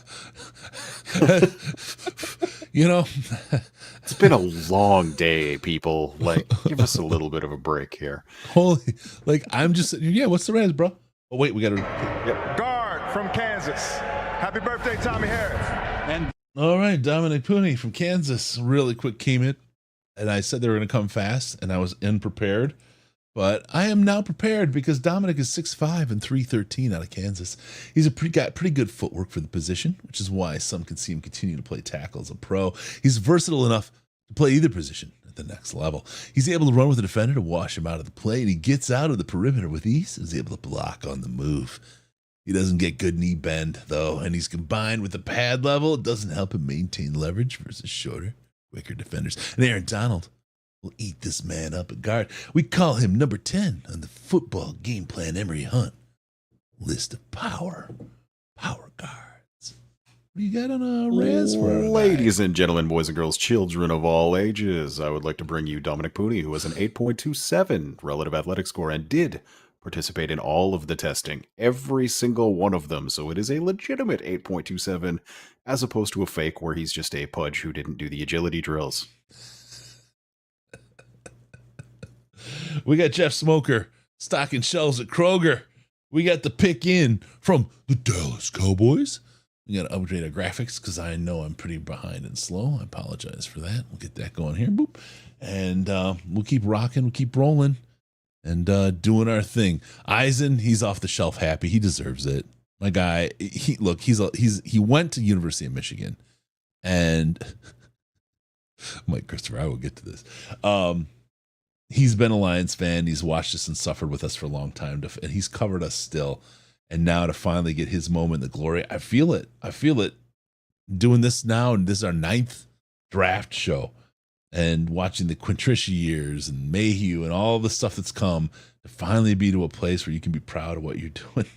I mean, you can be proud of what you're doing, but the team sucks. Now you can be proud of what you're doing and have a good team and kind of get those feels. It's a special place. So, Mike Christopher, once you understand the Falcons are drafting a fantasy football team, their strategy makes perfect sense. Are you in line now? Do you understand, Ash? They're doing a fantasy team. I think maybe it makes a whole lot of sense, and maybe you were a little quick to condemn. I think I could beat them at fantasy football, too.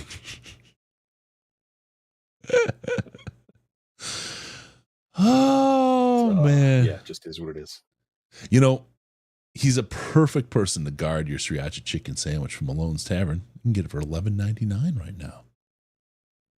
I am not, because I would just eat that sandwich. Because that sandwich sounds delicious. He's going to protect it for you while you eat it. What are you thinking for the Lions' next draft need? I'm going offensive line or defensive line. I'm in the trench. I'm in the pit. Ash? Yeah, the problem is this draft just sucks. Yeah. At all of those spots, like interior defensive line, there are some guys that are left. Like Emery's number 1 nose tackle is still out there. And don't you hear me talking positional value, though? I'm talking about drafting a position. I told Brad, look, we need to draft a position. And you know what he told me? You better back the fuck up out my face, goddammit. I'm from Detroit, Michigan. Don't play with me. I evidently don't draft positions here, so I don't know. So if you guys are ever like, why is Ash such a jerk? Just remember that I'm a lot nicer than Brad Holmes. You can play with Ash. You can play with him. Yeah. Malone's. I'm not going to say that to you. Amazing positional value at Malone's. Absolutely 100%. Right there in Warren, positional value. They got the low inflation pricing on the food. I mean, very, very honestly, all the fun aside, Malone's is a freaking economical place to eat, man. Their menu is fire for somebody looking for good food. Yeah. I can't wait to like get over there. A full slap of baby back ribs, hand rub with the house spices, and then slow cooked with a glaze of barbecue sauce for only $26.99. And it comes with 2 sides, man. And so you could get, like, let's say you're trying to eat a little healthy, and these ribs are kind of your decadent thing, but you want to keep everything else nice and tight. You can get that homemade coleslaw at no additional charge. And you can get yourself a cup soup of the day if you want to go weird with it. You know what I mean? Yeah. Like if you want to say dip your ribs in the cup soup. I think I'm just going for the bear claw, man. Anymore. I'm going for the bear claw in that one, right? You can walk out of there. You're in and out for just over $30, man. I can't even go to McDonald's in Florida for $30. I was gonna say, let's just quit with the healthy shit and say you can walk out of there getting fatter for $20 and full. Yeah. Full, easy. fat, satisfied, and happy for $20. That's a heck of a place to be, man. Like, Malone's. If you're not thirsty, $15 gets you in and out with a burger and fries, and you're good to go. Yeah. Mike says Malone's could hire us to be their entire marketing department for free if they played their cards right. They could. Let's get this pick on there. Giving me this opportunity to represent them tonight. Chad Hennings. But I'm going to defer this honor to my son Chase to announce the 3rd round draft selection. Chase is back. with the 87th pick in the 2024 NFL Draft. The Definitely earned the right to be Dallas here. Cowboys select Maris His name shouldn't be chased. Leufau, linebacker, Notre Dame. Maris Leufau from Notre Dame. Okay. This is the part where like nothing is off limits just because nobody gets a break. I don't know. All right, let's talk about Maris Leufau, 6'2", 234 from Notre Dame. Love how he leverages the ball as he's working downhill. Puts a ton of strain on the ball carrier. Keep in mind, when I say something horrible like that, I'm actually 2 minutes behind, so I actually hadn't seen the visual of what I was talking about there. I'm not actually that horrible of a person. Don't leave me on a hill alone over here, buddy. It's the ability to duly apply pressure. That's the strain he's putting in there. He's a good blitzer, and he blitzes with a purpose. He's some ability to bend corner and run the hoop around potential blockers. And I'll tell you what else. If he's going to get better in this game, I'd like to see his pad level come down to a more natural level. He's got a tendency to play his height. That can take away from his fluidity when he's tasked with changing directions on the fly. Number 6, outside linebacker Sam on Emory's football game plan draft guide. All right. Unofficial pro day dates or numbers is all we have here for the relative athletic score. A ton tomorrow, 5.58. No nonsense is With the up. 88th pick in the 2024 NFL Draft, the Green Bay Packers select Marshawn Lloyd, running back, USC. All right, there you go. All right, sorry about that. Go ahead and finish up there, and we'll get to Marshawn Lloyd here. Let's just skip on to Marshawn Lloyd, my friend. There wasn't really much left to say. It's 5.58 RAS for Mr. Leufau from Notre Dame. All right. Did all the tests. It was all unofficial pro day stuff, though, so we have no idea if these numbers are actually accurate. We know they're bullshit. Marshawn Lloyd, 5'9", 210 out of USC. He's the number 2 running back for Emory on football game plan. He's got true fluidity to his running style and game. His cuts, his moves, and his reads coincide with the offensive line. And he's able to find a nice piece of open grass. He's very much an underrated player in the passing game, above average downfield route runner. His pass pro is going to need some technical refinement. And at times he tends to be a bit too eager to the line of scrimmage, leaving himself susceptible to whiffing on the block. Number 2, FBGP, running back Emory Hunt. 8.92 relative athletic score featuring a 4.48 40 time and a bunch of other very average things. Short, stocky. I like this guy. Like, really good hands for a running back. We're not going to enjoy that aspect of him. Pick is in. Mrs. No Nonsense is back. I can't F around, man. She's here, and she's going to slap my shit silly if we don't get the pick. So here we go. With the 89th pick in the 2024 NFL Draft, the Tampa Bay Buccaneers select Tyke Smith, defensive back, Georgia. All right. Mr. Tyke Smith from Georgia. Maybe I do better. Sorry. So getting a little cocky here and didn't work out. Tyke Smith. What do we got from Tyke Smith? Well, we got a lot going on. He's 5'9", 202 out of Georgia. He's a good all-around football player, does an excellent job as a slot and alley defender. He's going to do his job to secure the perimeter defense. He's solid in short zone, where he excels as a matchup zone defender. He's able to stay in the hip pocket of the receiver in man coverage and effectively pass guys off in zone. He's better in like a top-down situation, but as getting deeper downfield, he becomes less and less comfortable in coverage. So he gets a little bit exposed on that deep coverage. He's number 11 in the combo safety bracket for football game plan, also known as Emory Hunt. There you go, brother. Handing to you. He is a 7.17 relative athletic score with a 4.46 40. Yeah, kind of a linear athlete, not super explosive, just a guy at this point in the draft. That's sort of where we are. Yeah. Like I remember watching his tape. I don't remember anything specifically good popping out about him. He's a smaller Brian Branch, Wells says. Oh, wow. Yeah, I guess. Is he smaller? How tall is Brian Branch? I don't even remember. Is he 6 feet, 6'1"? Oh, he is 5'9". Tyke Smith. Oh, we got another pick. Boston College. Elijah Jones, cornerback of Boston College. She is not fucking around, dude. She is just out and kicks it. And if you're not looking, you miss it. Elijah Jones, cornerback of Boston College, goes to the AZ Cardinals. A to Z. They've had a good draft, actually. The Cardinals have this year. This is not what I am used to from that team. It's a different world. Do you get the feeling she's really angry that she's doing this right now? Like this was not supposed to be her gig and it just sort of got passed off to her? Oh, that's interesting. She's just coming out here, spitting it out, looking frustrated, and she looks like angry when she's walking away from the podium. It could be. It could be. I think I was getting like a sense like she's like a no nonsense like Keith Peterson in UFC when he's calling a match. That's it. There's no, there ain't no bullshit. It is what it is, and that's it. Like I'm coming out. I got no one to shout out. I'm not shouting out at you. Shut up. I'm making the call and I'm moving out. Right. I didn't get you as angry, but maybe. I think she's a power forward. All right. That's where we're at, everybody. Here we go. Like, how mad do you think the lady who's coming out here is? That's our draft discourse. That's the big take, right? That's the big take right now. All right, here we are. We are now on pick 91, Green Bay Packers. The Packers are in. 9 picks left. If we don't count this one, it's 8 picks left. Packers pick is coming up. It's coming up after the commercials. I'll probably do a quick run again on the picks from there. Let's talk about what we have so far. Lions have not moved up. The question now is this the Lions I mean, they've got 2 cornerbacks. They have not touched the rest of the team. That's obviously a little bit of a question mark. It's especially with the picks that still remain available.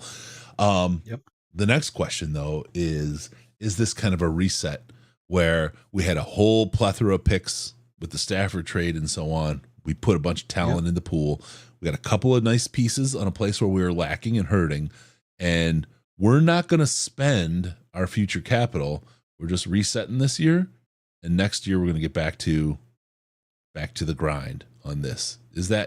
Are we going to accept the talent gap or talent growth gap this year? And I have to ask my cap guru, Mr. Ash, how much is that is forced by the contracts we've signed right now, or might sign with the Jared Goff contract? Is this the space where we're not going to take a whole bunch of talent? I don't feel like draft talent is where it's at, though. That's going to break our cap. So let me give you the mic and let you spin.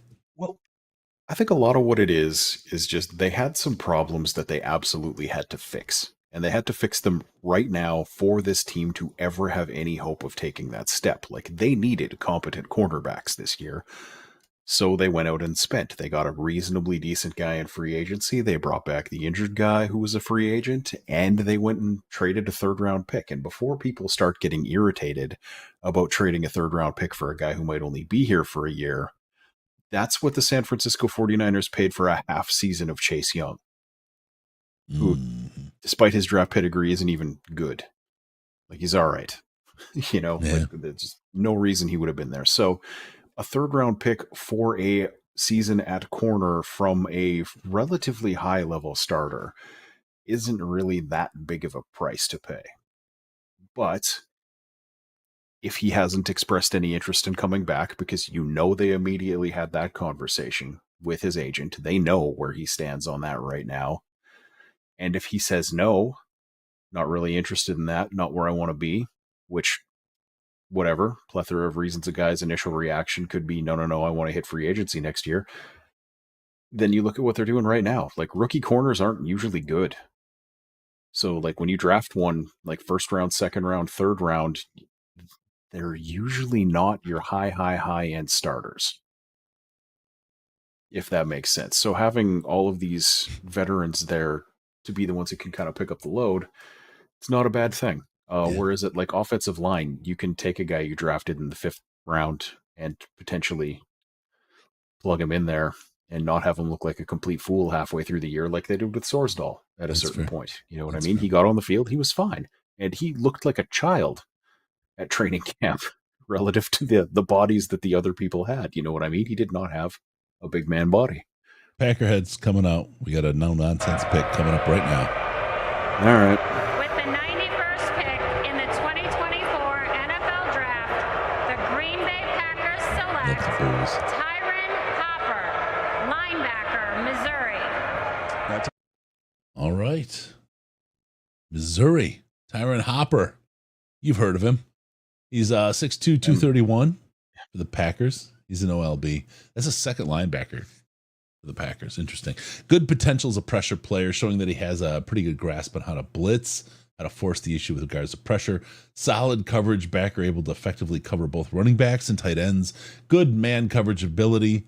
Fluidly able to turn and run with both. Would like to see him be much more assertive, though, in getting his run fits. Too often he seems sort of ride the wave, but not setting a physical edge or a roadblock, and ends up getting blocked further down the field. Number 16 for Football Game Plan, Emery, as a Sam outside linebacker. Yeah, and 7.38 relative athletic score. He is probably their slowest linebacker that they have on their roster at a 4.68 40, but he may be kind of their best coverage guy in terms of dealing with tight ends down the field, despite the fact he's 6'1.5", basically. Guy jumps out of his shoes. No nonsense rolling in. Tampon Bay is about to make a pick. Let's see what they have to say for us. We'll get to it right now. So they're going to catch it. With the 92nd pick in the 2024 NFL Draft, the Tampa Bay Buccaneers select Jalen McMillan, wide receiver, Washington. All right. Jalen McMillan, wide receiver out of Washington, 6 foot, 192. Good route runner, both from an individual standpoint and from a schematic standpoint. He knows how to get himself open and his fellow teammates. Whatever the hell that means. He's dependable option as a slot receiver, soft hands, and the ability to comfortably catch the ball away from his body.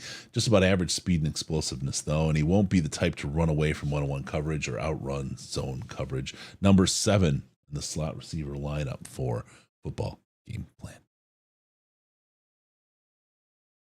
9.33 relative athletic score, 4.47 40, 37-inch vertical, 10'7" broad jump. Explosive guy, not as polished as the other two Washington wide receivers, but he's still a very useful player. Like Tampa's going to be pretty happy with this. Yeah, he fits well. We're on pick 93 for Baltimore right now. Baltimore is on the clock, out of 100 for the rest of the evening. We will continue to watch what's going on and see if there are any player pressers that pop up, because we got you if there are. In the meantime, we've got just the draft left. Jalen McMillan just went to the Tampa Bay Buccaneers. The pick is in at 93 for the Baltimore Ravens. We have to be careful. If Mrs. No Nonsense is rolling out, she will be here quick and slap us down with this pick and move on.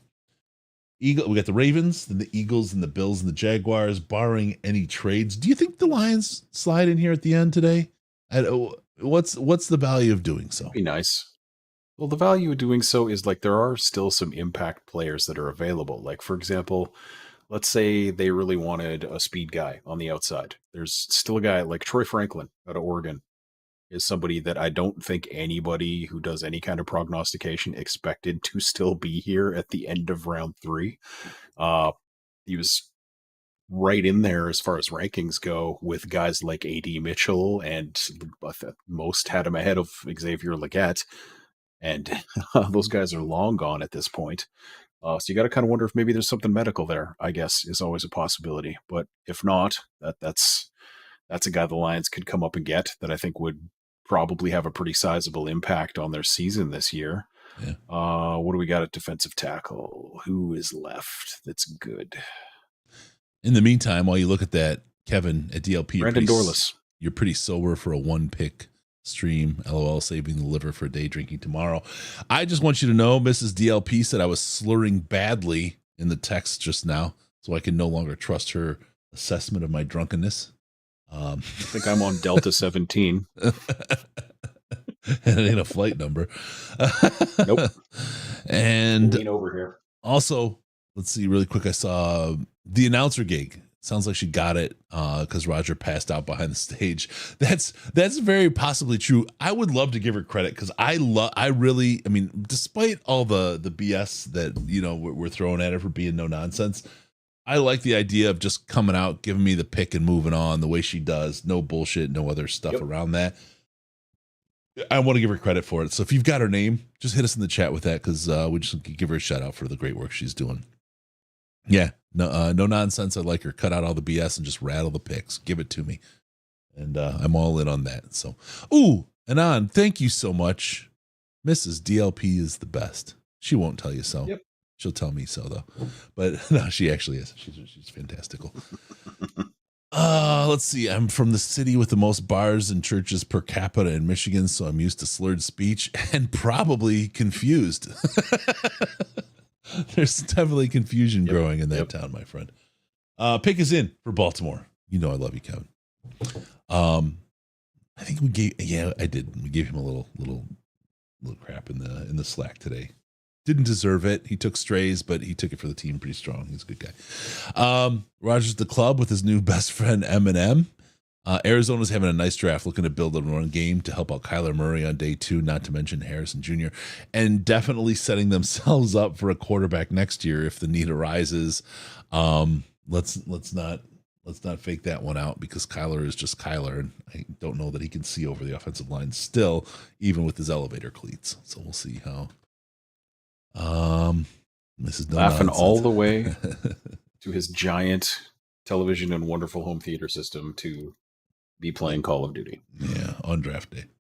Or was it Fortnite with him? I don't remember. Which game? Probably Fortnite because I think less of that than I do Call of Duty, but Call of Duty is gingerbread men jumping around now, so I can't even think that's a good game. Let's see what's going on here. We got the Ravens up. Detroit? What's up? Back up. I'm here with my sons, Sam, Max, and Colt. They were all born in Baltimore, and they were all raised to say one thing. What up, Doe? Steelers suck. Oh my goodness.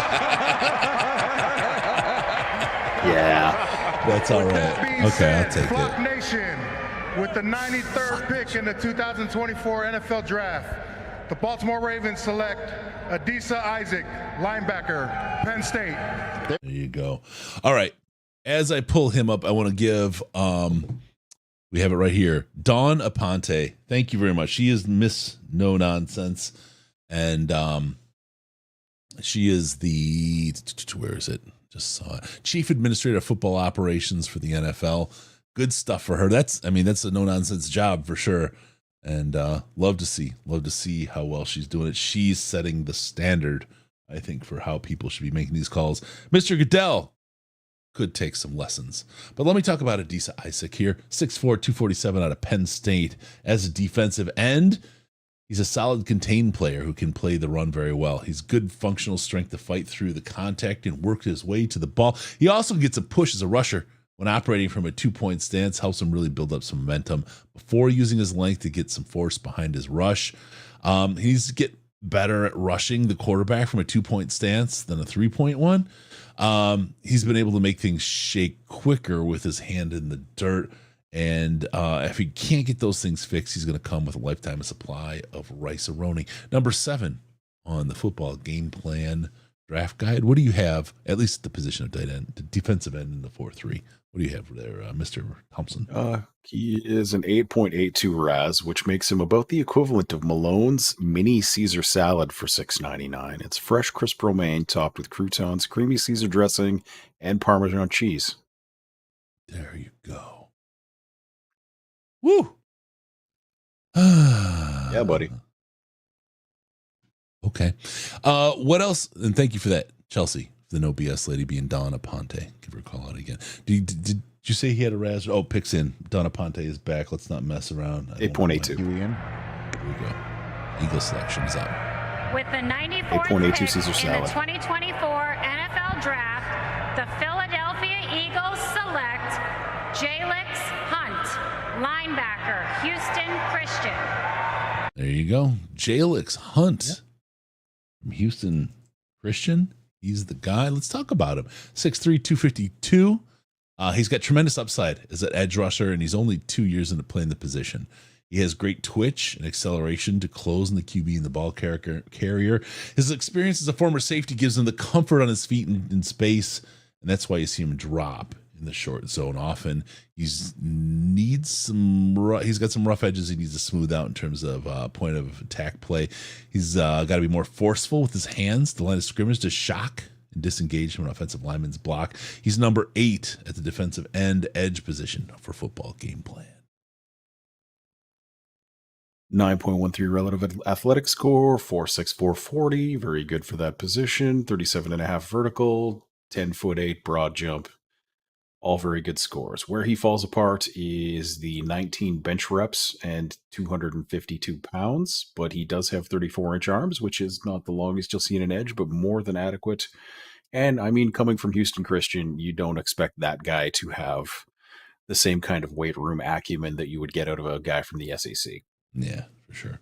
Pick is in. Donna Ponte is back. I love this. Pick 95. 5 left to go. Let's just get these done. Bam, bam, bam, bam, bam. In the 2024 NFL Draft, the Buffalo Bills select Dwayne Carter, defensive tackle, Duke. Dookie. Dwayne. Not a fan.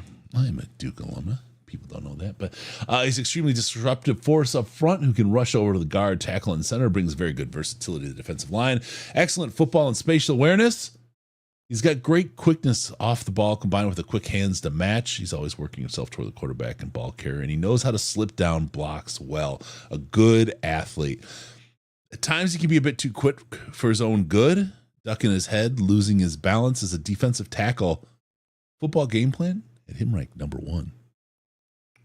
Really? Yes. Okay, so me and Emery disagree on this one because he wasn't even on my list of guys I thought the Lions should draft in the entire draft. Not looking at the game plan.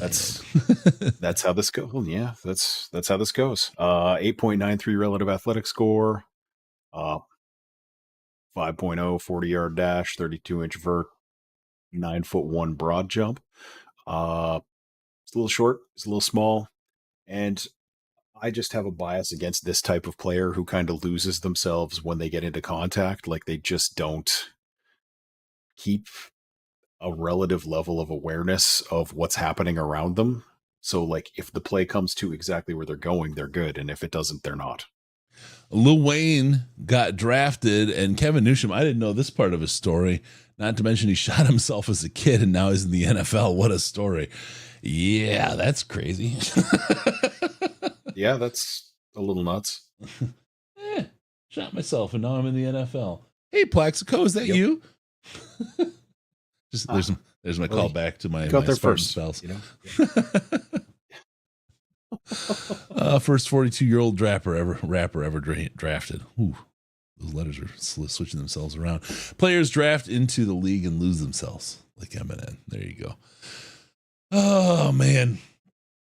We got the pick in from our friends in Jacksonville. So we'll see where that's going on. What's going on there. Let's get up to that stage. Let's get this thing over if we're not trading back into They're doing a commercial break. So we're probably going to hit 96, 97, maybe 98. And then we'll have a commercial break and do the last 2. I have a feeling they seem to be doing them in triples in a row. It's the worst. Now we got to talk about things.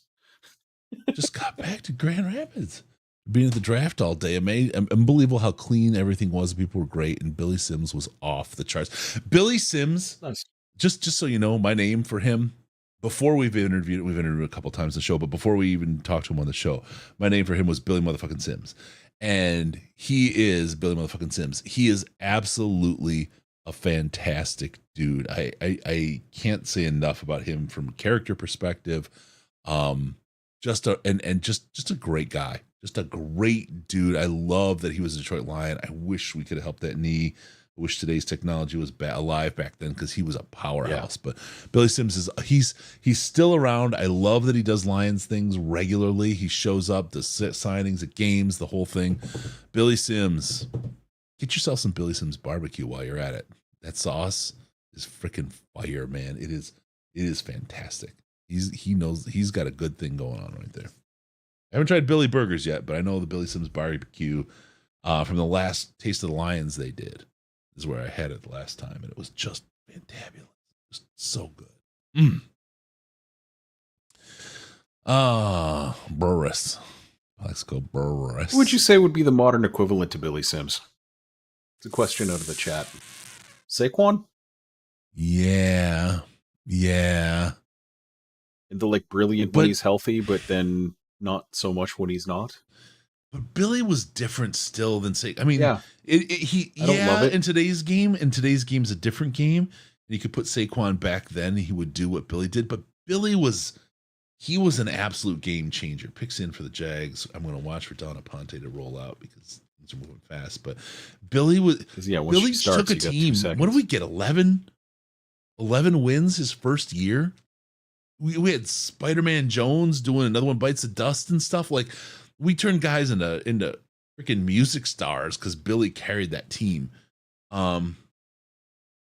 Yeah, God, he put that whole team on his shoulders. He absolutely did, and nobody expected it. Nobody expected what the Detroit Lions did when Billy came. It was something. He changed the entirety of what the Detroit Lions were. It was a different time. And it's not Donna Ponte. Yep. I will lament her not being here, but let's listen to what they have to say. With the 96th pick and the 2024 NFL James Draft, Stewart. I'm with the him. Jacksonville Jaguars select Jerrion Jones, defensive back, Florida State. There we go. Jerrion Jones out of Florida State coming in to our friends in Jacksonville. He did a good job. James Stewart was a beast for the Lions, and look what he's got there. Yep. Jerrion Jones, 6'1", 190, Florida State. Excellent total awareness and IQ. He sees the game from an all-22 perspective, and that doesn't mean he's sitting on the bench. He always understands what an offense is trying to do. He's a tremendous slot defender who can mirror and match in coverage, blitz with a purpose off the short corner, and also pass guys off effectively in zone. His hips aren't as fluid as you'd like to see, and it shows up when he has to suddenly change directions, and it affects his lateral agility. He was number 2 for slot corners for Emory at Football Game Plan. Pick is in for Cincinnati Bengals right now. What do you got for me on my RAS for Jerrion Jones out of Florida State? Disappeared. Why is this not up? Ooh, Noodle Swage, Monty Clark. Billy and Barry kind of similar? No. Yes, they were similar in that they were game changers, but they completely ran differently. Stylistically, no, yeah. Yeah, Billy would fuck a man up. That's all I can say. Look up Billy Sims. Billy was closer to like a Walter kick. Payton style. Yeah, you know? Like, yeah. Oh, we got another pick coming in. Deliver the blow if there was going to be one. I didn't train this guy. Jerrion Jones, 9.87 but I'll be res. proud to announce with the 97th pick in the 2024 NFL Draft, the Cincinnati Bengals select McKinley Jackson, nose tackle, Texas A&M. There you go, McKinley Jackson, a nose tackle out of Texas A&M. 6'1", 326, very good quickness and burst off the snap, and playing the nose, he's able to really get some knockback on the center. He's a naturally low center of gravity that gives him the leverage to walk a lineman back into the pocket. He's also very active with his hands, and he's able to steer, control, and disengage from blocks. He does a great job of using his hands and eyes to follow and pursue the ball. When I'm looking for things that he can do to get better, the technique he has for splitting double teams needs some polishing. Too often he's on the ground and can't quickly recover. Who can recover when they're on the ground? But he was Emory's number 1 nose tackle on Football Game Plan. One of my day 3 gems, relative athletic score of 3.52, which for those of you who were not here when we were discussing this earlier, when you're talking about nose tackles specifically, which is like the bigger defensive tackles, not 3 techniques, you need to basically make them a separate category and double the number for what it actually is. So this guy's a 3.52, which puts him at about like actually kind of around a 7. And that's not me saying that. That's Ken Platt putting that on Twitter about a week and a half ago. Yeah. Loved me some McKinley Jackson. Oh, this is a good one. Billy Sims was a better version of Josh Jacobs as far as current players. Billy was more shake and bake in the open field, but physical like Jacobs. Okay, that's closer. Yeah. That's a closer compare. Yeah. I don't know if there is a guy right now. You know, like there have been guys since then that you could point to that kind of ran this way, but like they tend to have short careers. Yeah. You know? Yeah. Like it's when you're inviting contact and you're not huge, it tends to not work out for a super long time. Okay. With modern medicine. Peter Van Lerhoven, he's still here. Love you, Peter. Thanks for hanging with us. Only 65 picks away from our next selection. It's coming up so fast. I was right. Oh, no, I was wrong. It was 2, and we'll probably do the last 3 picks now. On the clock, Pittsburgh Steelers.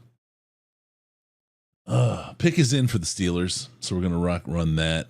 JP followed by the Los Angeles Rams. And finishing off with the Washington Foreskins. Commanders. Yeah, Commanders. There you go. Yep.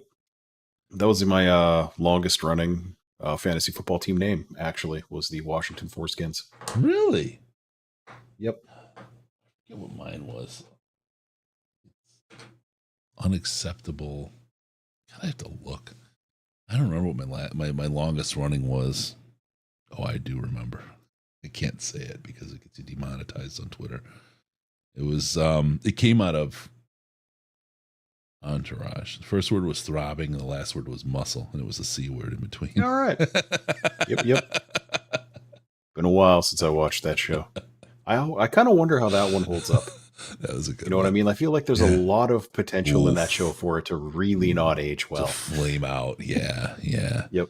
But that sea muscle is such a great insult. I mean, because it sticks. Yep. You know what I mean? I'll have to use that one. 100%. You know, it's interesting because like I threw on some Billy Sims clips because I did kind of want to try to come up with a modern equivalent. And I think the black jerseys are actually like a really good combination of those like Billy Sims blue jerseys. And then also kind of the Millen era. If you get what I'm saying, like with those like sweet silver numbers that they had on there. When they were looking at the history of the team, I think that's kind of the vibe that you got there. Yeah. And Detroit versus everybody says you guys are losing it, haha. And yeah, bro, we are cooked. Yeah, do this. You know, do this 2 days for 8 hours in a row. It's good. And 24 hours once a year. Yeah. All right. All right. Pittsburgh Rams and Washington Turd Balls are left. I can't call them that for much longer. They're doing it. They seem to be turning it around a little bit, but every now and then they pull out the dipstick and you say, "Oh yeah, it's all the same." Here we go. Donna Pontes. They drafted Roman Wilson. She's not messing around.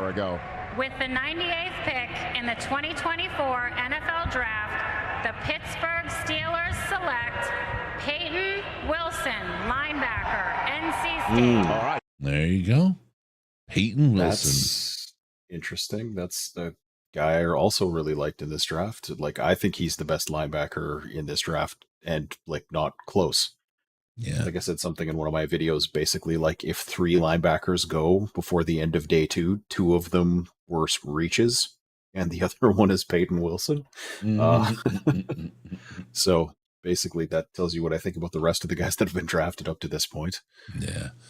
Peyton Wilson, 6'4", 233 out of North Carolina State. Tremendous athlete and athleticism. Can float between all 3 backer spots and play him well. He's excellent sideline to sideline speed and acceleration. And he closes from anywhere. Very good football IQ and eyes. Does a great job of sifting through the trash, scraping across gaps to find the ball. He also has an extensive injury history, having missed the entire seasons multiple times. Number 1 on the OLB, WLB positional rank for football game plan. Yeah. And like I said, he was my number 1 guy. Relative athletic score of 9.81, 4.43 speed, vertical jump of 34.5 inches, 9'11" broad. The reason he fell this far is that his injury history is extremely problematic.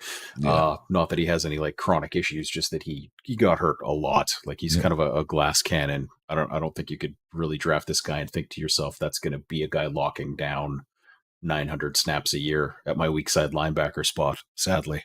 Here's some good stuff. Come on. Dawn has to step over a drunk Goodell every time she comes out. No, she's leaping over him. She's at Speedster because she's coming out again. Yep. She was a track star. Dre Bly played for my uncle's softball team in Northville. If you took a nap back, with the 99th just showed up pick in the 2024 NFL Draft, the Los Angeles Rams select Cameron Kinchins, defensive back, Miami. There you go. Cameron Kinchins, defensive back. There you go, man. It feels like we're on day 3 already, doesn't it? Yep. All right, Cameron Kinchins, 5'11", 203 out of Miami, the Hurricanes. He's got a terrific first step and burst when he's triggering downhill to close on a receiver. He can really shrink the space between and make a play on the ball. He's a solid blitzer from any part of the field, and he shows that he has the closing speed to get home. He's a bit tight athletically, not an overly fluid mover, which takes away a bit from his center field ability to get from the middle of the field to the sideline. He's more of a split safety kind of guy. For a free safety, he's ranked number 4 overall by Football Game Plan. Interesting. His athletic testing is terrible. Relative athletic score of 2.11.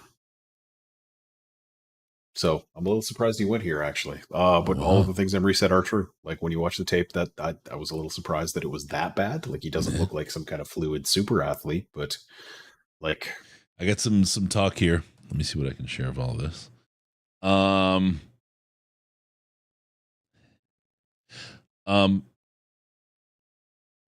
Let me just say I can't. Shit. I wanted to give something from that, but I can't because that's gonna burn sources. Yep. Okay. As it happens. Speedy Pick Lady has Stephanie McMahon vibes. Yeah, that's because I'm not actually watching the video. That voice is the exact same voice. You're not wrong, Mike Landry. Yeah. Yeah, speed bingo for day 3. That's one of the reasons we don't do day 3. We get done with this and I'm like, I'm kind of burnt. But then day 3 hits. I'm like, man, I wish I was doing it.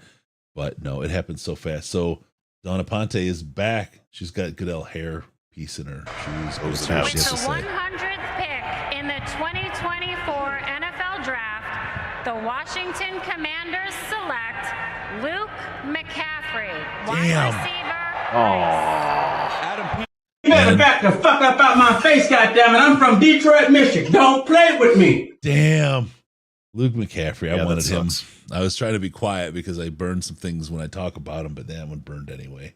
I like him. He's another one, JPJ. He was another one that would just roll up to us in the halls of the Senior Bowl. Hey guys, what's going like, and would just talk. He was such a good kid, man. Just so good. Yep.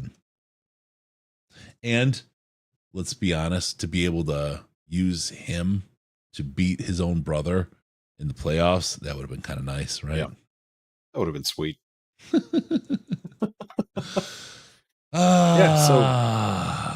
Man. Interesting. There's a bunch of guys that are available that I really didn't think would be at this point in the draft. Yeah, real.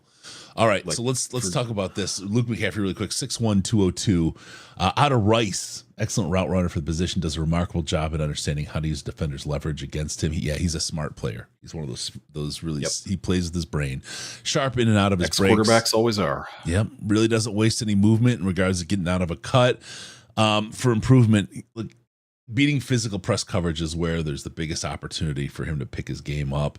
He was number 10 in Emery's look at wide receivers at the flanker position. So there you go.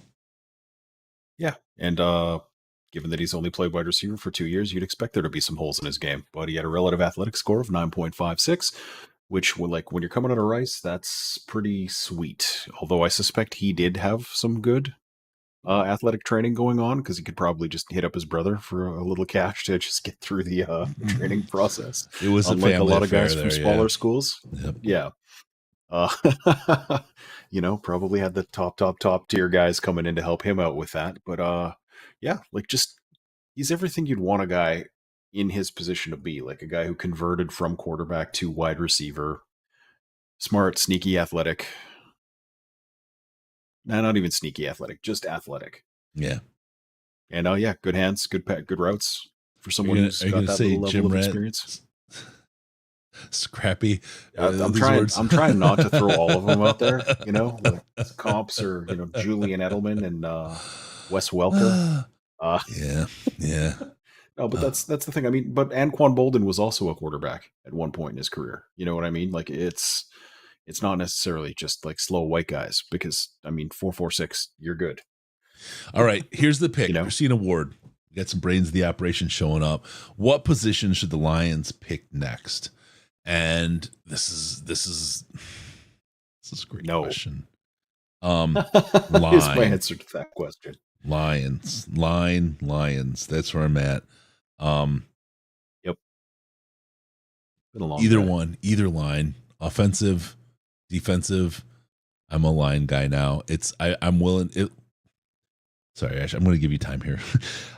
There's okay, brother. There's The picks are done. We're good now. Yeah, there's just not. Again, we've talked about it.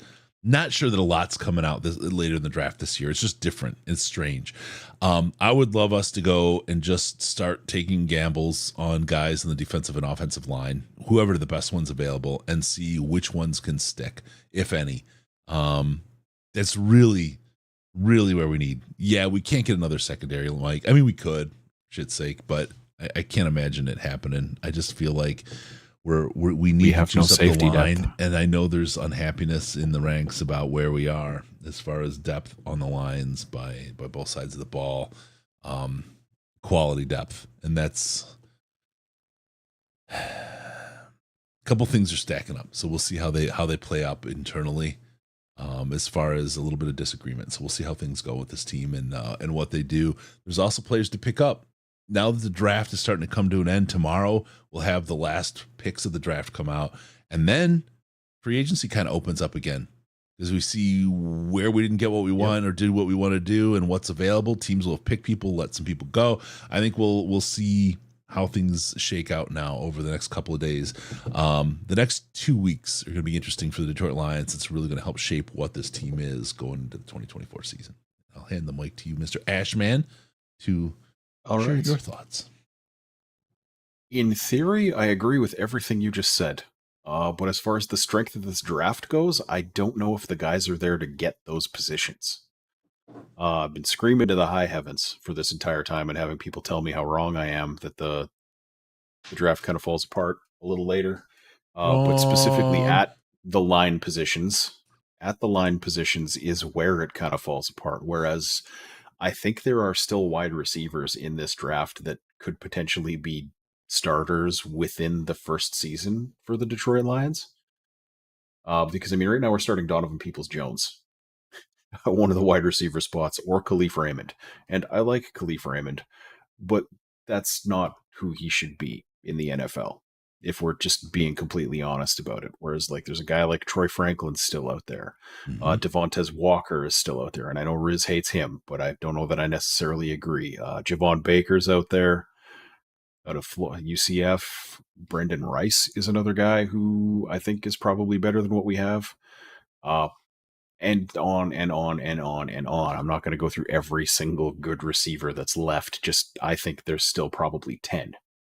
And I don't think there's another position in this draft, except maybe corner, which I'm really hoping we don't take any more of those. Yeah, I think we're covered at this point. It's the two strengths of this draft. You know what I mean? Are sadly not things we desperately needed. But there's just a lot of guys left, man, at other positions. Whereas I think like there's still some offensive tackles I kind of like, but in terms of guards, there's basically two. So I don't even know if they're going to be there when we're picking again, unless we're coming up for them.